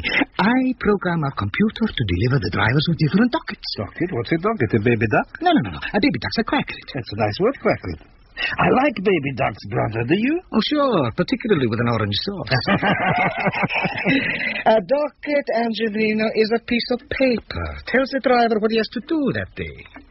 Now, this Friday, I will leave out the delivery side of the job. They will still collect the dirty money from the banks and the clean from the minty place, but will simply come back here without delivering it anywhere. You mean... Exactly. This week, the minty has a hole in it, and we have billions of money all ready to be driven to a secret airport, then onto a fleet of charter planes and off for a shell out among our shadows. Won't your maintenance man notice the vans are gone? Huh? Good thinking. I'll just cancel this weekend's maintenance quacklets on the computer. You mean cancel the dockets, Albert? Don't have any dockets! You see, Angelino, we do work well together. I must say, this is absolutely delightful. You're both turning up like this. And it's quite thrilling to be back, Governor, being honest. And very nice of you to offer us our old self for the duration. Oh, it's my pleasure. I must say your mustard yellow suit is rather dashing. The chap's made it for my birthday. It goes rather well with the moccasins, don't you think? Yes, it does. Governor, I was wondering, why did you open the front gate rather than one of the warders? And why this strange air of stillness about the place? Combination of cutbacks and parole, perhaps? Oh, dash, how awful of me to forget to tell you. You must have been wondering why on earth there was no welcoming committee. Warders and prisoners are all out at the moment, I'm afraid. Day trip to the seaside, perhaps? No, they're scouring the streets for that slug Plunkett, hoping to get my manuscript back. Ah, so it was Plunkett. I'm afraid so. You see, Governor, your autobiography is a catalyst, as it were. George and I were on the rooftop of a mafiosa villa and heard what was going to happen because of what you'd written. That's why we've got to talk to you. You mean they'd read my autobiography in Italy? Yes. Did they like it? Hardly. That's why we had to see you. Oh, was the grammar bad? The syntax? Cyril checked it all thoroughly. Oh, it was the content, Governor. Your revelations about safe and secure security. Quite. Bit far? Opened a can of beans, have I? A hornet's nest, Governor. A hornet's nest. My superior's not going to be terribly happy about you being so suspicious of his intentions and not bringing the manuscript as requested. Oh, well, I'm sure you explaining that it's with a friend of mine, all ready to be posted off to the papers if anything unfortunate should happen to me, should help him to understand. Provided I get the job here, he is quite safe. A friend, you say? How surprising. Right, I'll open up and let you out, Mr. Plunkett. Unless you hear differently, see you tomorrow morning, 9:30 sharp. Very good, Mr. Perkins. Hi! Plunkett! We've been looking everywhere for you! Good Lord, shut the gates. Keep the bullet head and fingers running straight for us. Oh, Dad, they slammed that great steel door shut in our faces. Oh, what are we going to do, Cyril? What are we going to do? No, not Cyril, Fingers. The moment for Cyril is past. Now it is bullet head time. Oh, no, Cyril, not your head. Not as a battering ram. Stand back, Fingers. Oh, you poor thing. Yes? And then these great steel doors were slammed in our faces, weren't they, Cyril? They were indeed, Fingers. I was so beside myself that I quite forgot my newfound calm. I became bullet-head once more. But it was to no avail. My head only made tiny little dents in the door, so it shows how strong they were.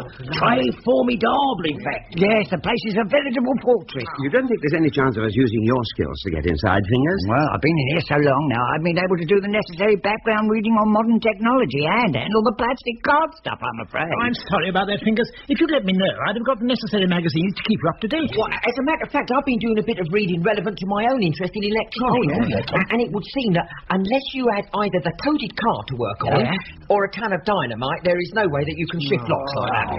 But surely we don't have to. I mean, he's got to come out. Putting this round-the-clock watch on the place means we'll have him in the end. Well, what if my autobiography is still locked up inside there when he finally does come out? We'll never get it if we can't break in. While understanding your justifiable anxiety re your manuscript, Governor, perhaps we should now disclose the wider implications of what is going on. But of course, yes, I was forgetting.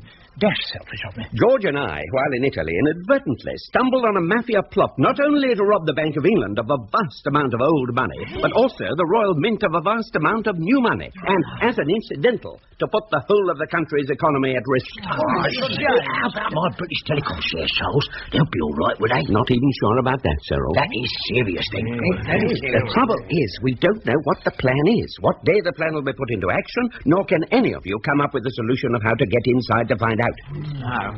You know, it must be at moments like this, Charles, that you curse yourself for not having started clairvoyancy classes for us all, along with the rest of the classes you started in here. It would, I admit, have been a far-sighted thing to have done, Tommy. Almost a clairvoyant act in itself, in fact. See the top screen? They've got that gate covered as well. It's Nigel. Well, that's every main entrance check. Isn't there a little side entrance somewhere that they might have missed? Yes, there is. Covered by camera 3, as it happens. I'll switch it on. Middle bottom screen. Well, I'll be. You see that man over the road? It's Billy, damn it. Well, that's the lot, I'm afraid. We're surrounded. We'll get you to stay inside till they go away, then. Yes, but we can't stay here forever. It's gone midnight. I know that. You know that. But it would appear that they don't. They're doing one-hour shifts out there, both warders and prisoners. Look, I've got to put you out, Plunkett, so I can lock up and go home. My landlady will be worried.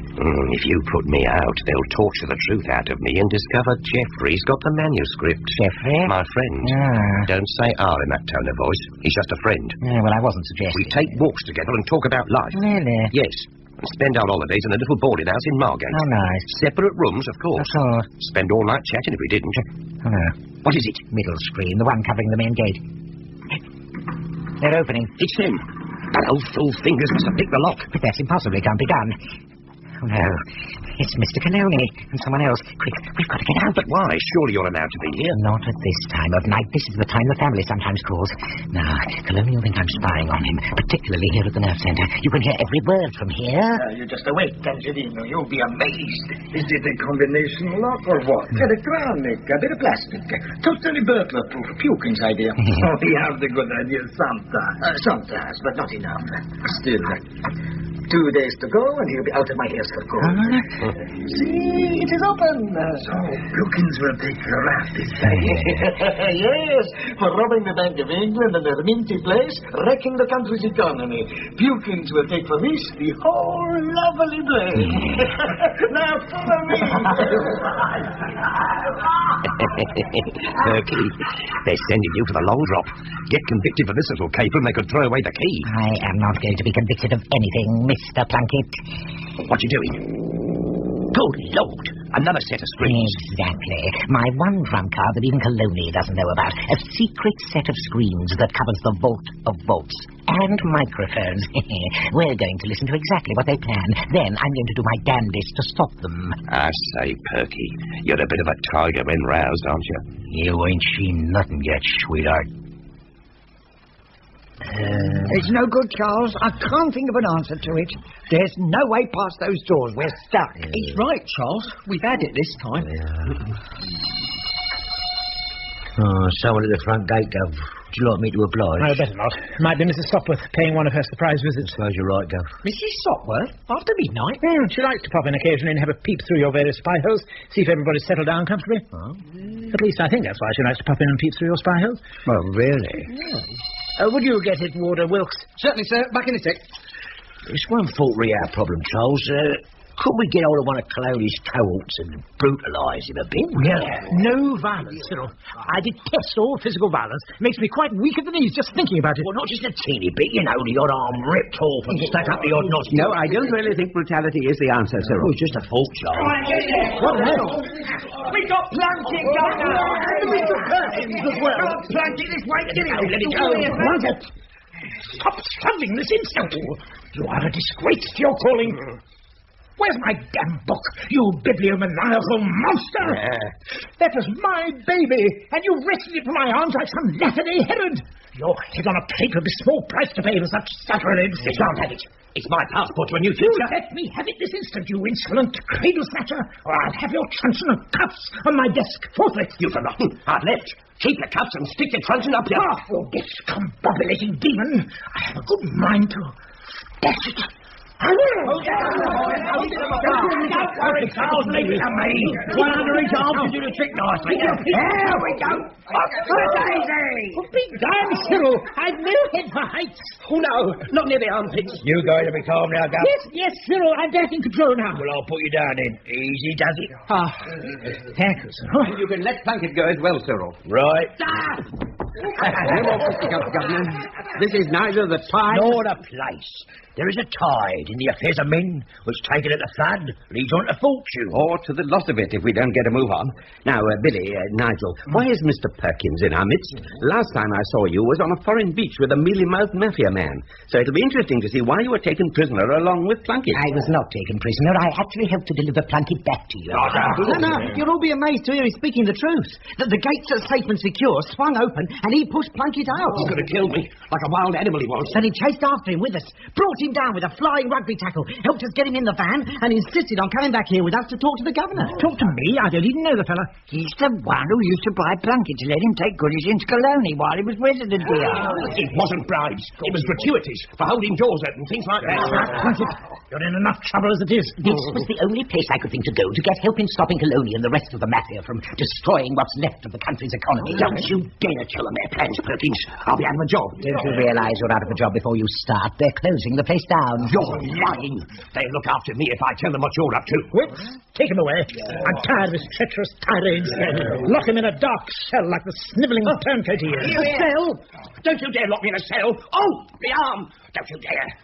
You'll be begging my civil liberties. Howley, Plunkett. Don't forget, I'm senior warden now. No, you're not, since you wanted any function and got I am. Come on now. And I'll be down shortly to slowly pull his fingernails out until he tells me where my damn book is. There's no need, Governor. Why is there no need? I know where your manuscript is. It's with Plunkett's friend. His name's Geoffrey. They holiday in Margate together. Margate? No account of the taste. But first, I have something important to tell you all. There we are, Angelino, done. Simple as that? You mean just by pressing a few buttons on a computer, you can arrange the biggest robbery the world has ever seen? No problem. This is the modern way. I had to do a night school computer course to keep abreast of 20th century crime. To think our dear departed Papa would have had no use for his beloved machine gun in these troubled times, Angelino. He'd have thought of something. Oh, true, very true. So now, Angelino, back to the mansion to arrange for drivers and air transport, and in less than 24 hours we'll be on our way flying home to Mama. Oh, great. Maybe she'll make us some of her pasta. Well, it's all very interesting, Mr. Perkins, but we did actually know all that already. You did? All of it? Yes. Really? Really? Scout's honour? Scout's honour. Oh, damn. But what we don't know is how and when. I do. You do? Yes. Really? Really. Scout's honour? Scout's honour. Oh, good. Well, the family secret fortune goes as well as the money. Now, I listen to their every word and follow their every move as they travel through the underground vault of vaults. It is indeed like an Aladdin's cave. So much wealth as to make Croesus look quite impoverished. Oh, nice simile, Mr. Perkins. Trace that. And as they walked, talked, I watched, listened, and remembered. Well, tell us, man, so we can sort out how to deal with it. On one condition. You'd make conditions when the nation's monetary system is in peril? Not to mention British Telecom shares. That's not a very British attitude, Mr. Perkins. It's my life that'll be in peril when they find out that I told you. I need protection. Now, my idea is that you let me stay in one of the cells here, Governor, till the heat's off. Crazy Corley. Harvey Toad. Not nice to be with. Well, as for myself, I don't mind him being here as long as he's not putting myself. Nor mine. Nor mine. I have it. How about solitary? Solitary what? Solitary confinement. Locked away all by yourself. Oh, that would be superb, superb. Put me in your deepest dungeon. Is that agreed? Agreed. My own confinement. Wonderful. Ideal. Just right. So, men, now it is important you all get some ice and have an early night. Midnight tomorrow. Oh, no, now it is midnight tonight. We go to work on this, the most exciting project we have ever undertaken. Let me get this straight. You are saying if Coloni programs the security vans not to deliver their loads, all of the 100 vans will be full to the brim with old and new money when they arrive at the garage. Exactly. But not only that. They intend to empty the vault of vaults and use the last 40 vans to get that stuff to their secret airfield. Now, what time is all this happening? Well, between midnight and 1 o'clock tomorrow, they'll be infiltrating at least 200 men into the garage at safe and secure security in 2s and 3s, and they apparently hope to be off the premises an hour later. Well, there's obviously only one answer. What's that, Charles? How many men could we muster from here, Governor? Well, about the same as Colony, I should imagine. Thought as much. And could we use your plastic card to get through the gate, Perkins? But of course. Then the answer to our problem is clear. Yes, but what is it, Charles? I must admit I've got a little bit lost somewhere along the line. We go round at 9 o'clock tomorrow night and remove all the vans and treasure before they arrive at midnight. Charles. Brilliant. But where are we going to hide 140 security vans? They'll be onto us in a flash. And flash us out in no time. We're not going to keep the vans, Nigel. We're simply going to empty them and then return them to the garage before the clock strikes 12. Cinderella. Beg pardon? Cinderella had to leave the ball by 12. Otherwise, she'd just disintegrate into grime, filth, and rags. Sorry I asked. And Nigel, I do know the perfect place to store the loot. Right, lads, it's early night. We've a busy day tomorrow. Now, let me check. Dear pedestrian... No. Dear passer-by. Yes, that's better. If you find this hastily scratched note that I'm throwing out of the window, take it to my friend Geoffrey Peters at the address below. I'm a prison warder being held prisoner by the governor, his prisoners, and my ex-fellow warders. Oh, please tell him, Geoffrey, that is, that he must come and rescue me forthwith.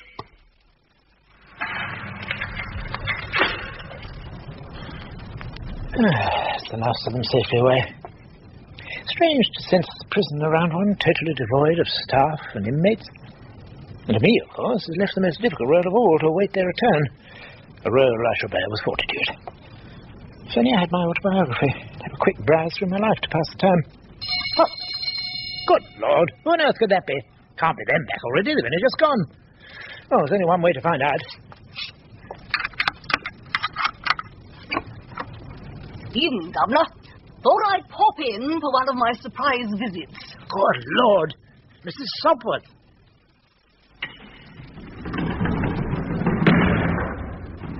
Look here, gentlemen. Gosh, cameras everywhere. Obviously, no expense spared on security. And an amazingly vast area awash with shuttered vehicles. Quite. Which are the empty vans, Mr. Perkins? Over there. The 50 to the left, they had the new money.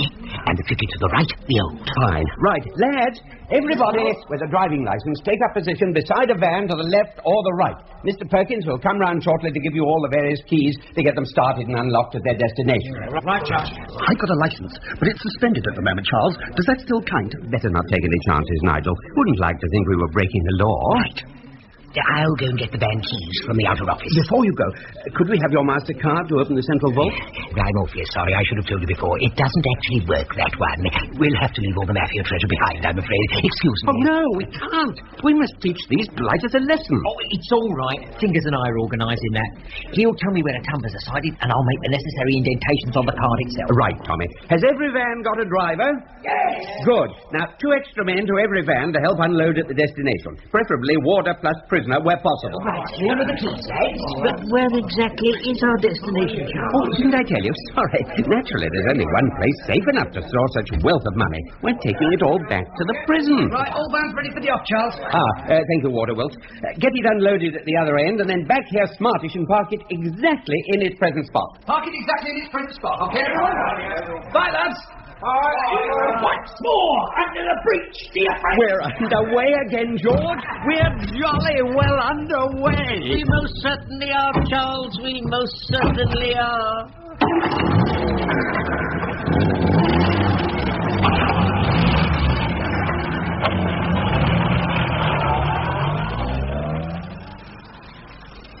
Well, it's very nice of you to offer me sherry like this. Unusually convivial of you. But I do feel I should now be getting on. If they've finished their prayers, that is. Prayers?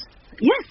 You said the reason you'd opened the front gate was because all your warders were overseeing the prisoners' good-night prayers. I was most impressed. Moved, in fact. Oh, of course, yes, the prayers. God bless Daddy, God bless Mummy, not forgetting Mrs. Sopwith, of course, and all the rest of it. They mention me in their prayers. But of course. You do hold a very elevated position in their lives, Mr. Sopwith. As chairperson of the parole board, being the final arbiter in their desperate strivings for freedom and fulfillment in the outside world, you are, if you'll excuse the elevated euphemism, almost a goddess to them. Goddess? Oh, yes. If there was such a thing as a prisoner's top 10, you'd be way up there in the charts, Mr. Sopwith. I'd simply no idea that's how they viewed me. Never thought of it like that before. Parole board is just one of those things that a certain class of lady does without thinking. Part of one's civic duty, like sitting on a public school board of managers or campaigning for the reintroduction of hanging. The abolition of fox hunting, that sort of thing. It certainly makes one see one's responsibilities in quite a different light when one hears one's mentioned in the chap's prayers. Goddess, you say? Yes. A spiritual pin-up, Mr. Sopwith. A font of inspiration. And, of course, in these circumstances, one must indeed think very carefully of one's responsibilities and their welfare. Oh, their welfare is, of course, of great importance. Yes. And I just wondered whether, bearing that in mind, if it mightn't be better to put off this evening's session of peering through their peepholes to a slightly earlier time tomorrow evening. But why? In case you should accidentally wake any of them up and spoil their beauty sleep, as it were. But they've only just finished their prayers. They'll still be wide awake. You'll be amazed, Mr. Sopwith, absolutely amazed. Once their heads touch their pillows, they're off like a flash. Just a few prayers and they're as guilt-free as the average newborn babe. And not to mention the sheer exhaustion of their regime in here, of course. Mailbag? Hand across. Well, I'm sorry, Governor, but I really must do it tonight. Tomorrow night's impossible. One of the mayor's balls. I beg your pardon? The mayor is giving one of his balls tomorrow night. Charity? Vasectomy appeal. Oh, well, every little helps, I suppose. So I will have to have my peeps now, please. But I will insist the warders shift the peephole covers carefully to avoid any undue clanging. There won't actually be any warders on duty at this moment, I'm afraid. There won't? Why not, may I ask? Chapel meeting, unions, what have you. Chapel? I thought chapels were those printer chappies, Fleet Street and all that. Quite, yes. They meet in the chapel, say a few prayers, and then have their meeting in the chapel. Visitors forbidden, of course, while it's in progress. More praying, mind boggles. What on earth possessed them all, Governor? Mrs. Sopwith, I must tell you, confess to you, there's actually no one. No, wait. Yes, that's it. I tell you what, Mrs. Sopwith, as a special treat, I will get the master keys and let you actually go for a few minutes, actually go inside a cell.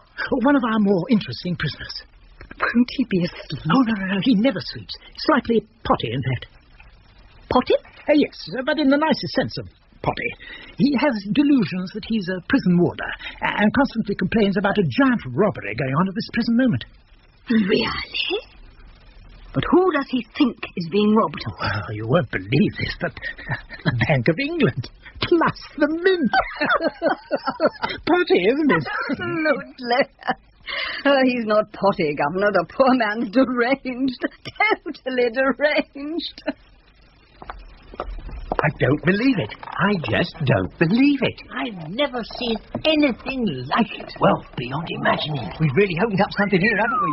Congratulations, by the way, Fingers. Tommy, well done. Without a doubt, every major artist must be represented here. Rubens, Van Gogh, Michelangelo, Renoir. Some nice bits of sculpting, too. Very well proportioned. Beautifully hung. I beg your pardon, Nigel. These paintings, beautifully displayed. And every potter from Ming to Meissen. And the jewellery, the gold, the tapestries, the treasures. Oh, if I was on the job now, I wouldn't know where to start. This, I think, would indeed make Aladdin's cave look slightly underprivileged. Well, now you mentioned Aladdin's cave, our very own nasty genie, Cologne, will be on its way here soon with a couple of $100.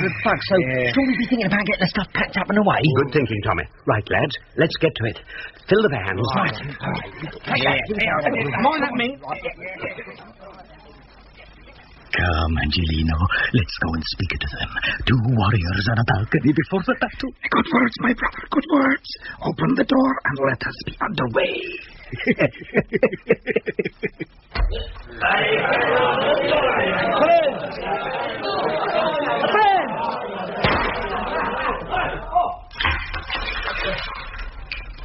When my little brother says friendly like that, it means shut up instantly, okay?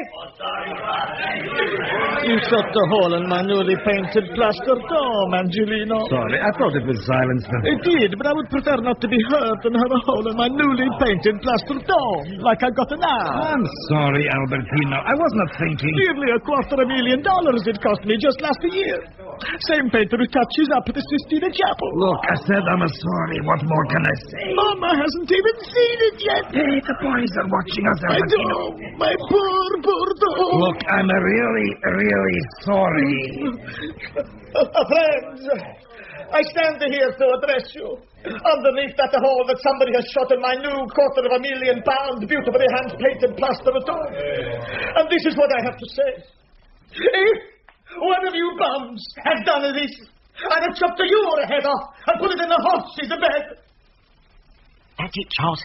There's nothing left in the vault of vaults, clean as a whistle. Oh, thank goodness for that. I feel like a rinsed-out doily. Oh, I'm sorry, Things. I haven't got one of those. A good night's work all round. Right, let's lock up again. Well, if you two like to get off now in this last van, I'll wait for the other vans to come back from the prison and make sure the place is safely locked up again. Well, actually, Charles, Fingers and I were talking as we brought the last of the stuff to the van, and we came up with what, in the words of that creative dramatic writing course that you instigated a couple of years back, could be termed a minor subplot. Yes, and as we're quite enjoying being out in the open and in the fresh air for a short while at least, which makes up somewhat for the teeny touch of danger involved, perhaps you wouldn't mind if we hung about till everybody's gone to put it into action. But of course not, Fingers. Feel free. Whiskey, Charles. That'll be fine. George? Same for me, thank you, Governor. Right. Oh, push those wadgers and nose off the seat, George. Make room for yourself. Oh. That's fine. I thought to ask the lads to only put the new money in here rather than this old stuff. It's quite filthy. Housekeeper's going to give me hell tomorrow. That's right, a bit of dust, doesn't it? Right. Well, here we are then. Cheers. Cheers. All safe back. All barring Tommy and Fingers. They're applying a little finesse at the very end. Finesse at the end? How very interesting. I look forward to hearing about it. Now, our great difficulty is, what are we going to do about Mrs. Sopwith? Bit of a problem. Locked up safe on a bunk with a comatose plunkett. What a to-do. You see, I didn't actually mean to simply take her to see him. I intended to lock them up together, then explain to her later that she had inadvertently helped to save the country's economy and take the consequences on my own head willy-nilly. Good Lord. Willy-nilly. How brave. But there was no need. She changed her mind about visiting Plunkett. Oh, no. When we got to Plunkett's cell, I couldn't see him through the spy hole, so I said, "It's me, Plunkett," and opened the door. He was hiding behind the door, ready to thwack me down. You mean Plunkett actually struck you? No, afraid not. You see, being the gentleman I am, natural training, that sort of thing, I stood aside to let Mrs. Sopwith go in first, and he thwacked her instead. Poof, out she went like a light, at my feet. Gosh, how awful. Dreadful. Plunkett was naturally horror-struck at what he'd done. I mean, striking a governor is one thing, but the chairperson of the parole board something else altogether. Yeah, of course. As he bent over to peer at Mrs. Sopwith, I gave full vent to my inflamed passions and felled him with a single blow. Went out like a light, did he? On top of Mrs. Sopwith. Poor woman. My sentiments, exactly. Gone. All my lovely treasures. Gone. Always done this terrible thing. I don't know. I only know it is done. The family will have my gaffers for guts. You saw the TV series. You know the sort of a thing they do when they're not happy. The only thing they don't hang for meat hooks is meat. Hey, Mr. Cologne. We can't find any keys for the van. The vans. Remember, we still have the money in the vans. But they can't find the keys. All is not well, Angelino. Something is badly bad here. Oh, Mama. Who went for the keys? I did, Mr. Cologne. They weren't there. You hit him for looking in the wrong place. Yes, Mr. Cologne. Take that. The hooks were there, but no keys. Take that. Did I tell you to hit him again, Dumbo? What do I pay you for? To think of yourself? This time you hit him. Oh, yes, Mr. Cologne. 1, 2, 3. Get up. You hurt or something? What do you think I'll pay you for? To lie around looking sorry for yourself? Open up that van. I haven't got a key, Mr. Cologne. I know you haven't got the key, stupid dog, but you've got a machine gun, yes? Yes, Mr. Cologne. Then open this van with it, Dumbo. Yes, Mr. Cologne. Oh, not with the butts, you stupid fool. Come here. Give me the gun, I'll show you. Like a papa, like a son.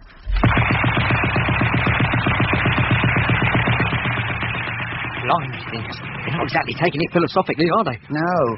They never have been exactly renowned for their sense of humour. Right. Now, you ready for our little jest, Tommy? Ready. He's looking in the first van. God, there's no money in it. Open the rest of your bunks.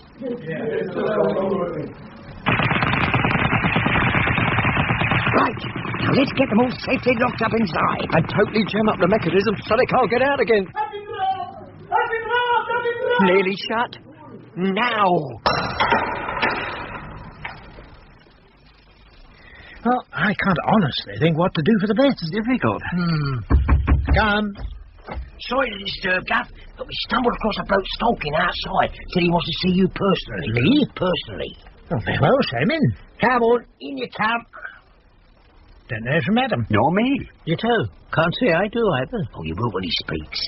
There's a wonderful impression of an old friend of mine. Oi, you. Speak. My name is Geoffrey Peters. A kindly passerby brought me a note dropped from a cell window by a very good friend of mine. Oh, Lord. God. I guessed he was being held for blackmail, and that this was the price that would have to be paid for his freedom. I don't believe it's possible. It is. It is. My autobiography is safely returned. Steady on, old chap, steady on. You'll get the pages all soggy. And Mr. Plunkett? You, sir, may take Mr. Plunkett off our premises forthwith. Pop along and free him, will you, sir? I'll certainly go. Come on, Geoffrey. Let's go and find your friend. Just one thing before you go. You can tell Plunkett we have proof positive he took bribes. It was the cost of our holidays in Margate drove him to it. So you knew? Afraid so. Get him out of our sight, Cyril. Very good, Gav. After you. Bribery and corruption. Plunkett. Who'd have thought it? Who cares about bribery and corruption? My manuscript, my lovely manuscript, safely returned. Well, that's you, Governor, happily sorted out. Plus Plunkett out of our hair. Indeed. But what on earth do we do with all this loot that's cluttering up the place? A very good question, George. Only wish I had a very good answer to give you in return. I do actually have the perfect answer. You do? Yes.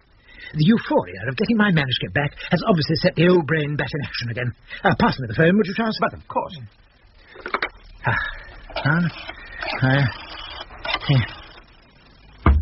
Come. Oh, Sergeant Brack. Sorry to bother you, Inspector, but we've just had a funny sort of phone call. Heavy breathing? No, ma'am. Chap said he was a prison governor, but wouldn't name his prison. Said as he'd enjoyed the occasional TV series that our police station had been featured in, he'd give the story to us. Said the Bank of England had been robbed along with the Mint Man. Said that the 200-odd mafia men involved in the robbery were locked inside the headquarters of Safe and Secure Security at this very moment. Sounds a bit rum to me. What do you reckon, ma'am? File it? No, better check it out once you've finished the paperwork on that lost heifer. Then give the Bank of England and the Mint a ring. Where are they, ma'am? London, I should think. Right, I'll try that first.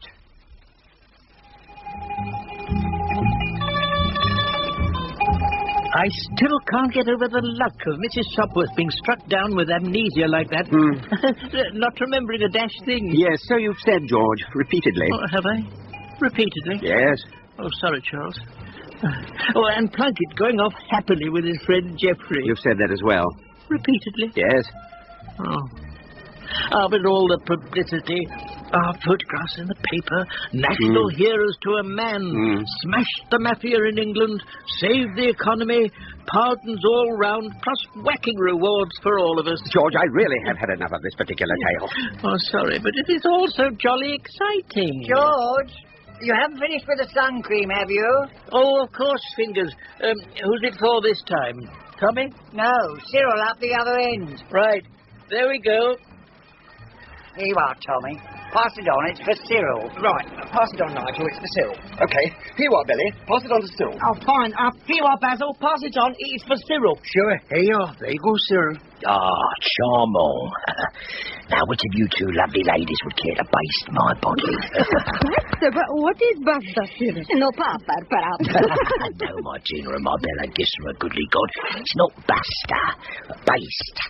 Baste is to cover my torso with cream, you see. Torso? Yeah, the white bits, divided in two by the trunks. Oh, the white bits. Such a little tube for such a lot of white bits. Well, if you spread it thin, you might just make the bulk of it. No gets to do the honours. Oh, no, we do it together. My sister and I always do it together. Well, that should make for an interesting evening, if nothing else. The one sad thing is that the governor didn't get a gigantic reward like the rest of us. Yes, tragic. That's the trouble with being a public servant, George. It's supposed to be all part of a day's work saving the country's economy. Oh, they rarely work. Very rarely. Sad he was too proud to take a penny off any of us. Tragic, tragic. Still stuck in his prison while we flollop around on boring beaches.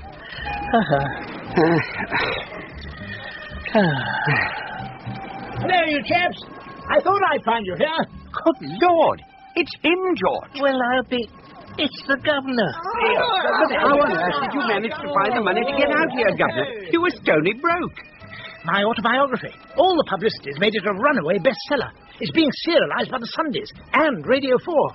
I'm going to be more filthy rich than a lot of you put together. Good for you,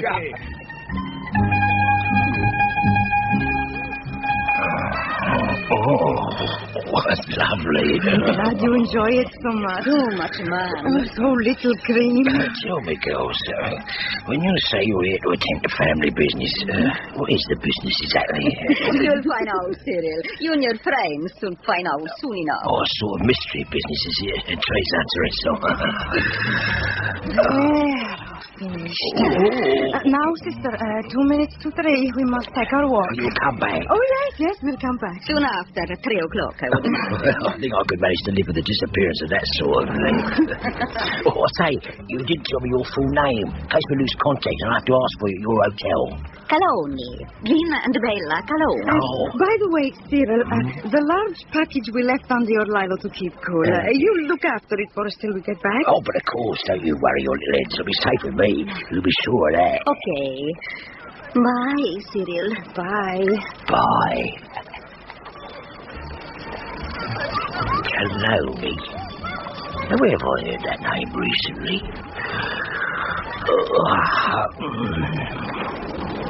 Of course, Caloni.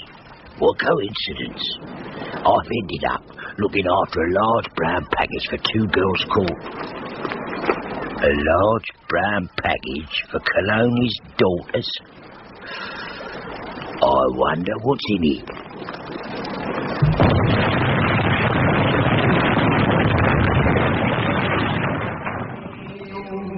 meet again. Don't know where, don't know when, but I know we'll meet again some sunny day. Peter Jones played Charles and Lockwood West George in The Bigger They Are by Wally K. Daly.